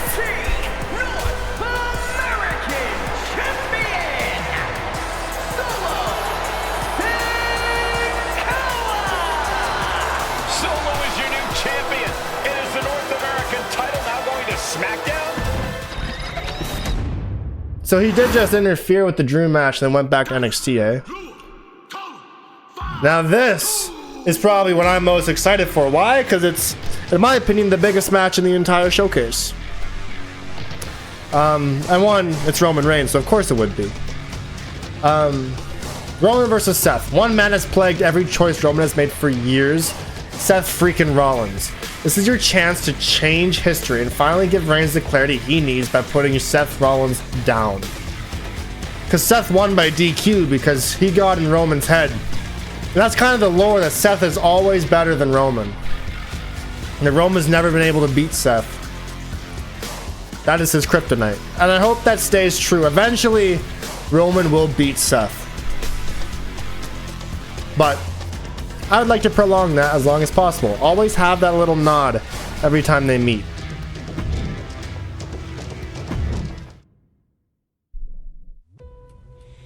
I ain't doing this one. We can have all the fun we want with these video games and this showcase, and these fantasy matchups like Offensica versus Bubba Ray and Diva. I'm not doing shtick about Roman Reigns and Seth Rollins. That's a little too volatile. And it's way too personal for Roman Reigns. Roman Reigns and Seth Rollins came up together in the Shield. And Seth Rollins took it upon himself to disband the Shield by blindsiding Roman Reigns with a chair. At WrestleMania 31, Roman Reigns, in the main event of WrestleMania, was about to win the WWE title when Seth Rollins cashed in Money in the Bank and stole the main event, the match, and the title from Roman Reigns. Roman Reigns lost the Undisputed Championship after almost 4 years, the greatest title reign of all time, to Cody Rhodes. Not because Cody Rhodes was the better man, but because Seth Rollins was right there. And the seduction, the bloodlust that Roman Reigns had for that moment of revenge was too much for Roman Reigns to give up. And for the first time in Roman Reigns' life, he took his eye off the ball for that much time and smashed Seth Rollins with a chair, the same way Seth did a decade earlier to Roman. And that moment gave Cody Rhodes all he needed to end the most historic title reign in WWE history. I'm supposed to do shtick about Roman Reigns versus Seth Rollins for a showcase? I mean, it's smart, because the next time Roman Reigns steps into the ring with Seth Rollins will be the last time Seth Rollins steps into a ring. Next time Roman Reigns gets his hands on Seth Rollins, you won't have your architect anymore. You won't have your visionary anymore. You won't have your revolutionary anymore. You will have your tribal chief, Roman Reigns, but you'll never again have Seth freaking Rollins. Roman Reigns will put an end to Seth Rollins in WWE. And then the only way you'll ever be able to see Roman Reigns versus Seth Rollins will be in the WWE 2K25 showcase. Roman Reigns versus Seth Rollins from the 2022 Royal Rumble. And that's not a prediction.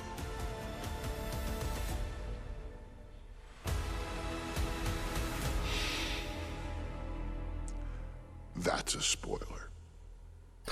Surprising that you would think that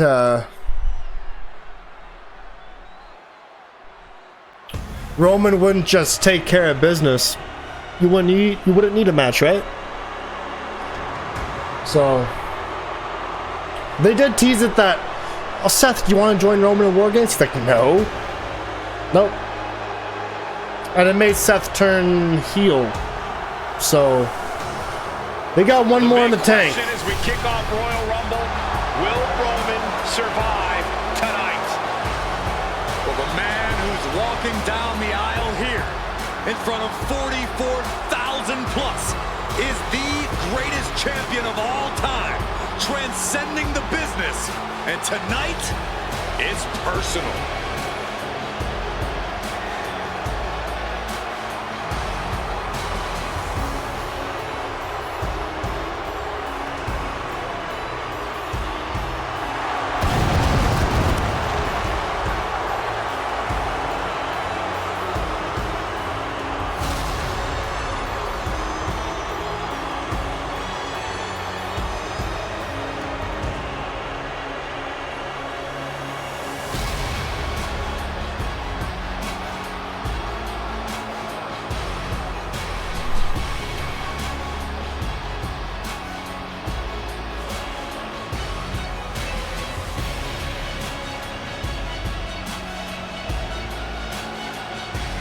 Now, at first I wasn't a fan of this theme, but I really came to love it. And I was really mad that they replaced it with the epic orchestral version. When he returned to confront Solo.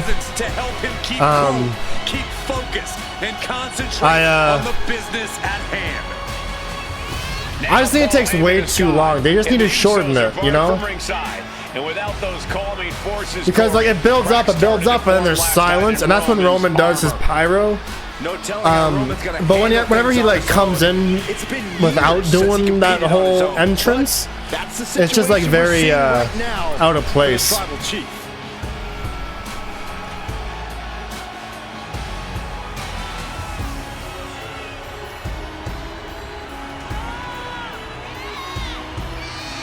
It's like when they shorten theme songs to make their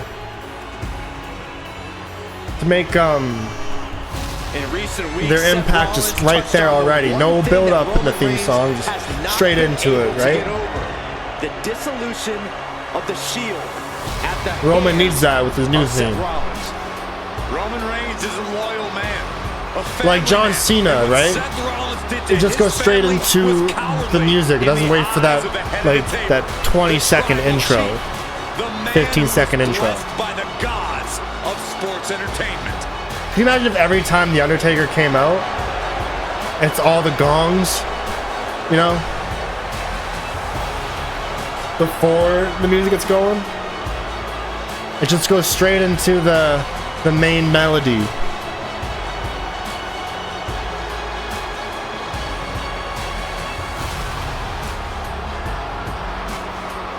SmackDown last night, we saw one thing that we haven't seen out of Roman Reigns. We saw Roman Reigns lose his cool.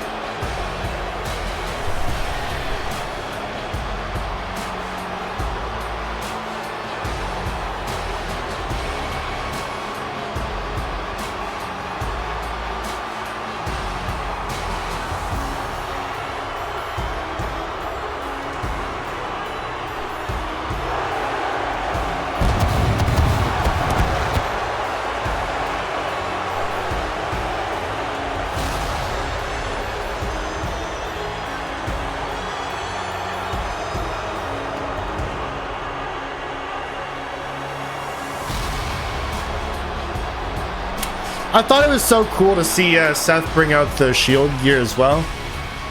I marked off that. I was like, oh no.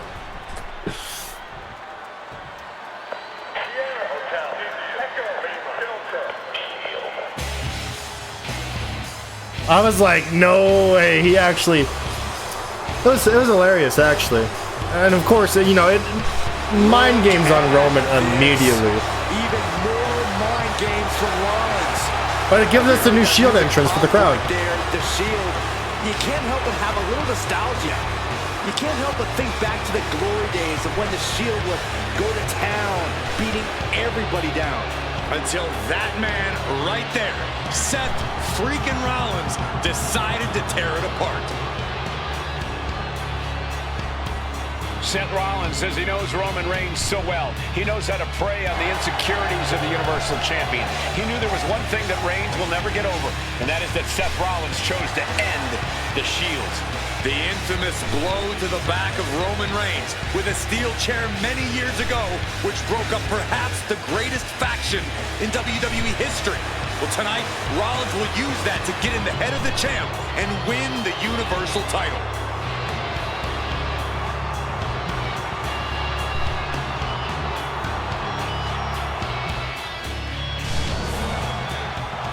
All right.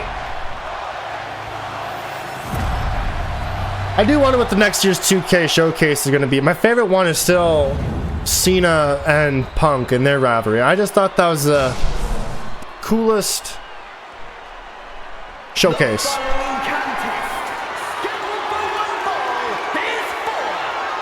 That 2K15, I think.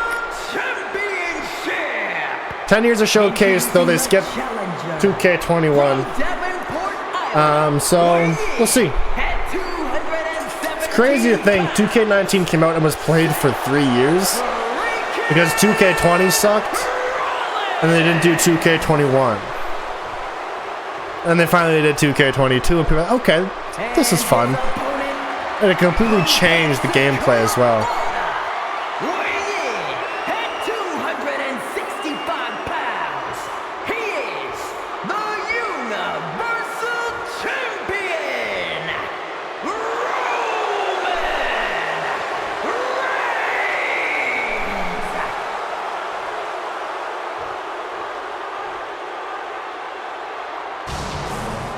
It's been interesting watching Reigns throughout these introductions, muttering to himself at times. Honestly, Rollins seems to be in Roman's head.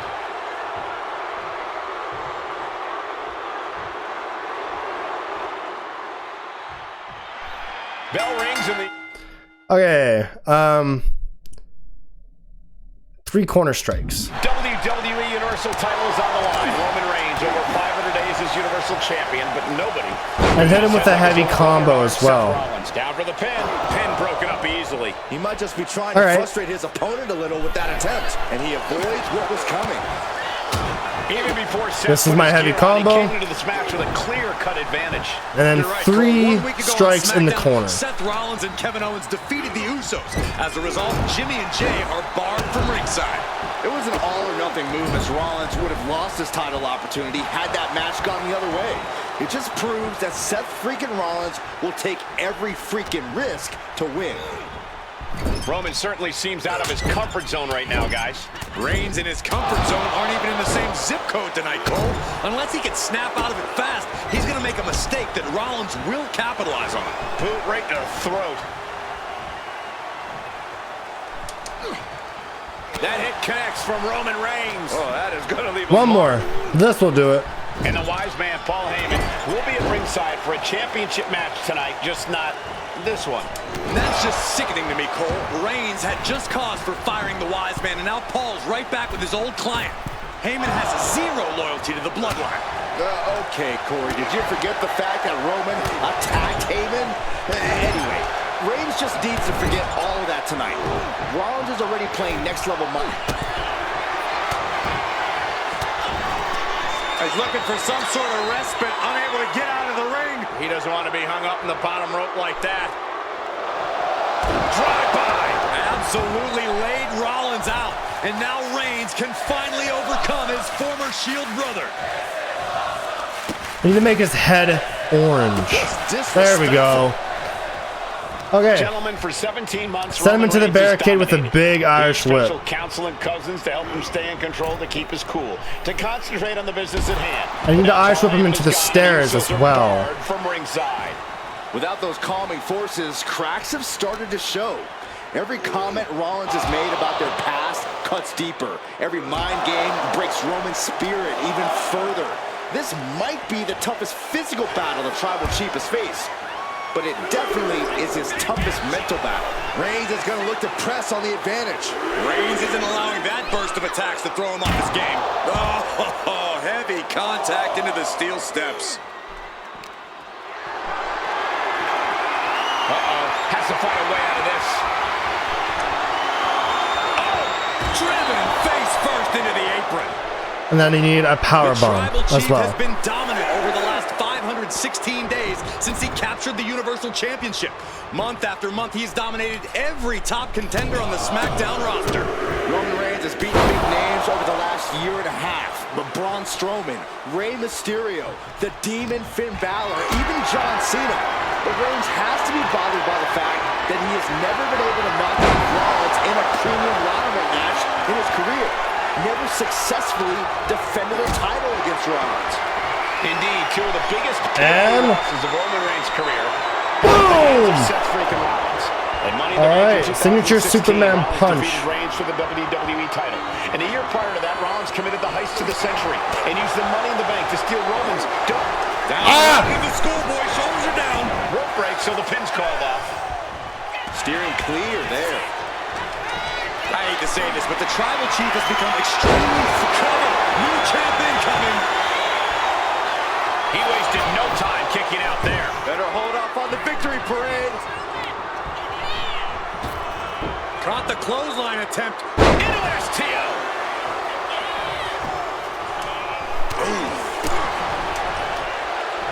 I got no stamina. Shit. Skywalker by Rollins. I need it. Oh, right on the knees. I need to do a Superman punch. Boom! There we go. The unmitigated. Take the action back outside the ring and try to rip Rollins in half with a spear. Power of Roman Reigns in full effect. Forced to the outside. Not a good predicament to be in. He's stunned. Easy.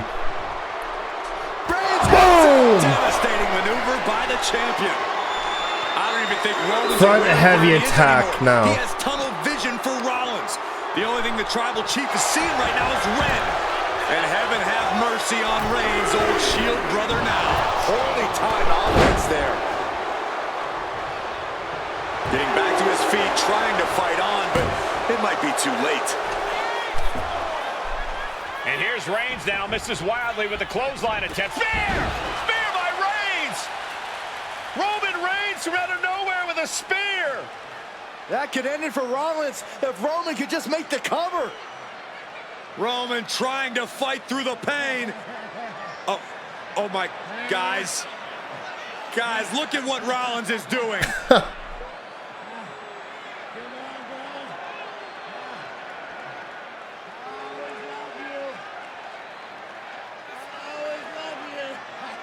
After all these two have been through, Rollins wants that Shield fist bump. Reigns shaking it off as Rollins continues to try to play mind games. Yeah, but that may have triggered a litany of emotions within the Tribal Chief. Reigns unsure of what to do.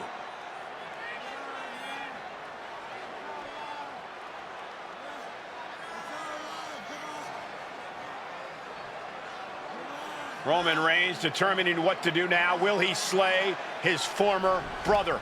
Reigns now. Look, gonna lock in the guillotine. Submission Well, there's your answer. Submission move locked in. Rollins in major peril right now. This move always freaked me out because usually people pass out for this. I thought that'd be a bad ending to the match, but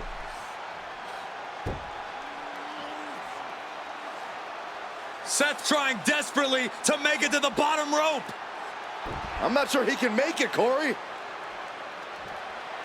Trying to make it to the rope to force some sort of break. Seth trying to hang on. How can he do this here? Is Rollins going to tap here? What's Rollins going to do? Is he going to tap out? Well, he makes it to the rope. Reigns has a 5 count to break the hold.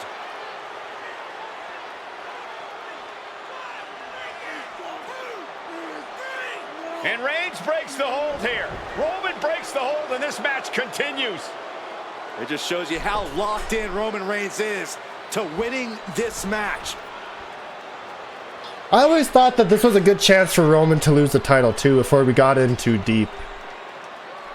That was the problem with his reign. Like at this point, it could still happen at the Royal Rumble.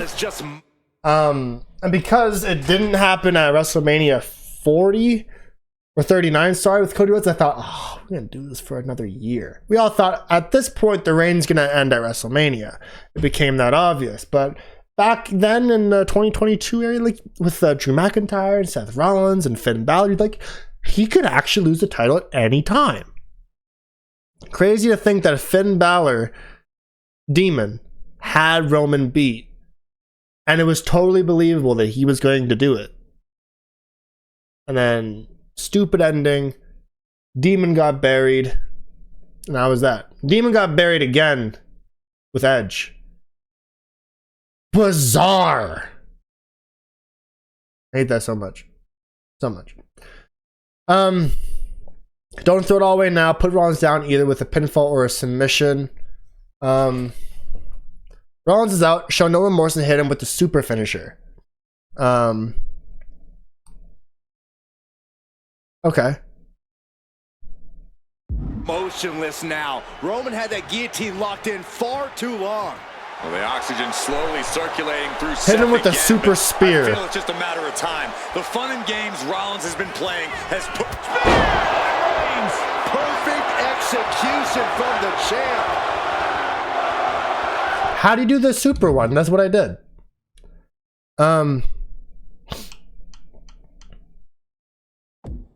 What the hell? How do you do the super one? With 3 finishers stored or running at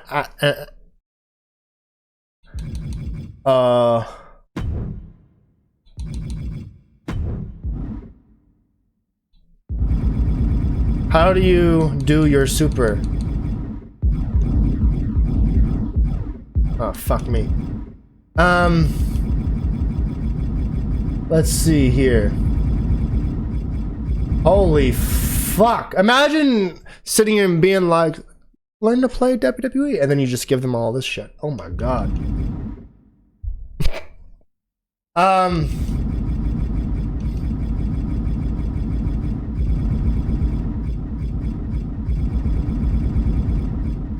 Oh my god. I'm just trying to learn how to do a super finisher. Finisher. No. So there it is. Oh my god. It doesn't even actually tell me how to do it.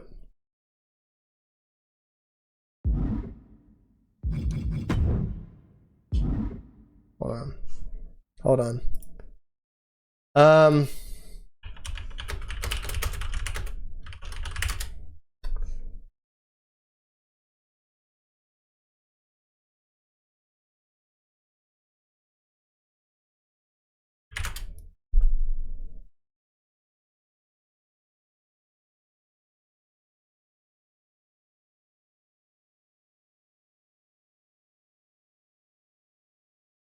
I have no idea how you do this, but doing the spear didn't let me, didn't use an actual thing. It looks like he's stalking his prey. Oh, standing dazed in the corner. Leaning on the turnbuckle here. Just like that, Roman gets stopped. Legs caught.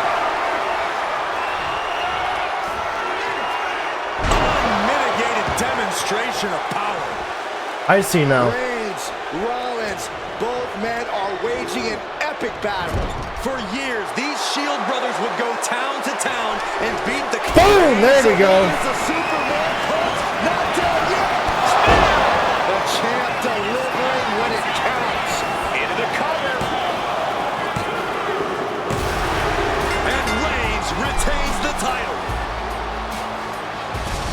Why did he get up immediately? He just no-sold that.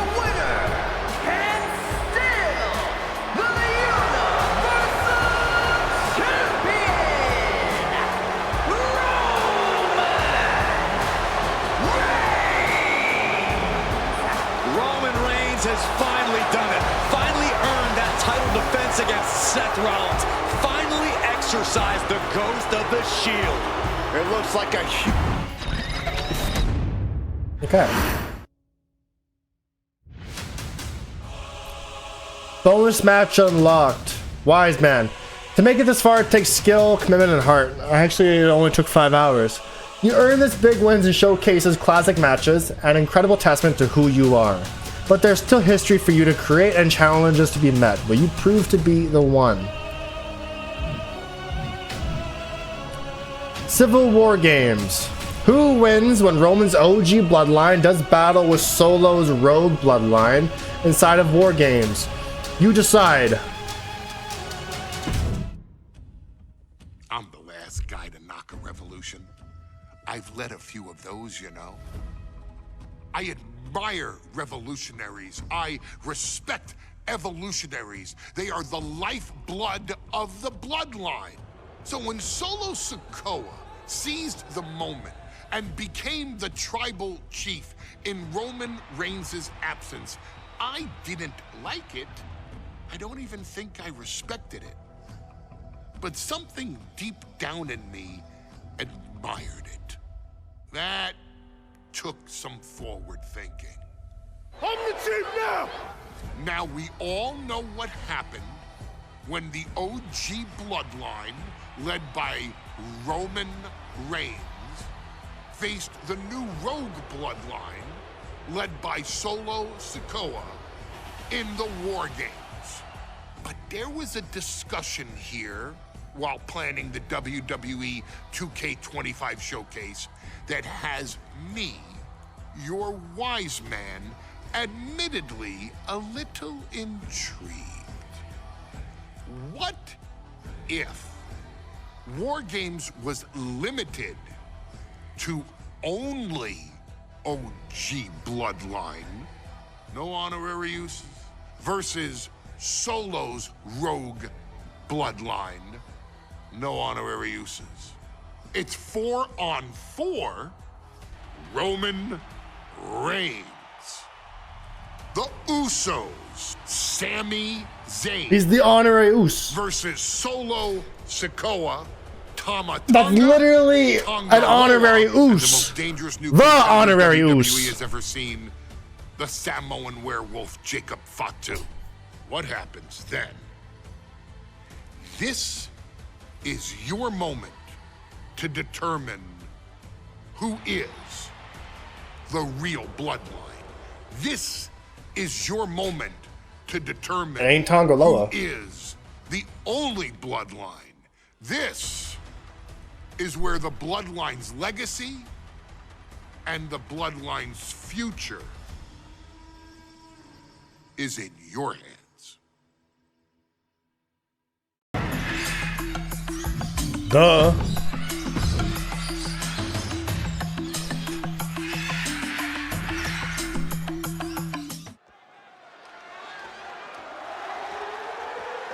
The following contest is the men's War Games match. The rules of the match are as follows. 2 teams will be contained in separate cages, with 1 member of each team starting the match. At regular intervals, alternating members from each team will be released to enter the match. The team with the advantage will be the first to have a member released into the match.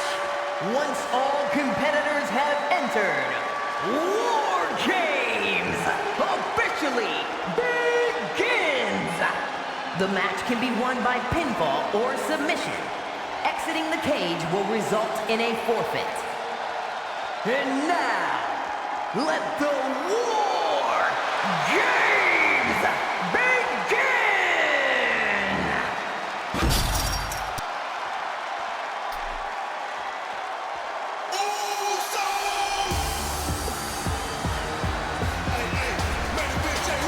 So it's gonna be Jey Uso versus Jacob Fatu. Dynasty is on the brink of collapse. This conflict goes far beyond acknowledgement, Michael. This man and the original Bloodline are fighting for their livelihood. Introducing first, from San Francisco, California, weighing in at 242 pounds, main event, Jey Uso! This man and the rest of the original Bloodline is under attack. I love the transition. Do whatever it takes to wipe out the old guard. But this man and the rest of his crew will not go down without a fight. This is a power struggle that could not be contained by a traditional 20-by-20 ring. He's ready to bring the heavy fire to the new Bloodline. I'll hop on. I don't have a problem with Jey Uso. I don't think he's... I didn't think he would have been the one for Cena.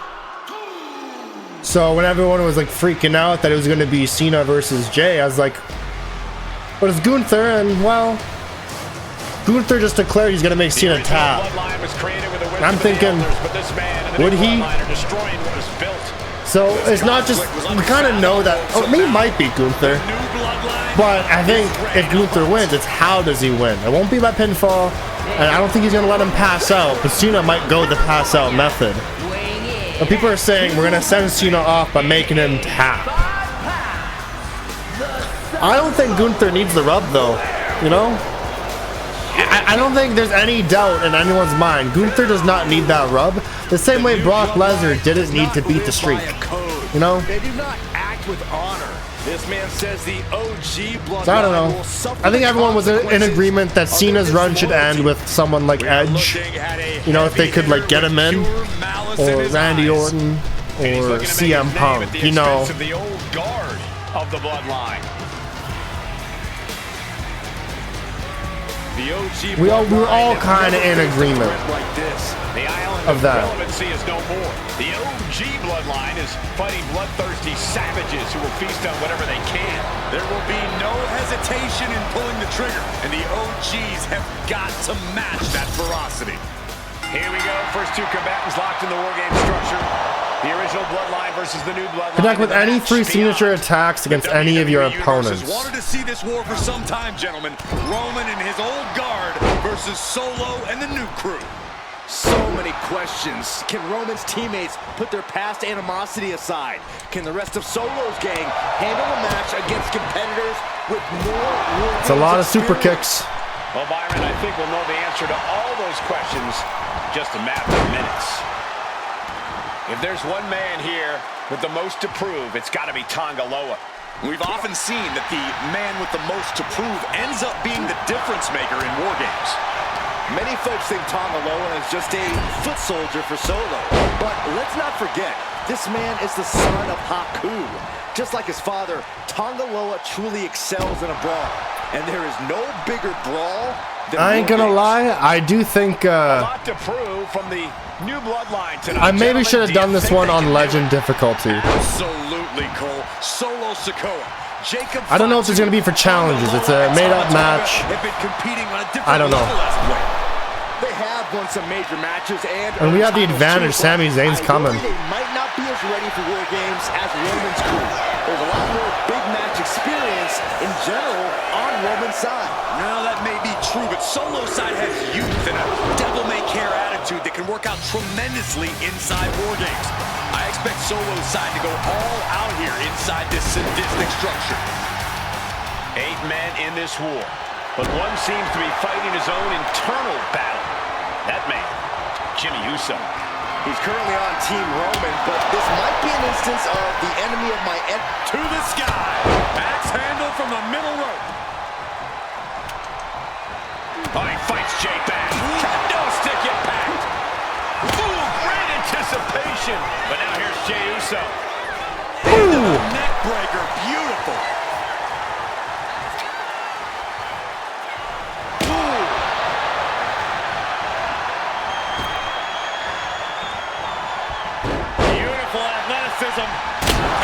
What can you take? Yeah, he's just running on fumes now. Oh, kendo stick stick wrapped around the head. Solo Sikoa's group at a decided disadvantage. His side has less experience inside this structure. But look at how young and hungry Team Solo is. In particular, Tama Tonga is a real Oh wild God, card. he's like a hyena working. Bro's cooking. Raw meat. I even asked Tama backstage if he was looking forward to this match, and he just said to me, I like Tama Tonga. He was in the Bullet Club with Finn.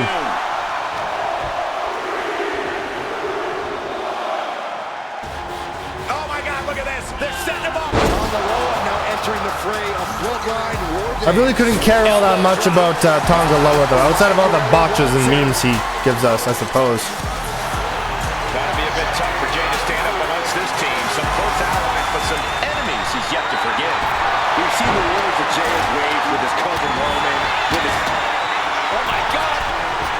Totally missed that one. Kick lands.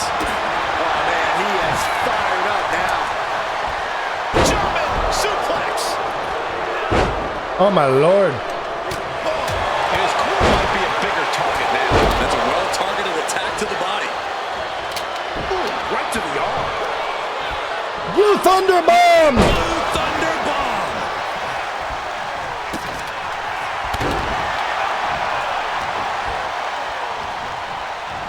Power from the suplex. Oh, you got the crowd heating? Solo Sikoa, leader of the new Bloodline, has called himself the head of the table, called himself Tribal Chief. And when he asked the WWE Universe to acknowledge him, we're hearing more and more of the crowd agree.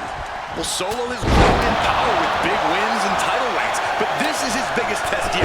If his crew can defeat Romans, Sikoa will be everything he says he is and more. Here's the buzzer, and Jimmy Uso is looking for revenge against the new Bloodline in War Games. Old Bloodline, new Bloodline, both sides engaging in a brutal battle. Every one of the... Haluva kick! It is over. Is Zayn closing this out?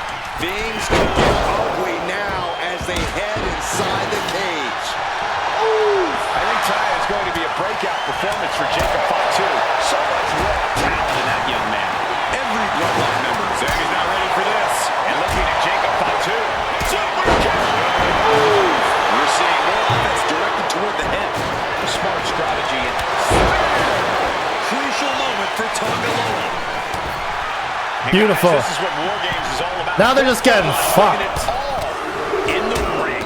The old guard and new school trading their biggest shots in one of the most dangerous environments in all of WWE. Nasty. He has to be in the world here. Looking to go up hard. Oh my God. And it's Jay.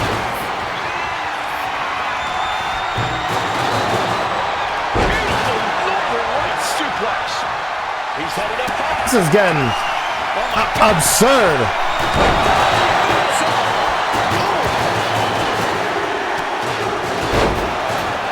Tama Tonga looking to get wild inside War Games alongside his Bloodline. Driving up the wall now, and he's got some crazy top rope. They're not going to go into this one without a little... Busting open all four of your opponents. Jay taking his offense top rope. Uso splash. Yeah? Jay nailed all of it. Uso. Then it's Jay Uso. Will Jay take advantage? OG Bloodline leader Roman Reigns has so much on the line in this one, guys. Oh, absolutely, Michael. Solo Sikoa took his spot at the head of the table. He says he's the new... Who's getting fucked up? And that is Roman's legacy. Those names, this group, they mean something. But the Bloodline represents all that Roman has built in his career. And he needs to take it back tonight. And the WWE Universe continues to remain on their feet.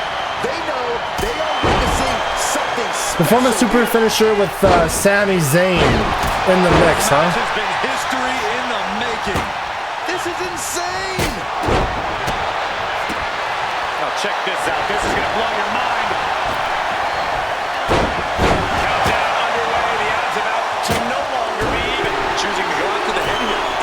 strategy. And the tribal chief. Here we go. Showing no regard for his opponent's well-being. Using it like a hammer saw to break the table in half. Clearly holding nothing back. Looking to do lasting damage.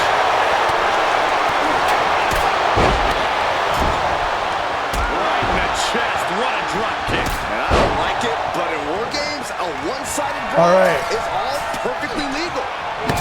Oh, quick way to respond with the reversal. We need to make Tama Tonga bleed.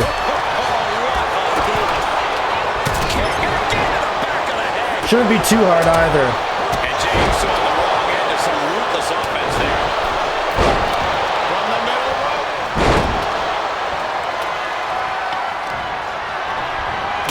Isolating them. Both wrists captured and so much disdain with each of these shots. Something about this is starting to feel way more personal. He's about to do it. He's about to do it again. Oh, what a DDT. Jacob about to end this fight. Ha.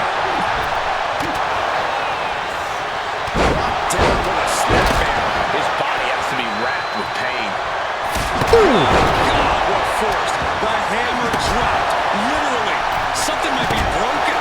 Here comes the buzzer. The numbers advantage vanishes with this next entrant. Tama fights back. And now the new tribal chief, Solo Sikoa, joining. I need to make sure that I don't let any pins happen. I need to get a super finisher with Roman Reigns as my next objective, and bust open everyone as well. Jacob's planning something here, and looking at Jacob on two. DDT! Does Jimmy have any fight left? Sami Zayn looking for it. He looks absolutely dead on his feet. All right, all that's left is Solo now. Good defense will even matter at this point. From the top. Consecutive high-risk maneuvers, and the pace of this match has certainly picked up.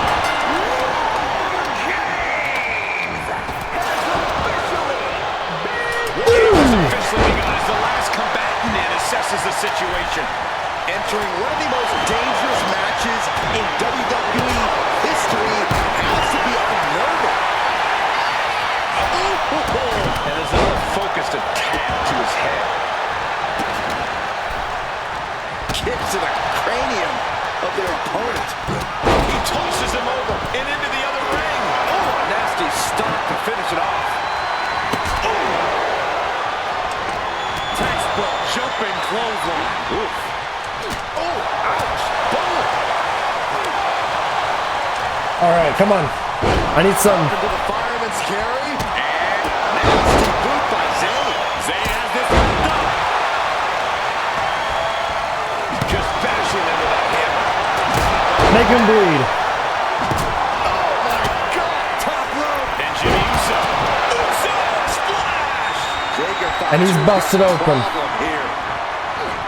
You can see all the brutality the original Bloodline team has dished out. Everyone on Solo's team are filling the War Games cage with their own Sami Zayn with a bang. No doubt, Sami just I think the AI is programmed to not do any pins. long way down from there, but it looks like he has a plan. The amount of precision that went into landing. Just letting you have at her. Absolutely no room for error there. Blocking the cage, but that makes absolutely no sense. Uso splash. That could put Tama down for good. Uso, and now Jimmy Uso. Jimmy might have just finished things. Down on the ground, getting pummeled by that hammer. Crucial moment for Tonga. Boom! There's my super finisher. Reigns not done yet. There is the spear. And then win the match. Hey, yo!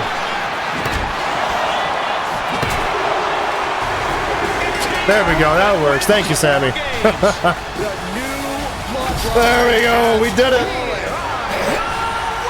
That was absurd. I was just like beating people up until... Damn.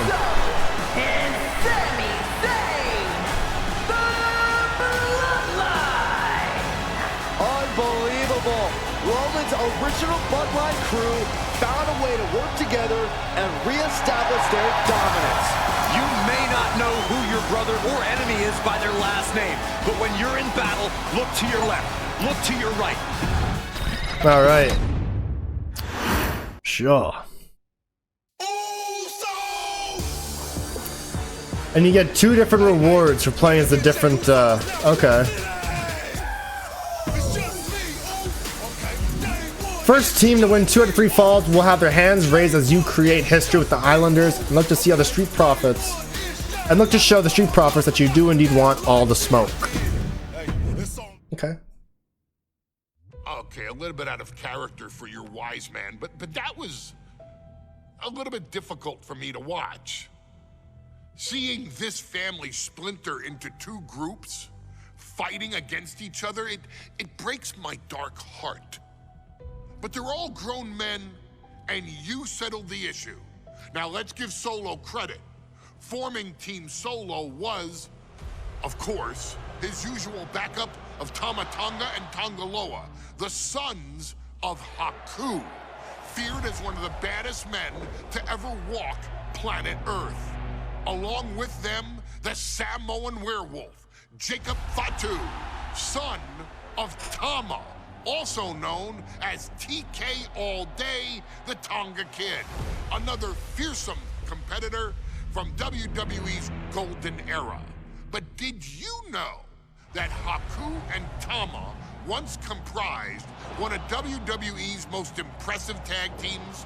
Haku had been considered family by the Dynasty for years on end, and his teaming with Tama, brother of Rikishi, solidified this for eternity.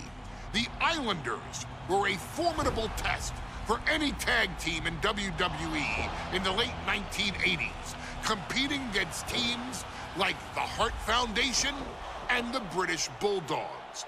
Initially fan favorites, the two would embrace a more hard-nosed approach and even teamed up with WWE Hall of Famer Bobby the Brain Heenan, finding even more success. The team flawlessly merged aerial excellence, martial arts mastery, and some good old-fashioned Islander grit. Perhaps their most infamous moment saw them actually dog-nap Matilda, mascot of the British Bulldogs, showing that they were willing to do literally anything to throw opponents off their game. Not the Bulldog. Are still revered today as 2 of the real legit tough guys in the industry. Names that instill fear simply upon mention, and they absolutely taught their children well. Tama Tonga and Tongaloa both love to slowly brutalize an opponent in the traditional Haku style, while Jacob Fatu hurls his body at opponents from all angles with reckless abandon, much like Islander Tama in his TK All Day heyday. For their inclusion in the 2K25 showcase, we find the Islanders in a dream match, taking on another team that has mastered the air, ground fighting, and has their own brand of swag that keeps opponents guessing at all times. Ladies and gentlemen, I'm talking about the Street Profits. Montez Ford and Angelo Dawkins have put together one hell of a run in WWE, and the perennial tag team champions are going to find themselves in an unfamiliar setting, taking on Haku and Tama in a best 2 out of 3 falls match.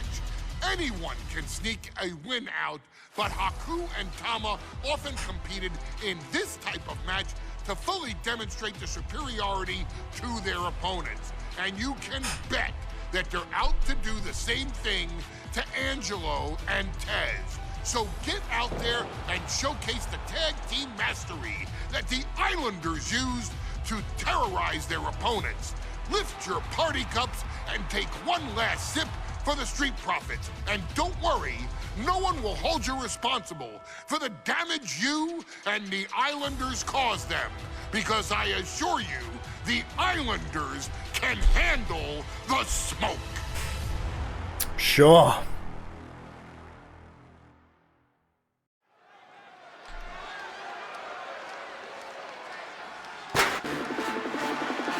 Is that a chair? It is time for the Street Profits to get themselves some of the Islanders. Well, with all due respect to the smoke and the party cups, but AD and Tez need to up their game. This could be the Profits' night, but it's not going to be easy. The Profits possess tremendous athleticism, but so do the Islanders. And let's not forget, the Islanders have Bobby Heenan in their corner. You know, I imagine someone would buy Street Profits solo cups on WWE Shop. I'm assuming that's a product. If it's not, what the fuck? And I wonder, some people are probably would sit there and be like, yep, we're gonna use them, and then throw them in the trash. That'd be expensive. Very expensive cups. The Islanders are known for innovative double-team offense, but they're looking to do more than just beat the Profits.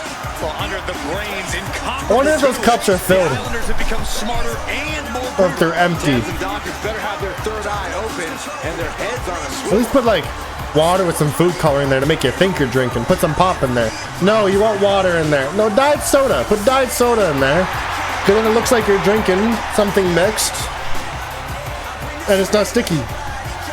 But it could stain, so maybe water. I don't know. And the Islanders with supreme athleticism from all four competitors. What this match could boil down to, guys, is which team picks up the first pinfall. It's not going to take long for chaos to rule. The Profits and the Islanders are ready to see who is the best tag team on Earth.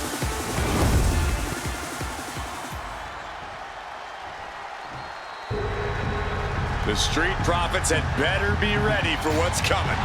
Tez and Dawkins have to be ready to deal with any shortcut the Islanders can find. Their opponents, accompanied by Bobby Heenan, at a combined weight of 499 pounds. Kama and Haku, the Islanders. We know the Islanders are as vicious as they come, but the Street Profits excel in all forms of chaos. Yeah, Corey, but the Islanders have a plan and will stop at nothing to carry that out. The Profits will have to truly compete as a team to overcome the odds in this 2 out of 3 falls match. The truth is, I don't know if Ford and Dawkins have faced a team as dangerous as Haku and Tama. And the Street Profits are going to have to execute a next-level plan to take down the Islanders and Heenan. All right, here we go. Best 2 out of 3 falls. Keep it simple.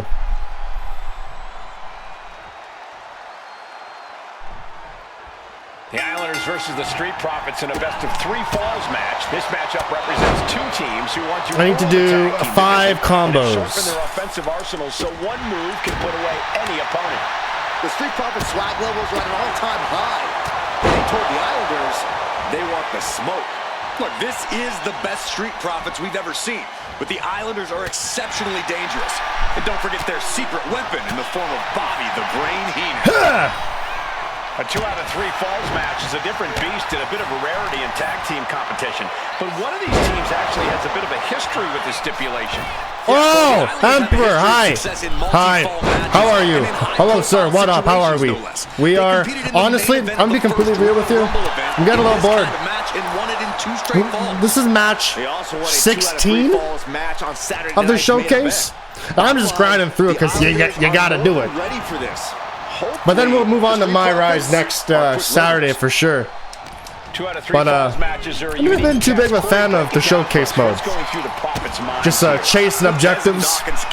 So we're playing on the easy difficulty to try and breeze right through it. But we do have the last one coming up right away. Not much when the competition level is this high. After this match, it's the final one. We're gonna play on legend difficulty. To send off the stream. When I look at Haku, and then boom, one sitting. We do the whole showcase. I am excited for the My Rise mode though, because I hear it's wacky, and I always love a wacky wrestling video game storyline. A lot, like an unhealthy addiction to it. To be completely honest with you. Well, how are you? It's Saturday. It's a beautiful day. It stopped snowing. It's been raining all week, so the roads freeze and everything sucks. Today I woke up, I shoveled the snow, It stopped snowing. It's still cold as fuck right now. But something that Tez and Dawkins need to watch out for tonight is the presence of Bobby the Weasel Heenan. You're playing the Elden Ring Night Ring DLC. Don't you dare disparage the brain. And how is that going for you? Heenan is indeed a wise man who has quickly brought the Islanders. Those knowing NukaDud, I do not vibe well with Elden Ring.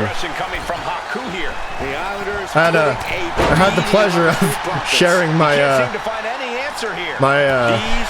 I have a little video on my YouTube of the moment that led to it. Sure, let's do a tag finisher. Why not? That works out for us. Of the moment. Double team Savate kick. And the Islanders just sent the Profits up in I don't think Angelo Dawkins has not been in this match at all. Shot combination. Across the forehead and right to the chest and then the throat. Wicked. So many accolades for Dawkins and Ford, triple crown. I'm just trying to fill. It says they want all the smoke. Bring it to them with your trademark Islanders offense to take the early control. I'm sitting there trying to fill up that meter. I'm not sure if one pin would ruin it or not. So until the game tells me to win, I'm not going for any pins. But I suppose Montez will be easy pickings for those 2 pins. Anyway, that's 2 out of 3. And a double axe handle smash. Bro is stunned. All right, we'll do another double team move.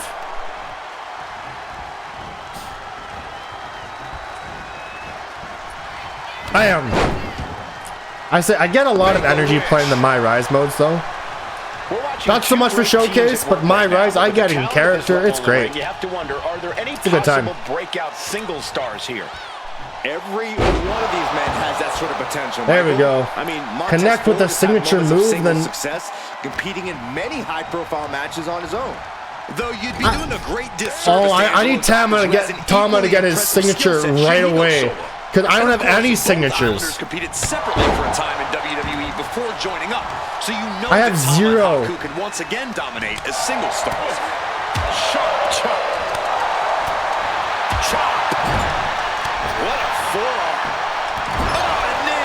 And what is your signature?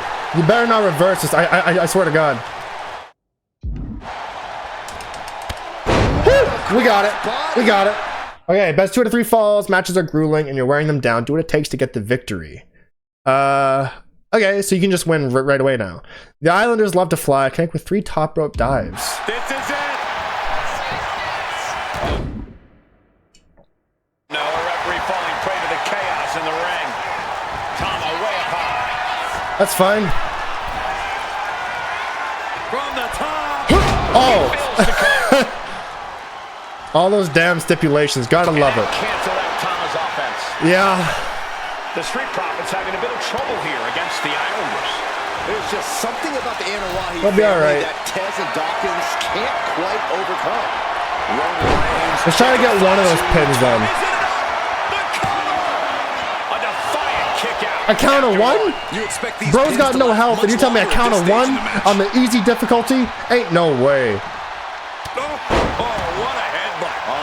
All right, let's get these dives going. 3 top rope dives. That's 1. And again. I am not believing what I'm blast off. That's 2. Fortune favors the bold. Can we get 3? Could be a winning strategy. Launching. We can. All right, now just outright win the match. We thought it was going to be the Street Profits. We finish it off with I'm assuming a splash. Yeah. The Profits are down and the Islanders are about to reap the rewards. There's 2.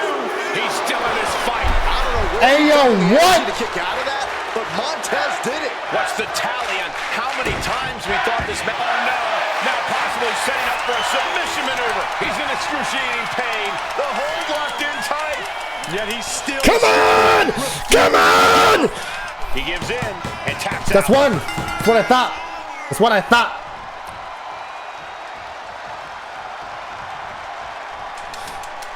Oh. Oh man! This is a bbig night for the Street Profits. Oh. Their parting cups are filled to the brim. Imagine if we don't get Angelo in this at all. Come on. Come on. Knock you, Loopy Saxton. But I know for a fact that the Profits have the strong stuff in hand tonight. In fact, I've heard the Islanders plan on taking a victory swig after this match. They can definitely handle it, Corey. Tom and Haku have very strong heads.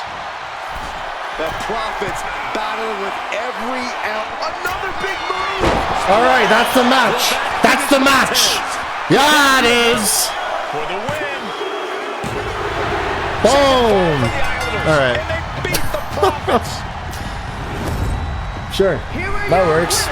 Poor Angelo got nothing out of that.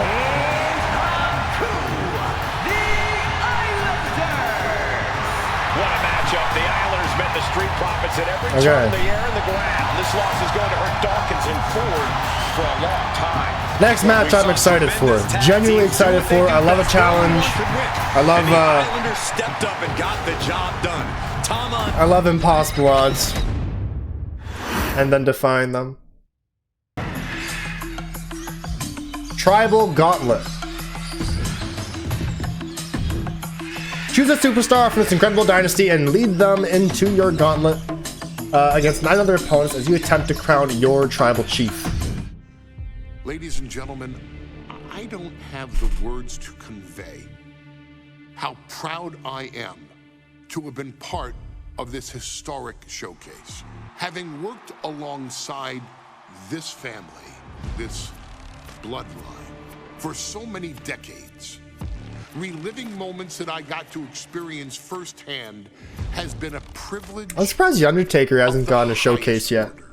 Introducing you to WWE legends that I hold in such high esteem, and also spotlighting the modern day greatness their descendants have provided you in recent years, all to pay tribute to the greatest wrestling family I have ever known. Has truly been my privilege.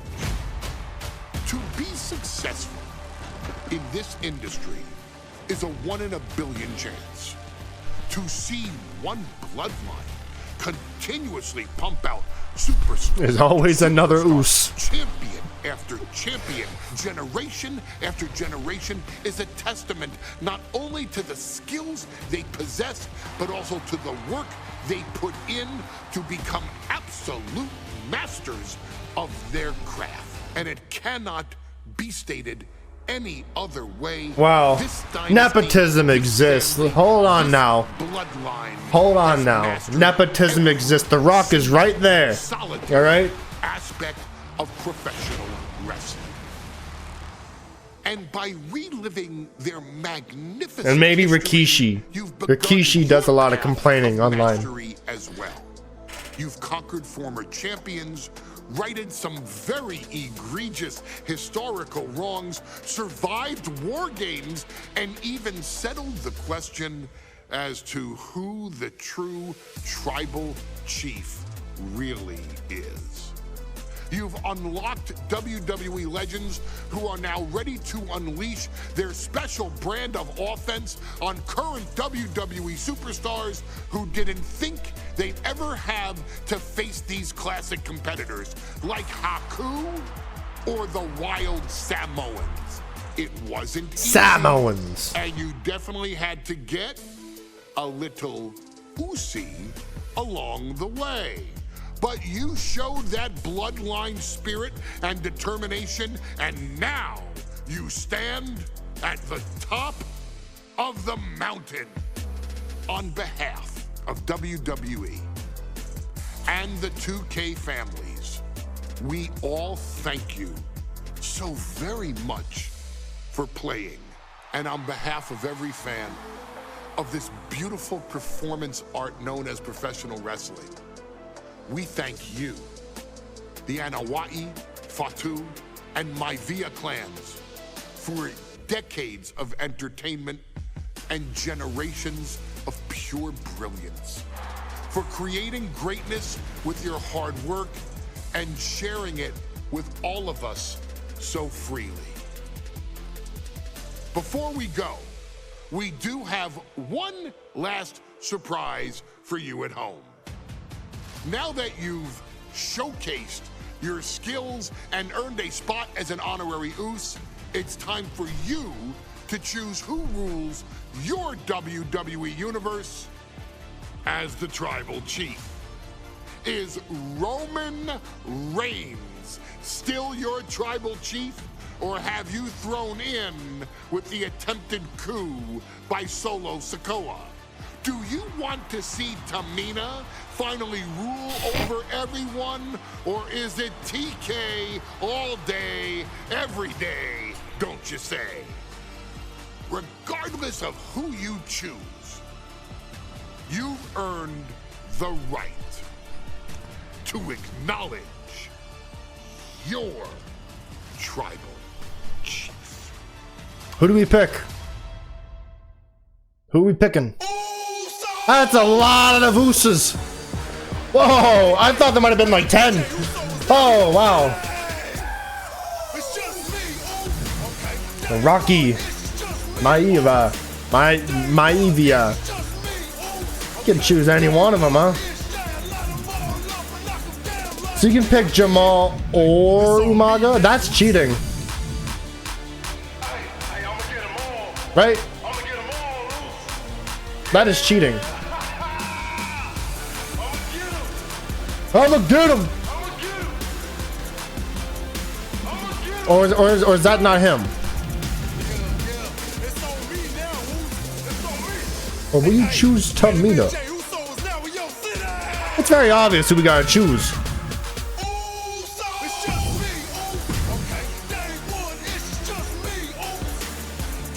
We got this. We got this. The following match is the 2K Showcase Tribal Gauntlet. The winner of this match will be acknowledged as your Tribal Chief. The rules of the match are as follows. 2 superstars will start in the ring. When one superstar is eliminated, a new superstar enters. Eliminations can occur by pinfall, submission, disqualification, or countouts. The match will be won if the first entrant eliminates all other entrants in the match.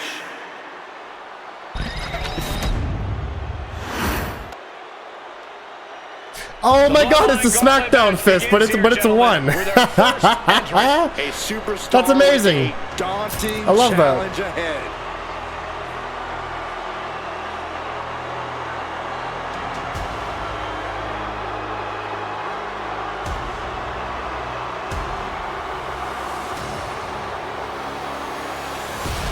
I just realized they don't have his epic theme in this game, do they?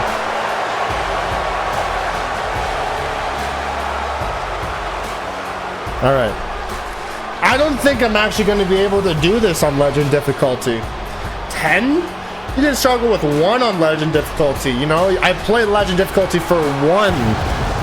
We'll see how far I get, I guess. And of course, as I said before, my pin game is not the greatest. It's not like in 2K24, 2K23, where you get used to it and you can escape out of some pretty gnarly pins. But one of the biggest dynasties in history? Is it even possible? I'm pretty fresh to Legend difficulty 2K25's. I don't think it's gonna happen. I don't think it's gonna happen on Legend. I think I'm gonna have to switch it back to easy and do it. But I want to try it on Legend at least to see how far I get. And I think I'm only gonna try it once. That probably will be the one challenge I'll never ever beat in this in the game.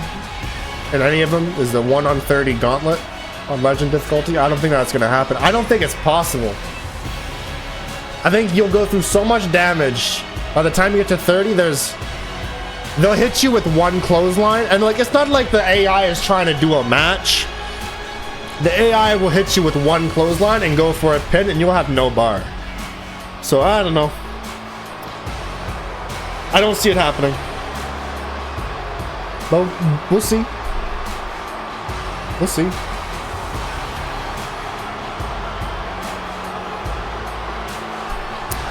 little frightened, actually, mind you. Nuka Love keeps texting me, so we're still streaming. I have a funny feeling she wants me to pick her up when I'm done streaming, so we might be here a while.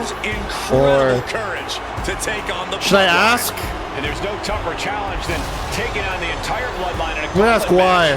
Can't imagine what's going on inside this superstar's head. I am getting hungry though. I've only had oatmeal. I've had a protein shake. You know, and right, that's all I've had so far.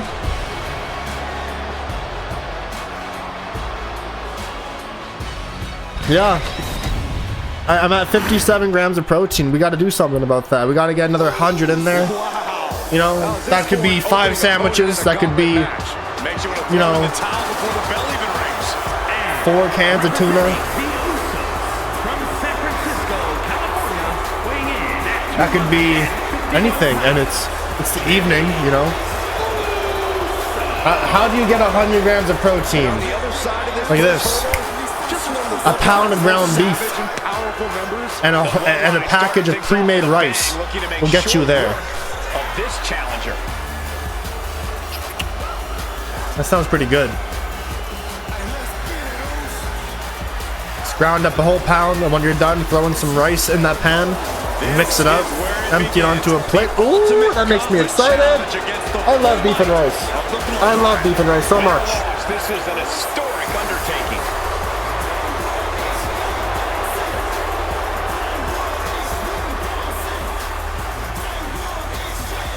Beef and rice is amazing. You can do so much with it. Salsa, ketchup, barbecue. Oh, ranch maybe. You can do so much with it. Hot sauce, buffalo sauce. It feels like it all has led up to this. Oh, a chance to there's objectives. The table. The proving ground is right here, right now. It will be a gauntlet containing a member from and use any 3 of your vaults and finishers. The odds are almost insurmountable. And use what's that bomb challenge say? And use any 3 of your vaunted finishers to drive home the point that you're running the show.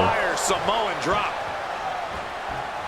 And we know there was turmoil in the family coming into this. All right, we need to make use of our taunts to make sure that we can. Let's call it what it is, Michael. The family wants to put this member in their place. Wants to bring them down a peg. To me, tonight reads more like punishment for having a mission. One counter met by another. Boom, and fights back. Dueling reversals. Both athletes Come on. incredible reflexes here. Reigns able to sidestep. Holy fuck. High-level ability being shown with each of these counters. Oh, look at the knees. Burying knees into the body. That was a vicious display. You can almost see the disdain in their eyes. Oh, my goodness. Ah, what a smash. That is just insulting. And I'm trying to keep my eye on my health bar too. Goodness gracious. Because you want that to recover as much as possible, right? Uh-oh. He's playing possum. And he breaks the count quickly. And those kickouts are only going to get harder. Oh, and Roman fights back. Boom! Reigns unleashes the Superman punch. That ain't enough to do it.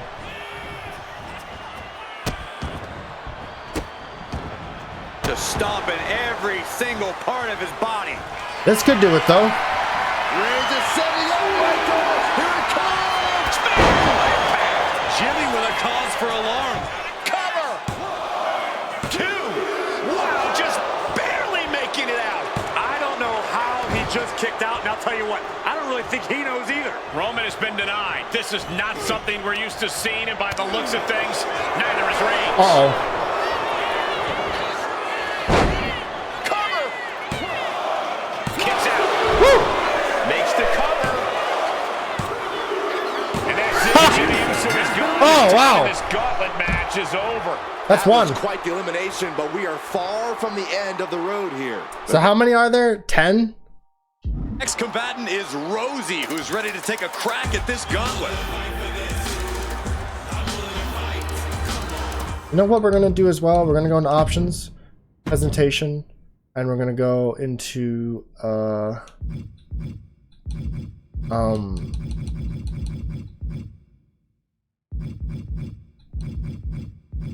Oh.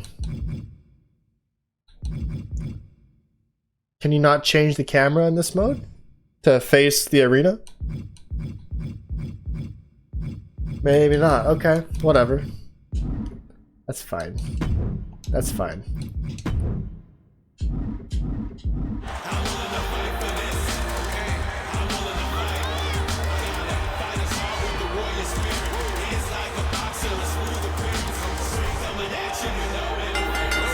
Oh. Not fair. And as cruel as this match might seem, let's not forget, this is family. And right or wrong, however a family settles their disputes needs to be respected. Or you can even ask if this is a fight to fix a family or a night to control an entire business. That's hard to say, Byron, when the family business is all about fighting. Oh, God.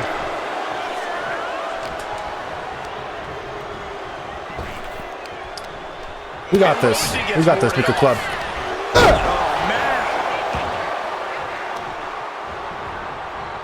The light attacks open them up to be stunned, which allow us to do what we need to do. Vicious stomps to the hand. And if the first stomp doesn't send you the message, the follow-up ones definitely will. And a stomp to the gut. And let's not lose the reason for this match, the right, no, the honor to have sole possession of the seat that stands at the head of the table. Well, if you can survive tonight, you will be at the top of the mountain, casting an enormous shadow over every possible challenger. I'm already intimidated thinking about the Ulafala adorned around this superstar's shoulders. Rosie's not putting up much of a fight. Is waning a bit now. There we are. Spot for Rosie. Ooh, and he stops that offense. Oh, God. He goes for the cover. Oh, it turns it around and has the pin. The only cover. Too soon. Not quite there yet. Definitely looks in a hurry to finish. Boom! Superman punch! Oh my goodness, dribbling the opponent's head like a basketball.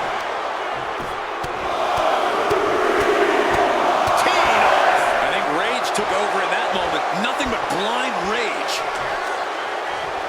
Oh, look at this. Just cranking the head. That's got Looking for a spear. I'm looking for a spear. But I need to get you stunned first. Unparalleled intensity from Roman Reigns.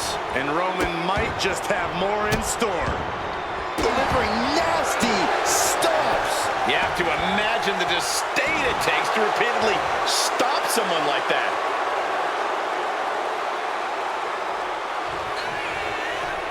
That's stupid. I had you. Non-stop blows. Opportunity now for him to capture some momentum. Nice takedown, stack from Maybe I can just stack him, and that's that. What reflexes? Looking for the pin. He can do it here.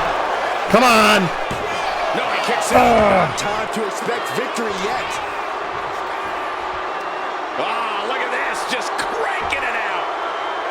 There's a little sidebar. Put your dominance on full display by dishing out a monstrous amount of punishment to anyone in your way. I just filling up at a snail's pace. Oh, goodness. Blasted right into the corner. Strong impact. Roman Reigns saying this is I still have full health, so this might be possible. This is Roman's universe. It might be possible. And a series of vicious stomps. You can feel the resentment building with each stomp there, taking on even more brutal damage there. But I highly doubt anybody's going to throw in the tap. From the top. Ooh. Maybe that's it. Came down like a lead balloon. 2 count, breaks the close Ah. Long 2.5 in the waning moments of this match.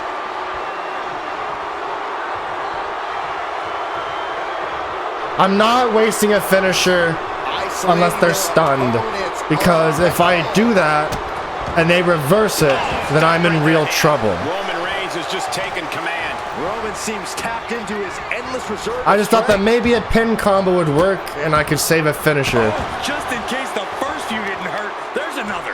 but it appears we're not there.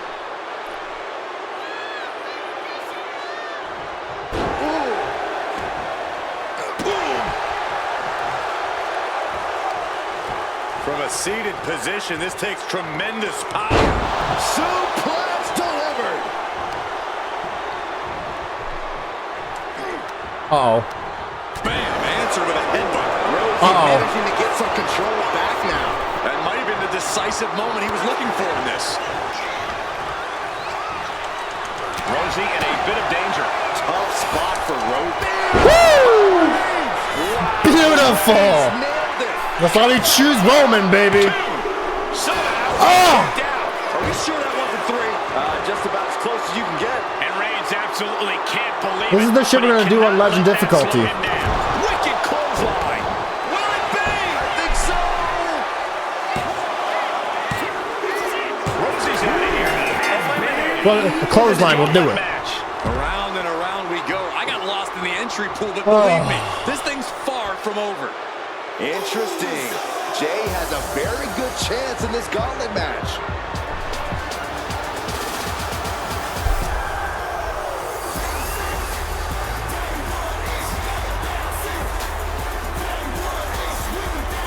Oh, Lordy.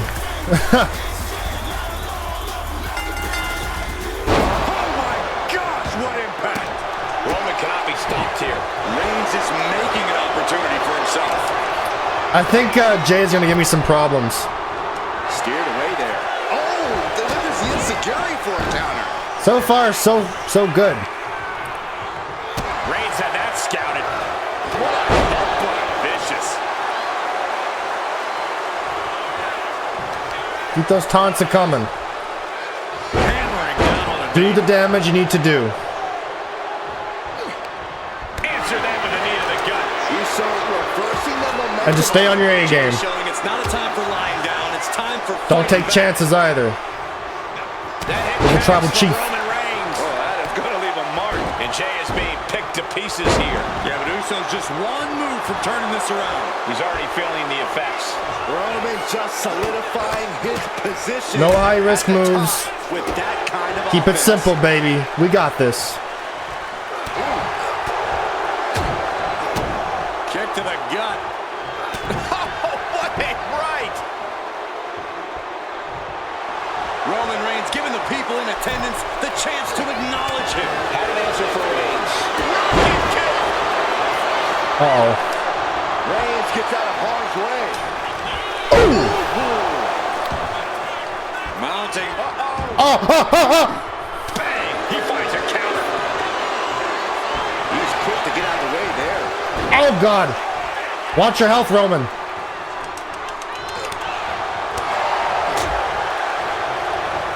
Arm trapped. One after the other. And any one of those shots could take you out for good. Oh, I missed. Turns it around. Boom. Superman punch from Reigns. Oh, Roman Reigns. All right, this will be the 3 finisher challenge done. And it can be all over for Jay. Is it enough? The cover. 2. And Jey Uso is eliminated from this gauntlet match. It's a We're still full health, Nuka Club. 3 down. What, 6 to go? The next combatant is Haku, who's ready to take a crack at this gauntlet.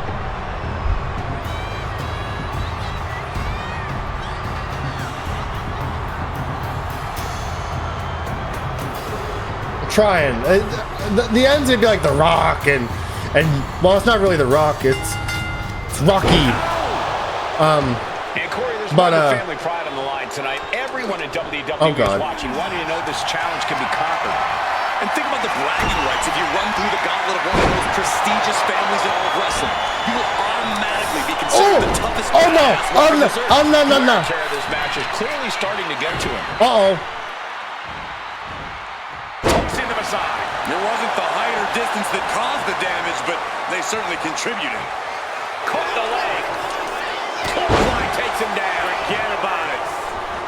Oh, God.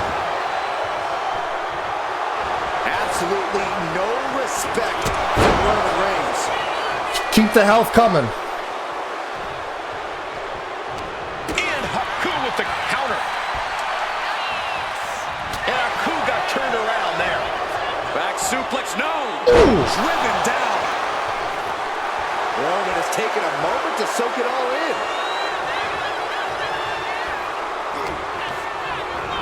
Fired hard into the corner. It crashes to the mat. You need to work on your health. Sharp knee. Oh my Come on. gosh. Got out of the way. Stops the attack with a hit to the gut. One answer after another. Neither competitor giving an inch. Calculating the next move Uh-oh. here. Running power slam. And that was a clear attack to his core. Maybe seeing it. Oh, what a kick to the face. Oh my God. And now Haku experiencing what it's like to get cut down. Yeah, Protect. Reigns came looking to prove his dominance, and he's doing just that right now. Shoulders down. Big kick. You have to think this battle is starting to weigh down on him. Take some time. Let's get him softened up, stunned, and then a spear, and maybe we'll survive. But do it slow and methodical. We have seen these men unleash a lot of devastating offense. Incredible that this match hasn't ended yet. It might just be a matter of time. This one is close to coming to a head. Ooh, got caught with a punch to the face. Kick to the gut. Boom! DDT.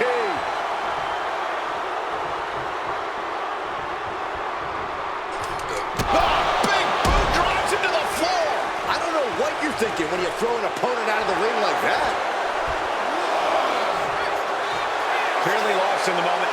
He better snap out of it.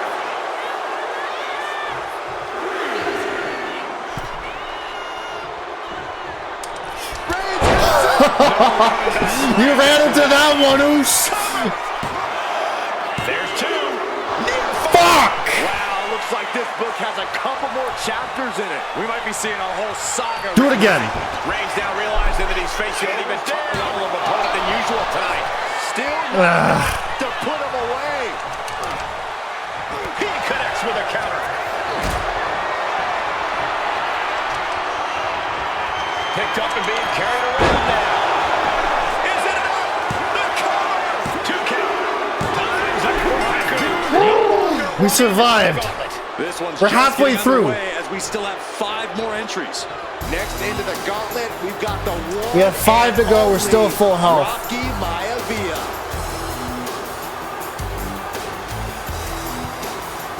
Come on. If we could do this first try, that'd be pretty cool.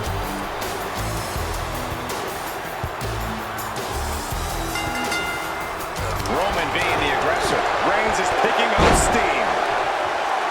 And Reigns is really fired up. With authority. They are feeding off the WWE fans, now pinning the arm down. To be fair, a lot of these are like weaker superstars compared to Roman Reigns, at least.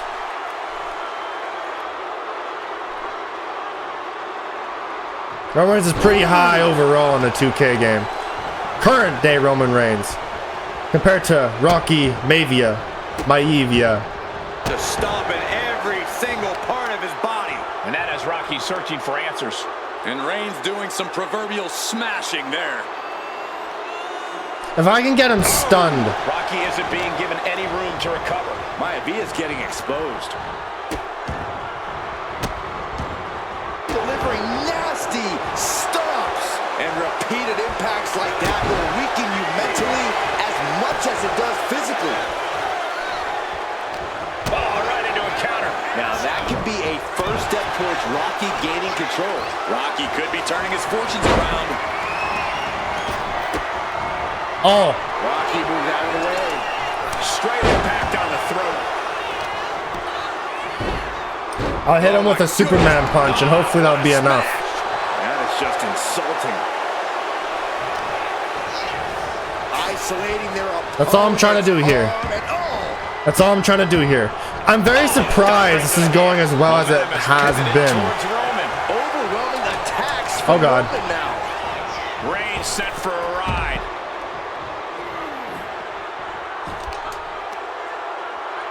And Reigns reverses. I ain't fucking with that. You can stay outside in your ragdoll position. There needs to be more ragdolls in a 2K game.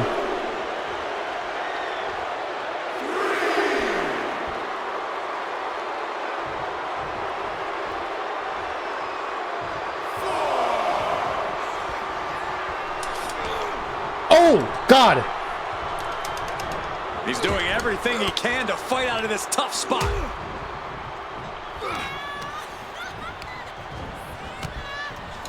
Elbow thrown to break up the maneuver. Counter after counter. Neither superstar getting the clear advantage. Not looking good in this position. Come on. Shutting your face after that one. And he just has to be in indescribable pain. Taking on so much offense. You gotta worry about the lingering Fuck me. effects. Down in a hurry. And he's only got one thing on his mind right about now.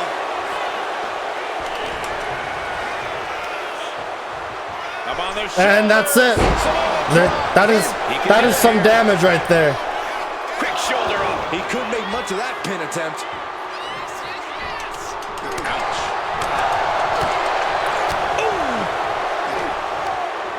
Defiant counter to Reigns. This is when things can get bad for us. Unloads a shot to the gut. Because Rocky's got a signature now too. No, we don't. Slips out of the way and lands the backbreaker. Now we have to let ourselves heal. Reigns is trying to pick his opponent apart physically and mentally. And a clothesline.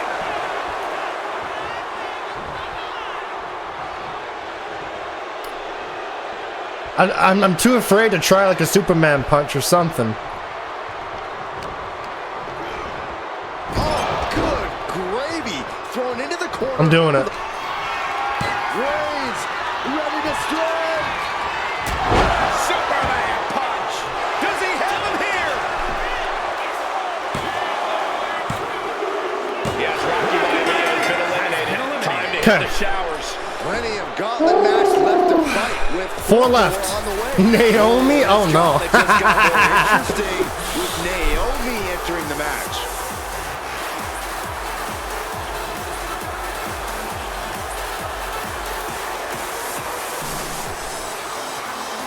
Alright, we'll get her stunned at least. And I want to keep note that I don't want to waste my signature and my finisher. So if I have a signature loaded up, I might as well just try to do a spear. Series of vicious stomps. No respect being shown. This is the game that introduced intergender wrestling. And a stomp to the gut. Tremendous pressure being applied in this head crank. Just a continuous rush being faced by Naomi. Naomi needs to be resourceful in this situation. It looks really silly. Wrestle free their opponent's arm. Has the arm trapped. Goodness gracious. You want to control the tempo. You want to dictate the pace. That right there is how you do it. Oh, a nasty stop to finish it off.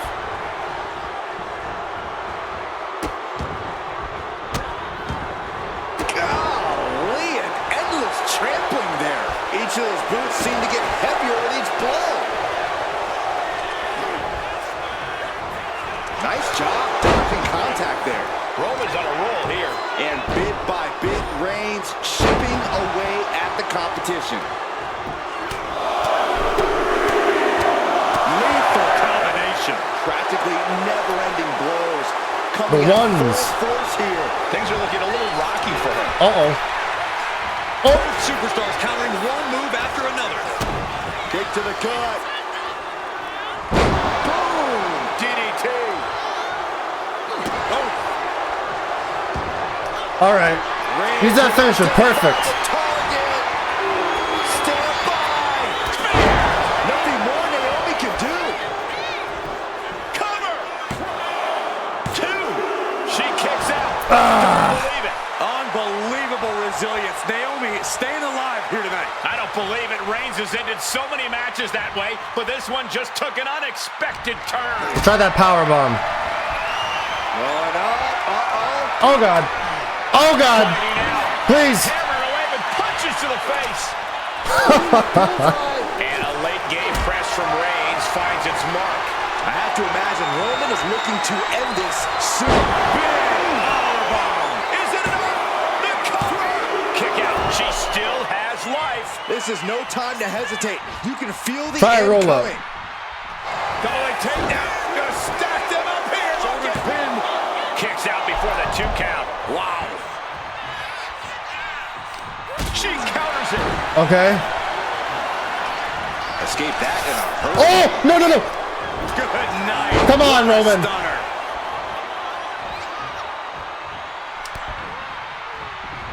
Oh, he cuts it off.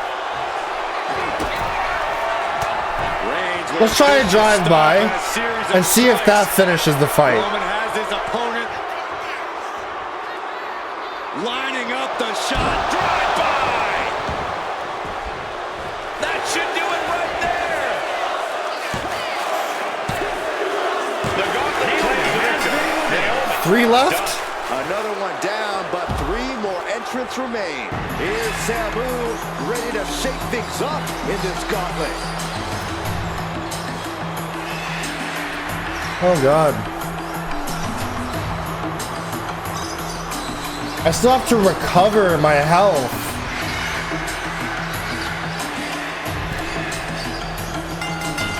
with a lariat. And at this point in the gauntlet, are you gentlemen stunned by how long this combatant has been able to survive? Look, you should never underestimate the fire of a Samoan. In any other circumstance, I wouldn't be surprised. But if you look at the caliber of relative, that was impressed. Okay. Oh, look at this. Just cranking the head. That's going to hurt.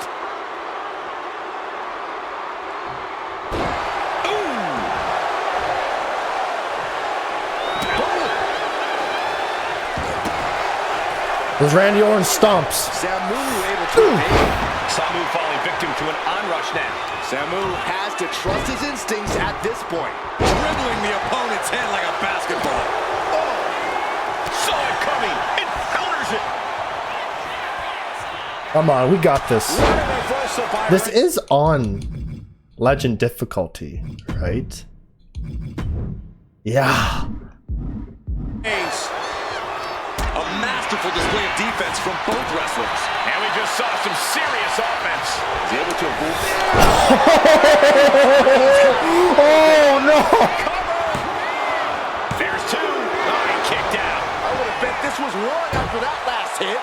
Goes to show you just never know what your opponent's capable of. It's not often we see the tribal chief held up at the 1-yard line. You have to think Roman will want to dial up that maneuver one more time.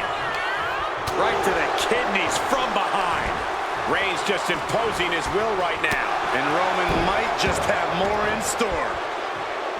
I need to let my shit toil away endlessly, and this crowd is on their feet in full appreciation. An incredible sight to see. I need to recover. Right about now, Roman Reigns demands acknowledgement. Here we go again. He made his point. Concentrate on the balance of everything outside of it. Uh-oh. Saw what was coming and got out of dodge quick. Just a nasty headbutt. Roman had that scouted. Chop. All right. Neither superstar giving an inch here. This should stun. Looks like a hockey fight's just broken out. So much pride, so much resiliency on display. It seems like this match is becoming something of an uphill battle for him. Ooh. With a Superman punch. Cover. There's 2. And that ends Samu's time in this gauntlet match. And after this, 2 more entrants to go. Oh, this is interesting. Okay. 2 getting in on this gauntlet action. Keep coming out slow. 2 more. We got this. We got this, baby. We got this.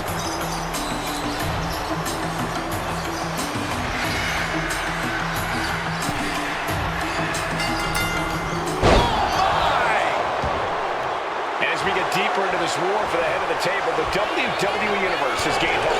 They're starting to believe a miracle is possible tonight. The energy energy in the arena has shifted.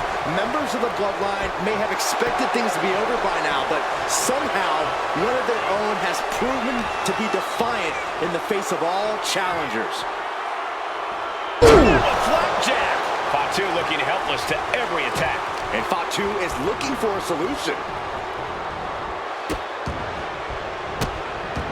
Who is number 10? Is it Tamina? Stomps. That was a showing of control and aggression, something they'll want to keep up. Spinebuster. That is the kind of move that leaves our jaws on the floor. Unbelievable. Whipped into the corner with tremendous force. And that canceled out Reigns' offense. Proof these superstars have done their homework. Oh, clothesline. Reigns really having his way right here. All right, take this time to recover. Taunt it up. Here we go again. He made his point. Concentrate on the match instead of everything outside of it.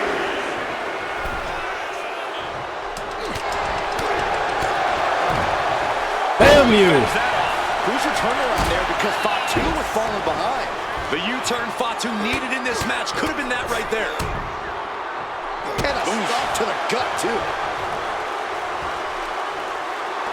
Reigns laying down the gauntlet for his opponent. Be methodical. Superboy takedown. Oh, no, wait a minute. What power from the Tribal Chief. Fatu is having problems here. Fatu has run into a roadblock.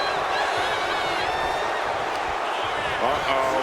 Face first in the turnbuckle. Shoulder to the stomach. What a way to get out of that one. He might be able to start mounting something here. Looks like he shook the cobwebs and he's turning it around.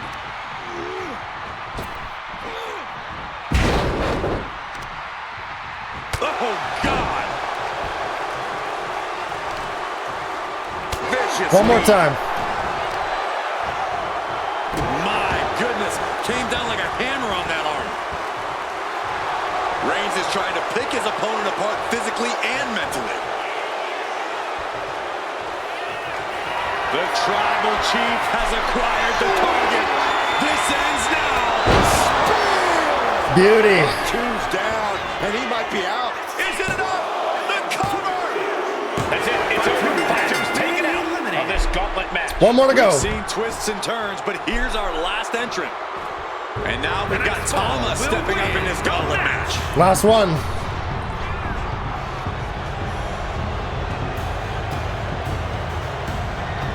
I have a lot in my arsenal. We got this.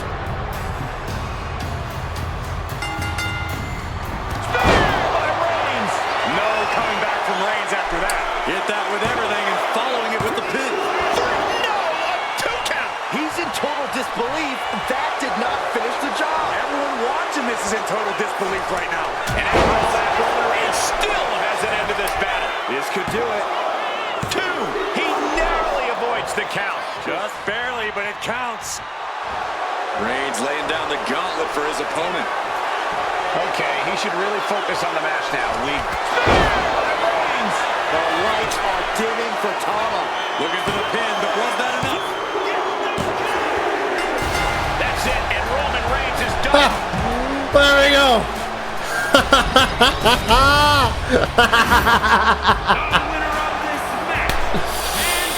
Yeah! There we go. I did it.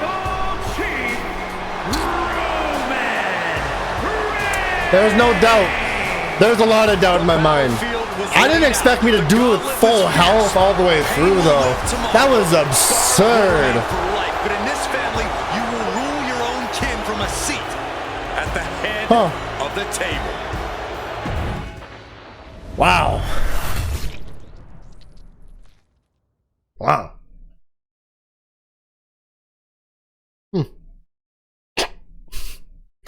You're inching even closer to the head of the table. Victories in every showcase match crowning your tribal chief. You got us feeling downright oozy. But there are still objectives remaining. Complete them all and earn all the unlockables. I'm not doing that.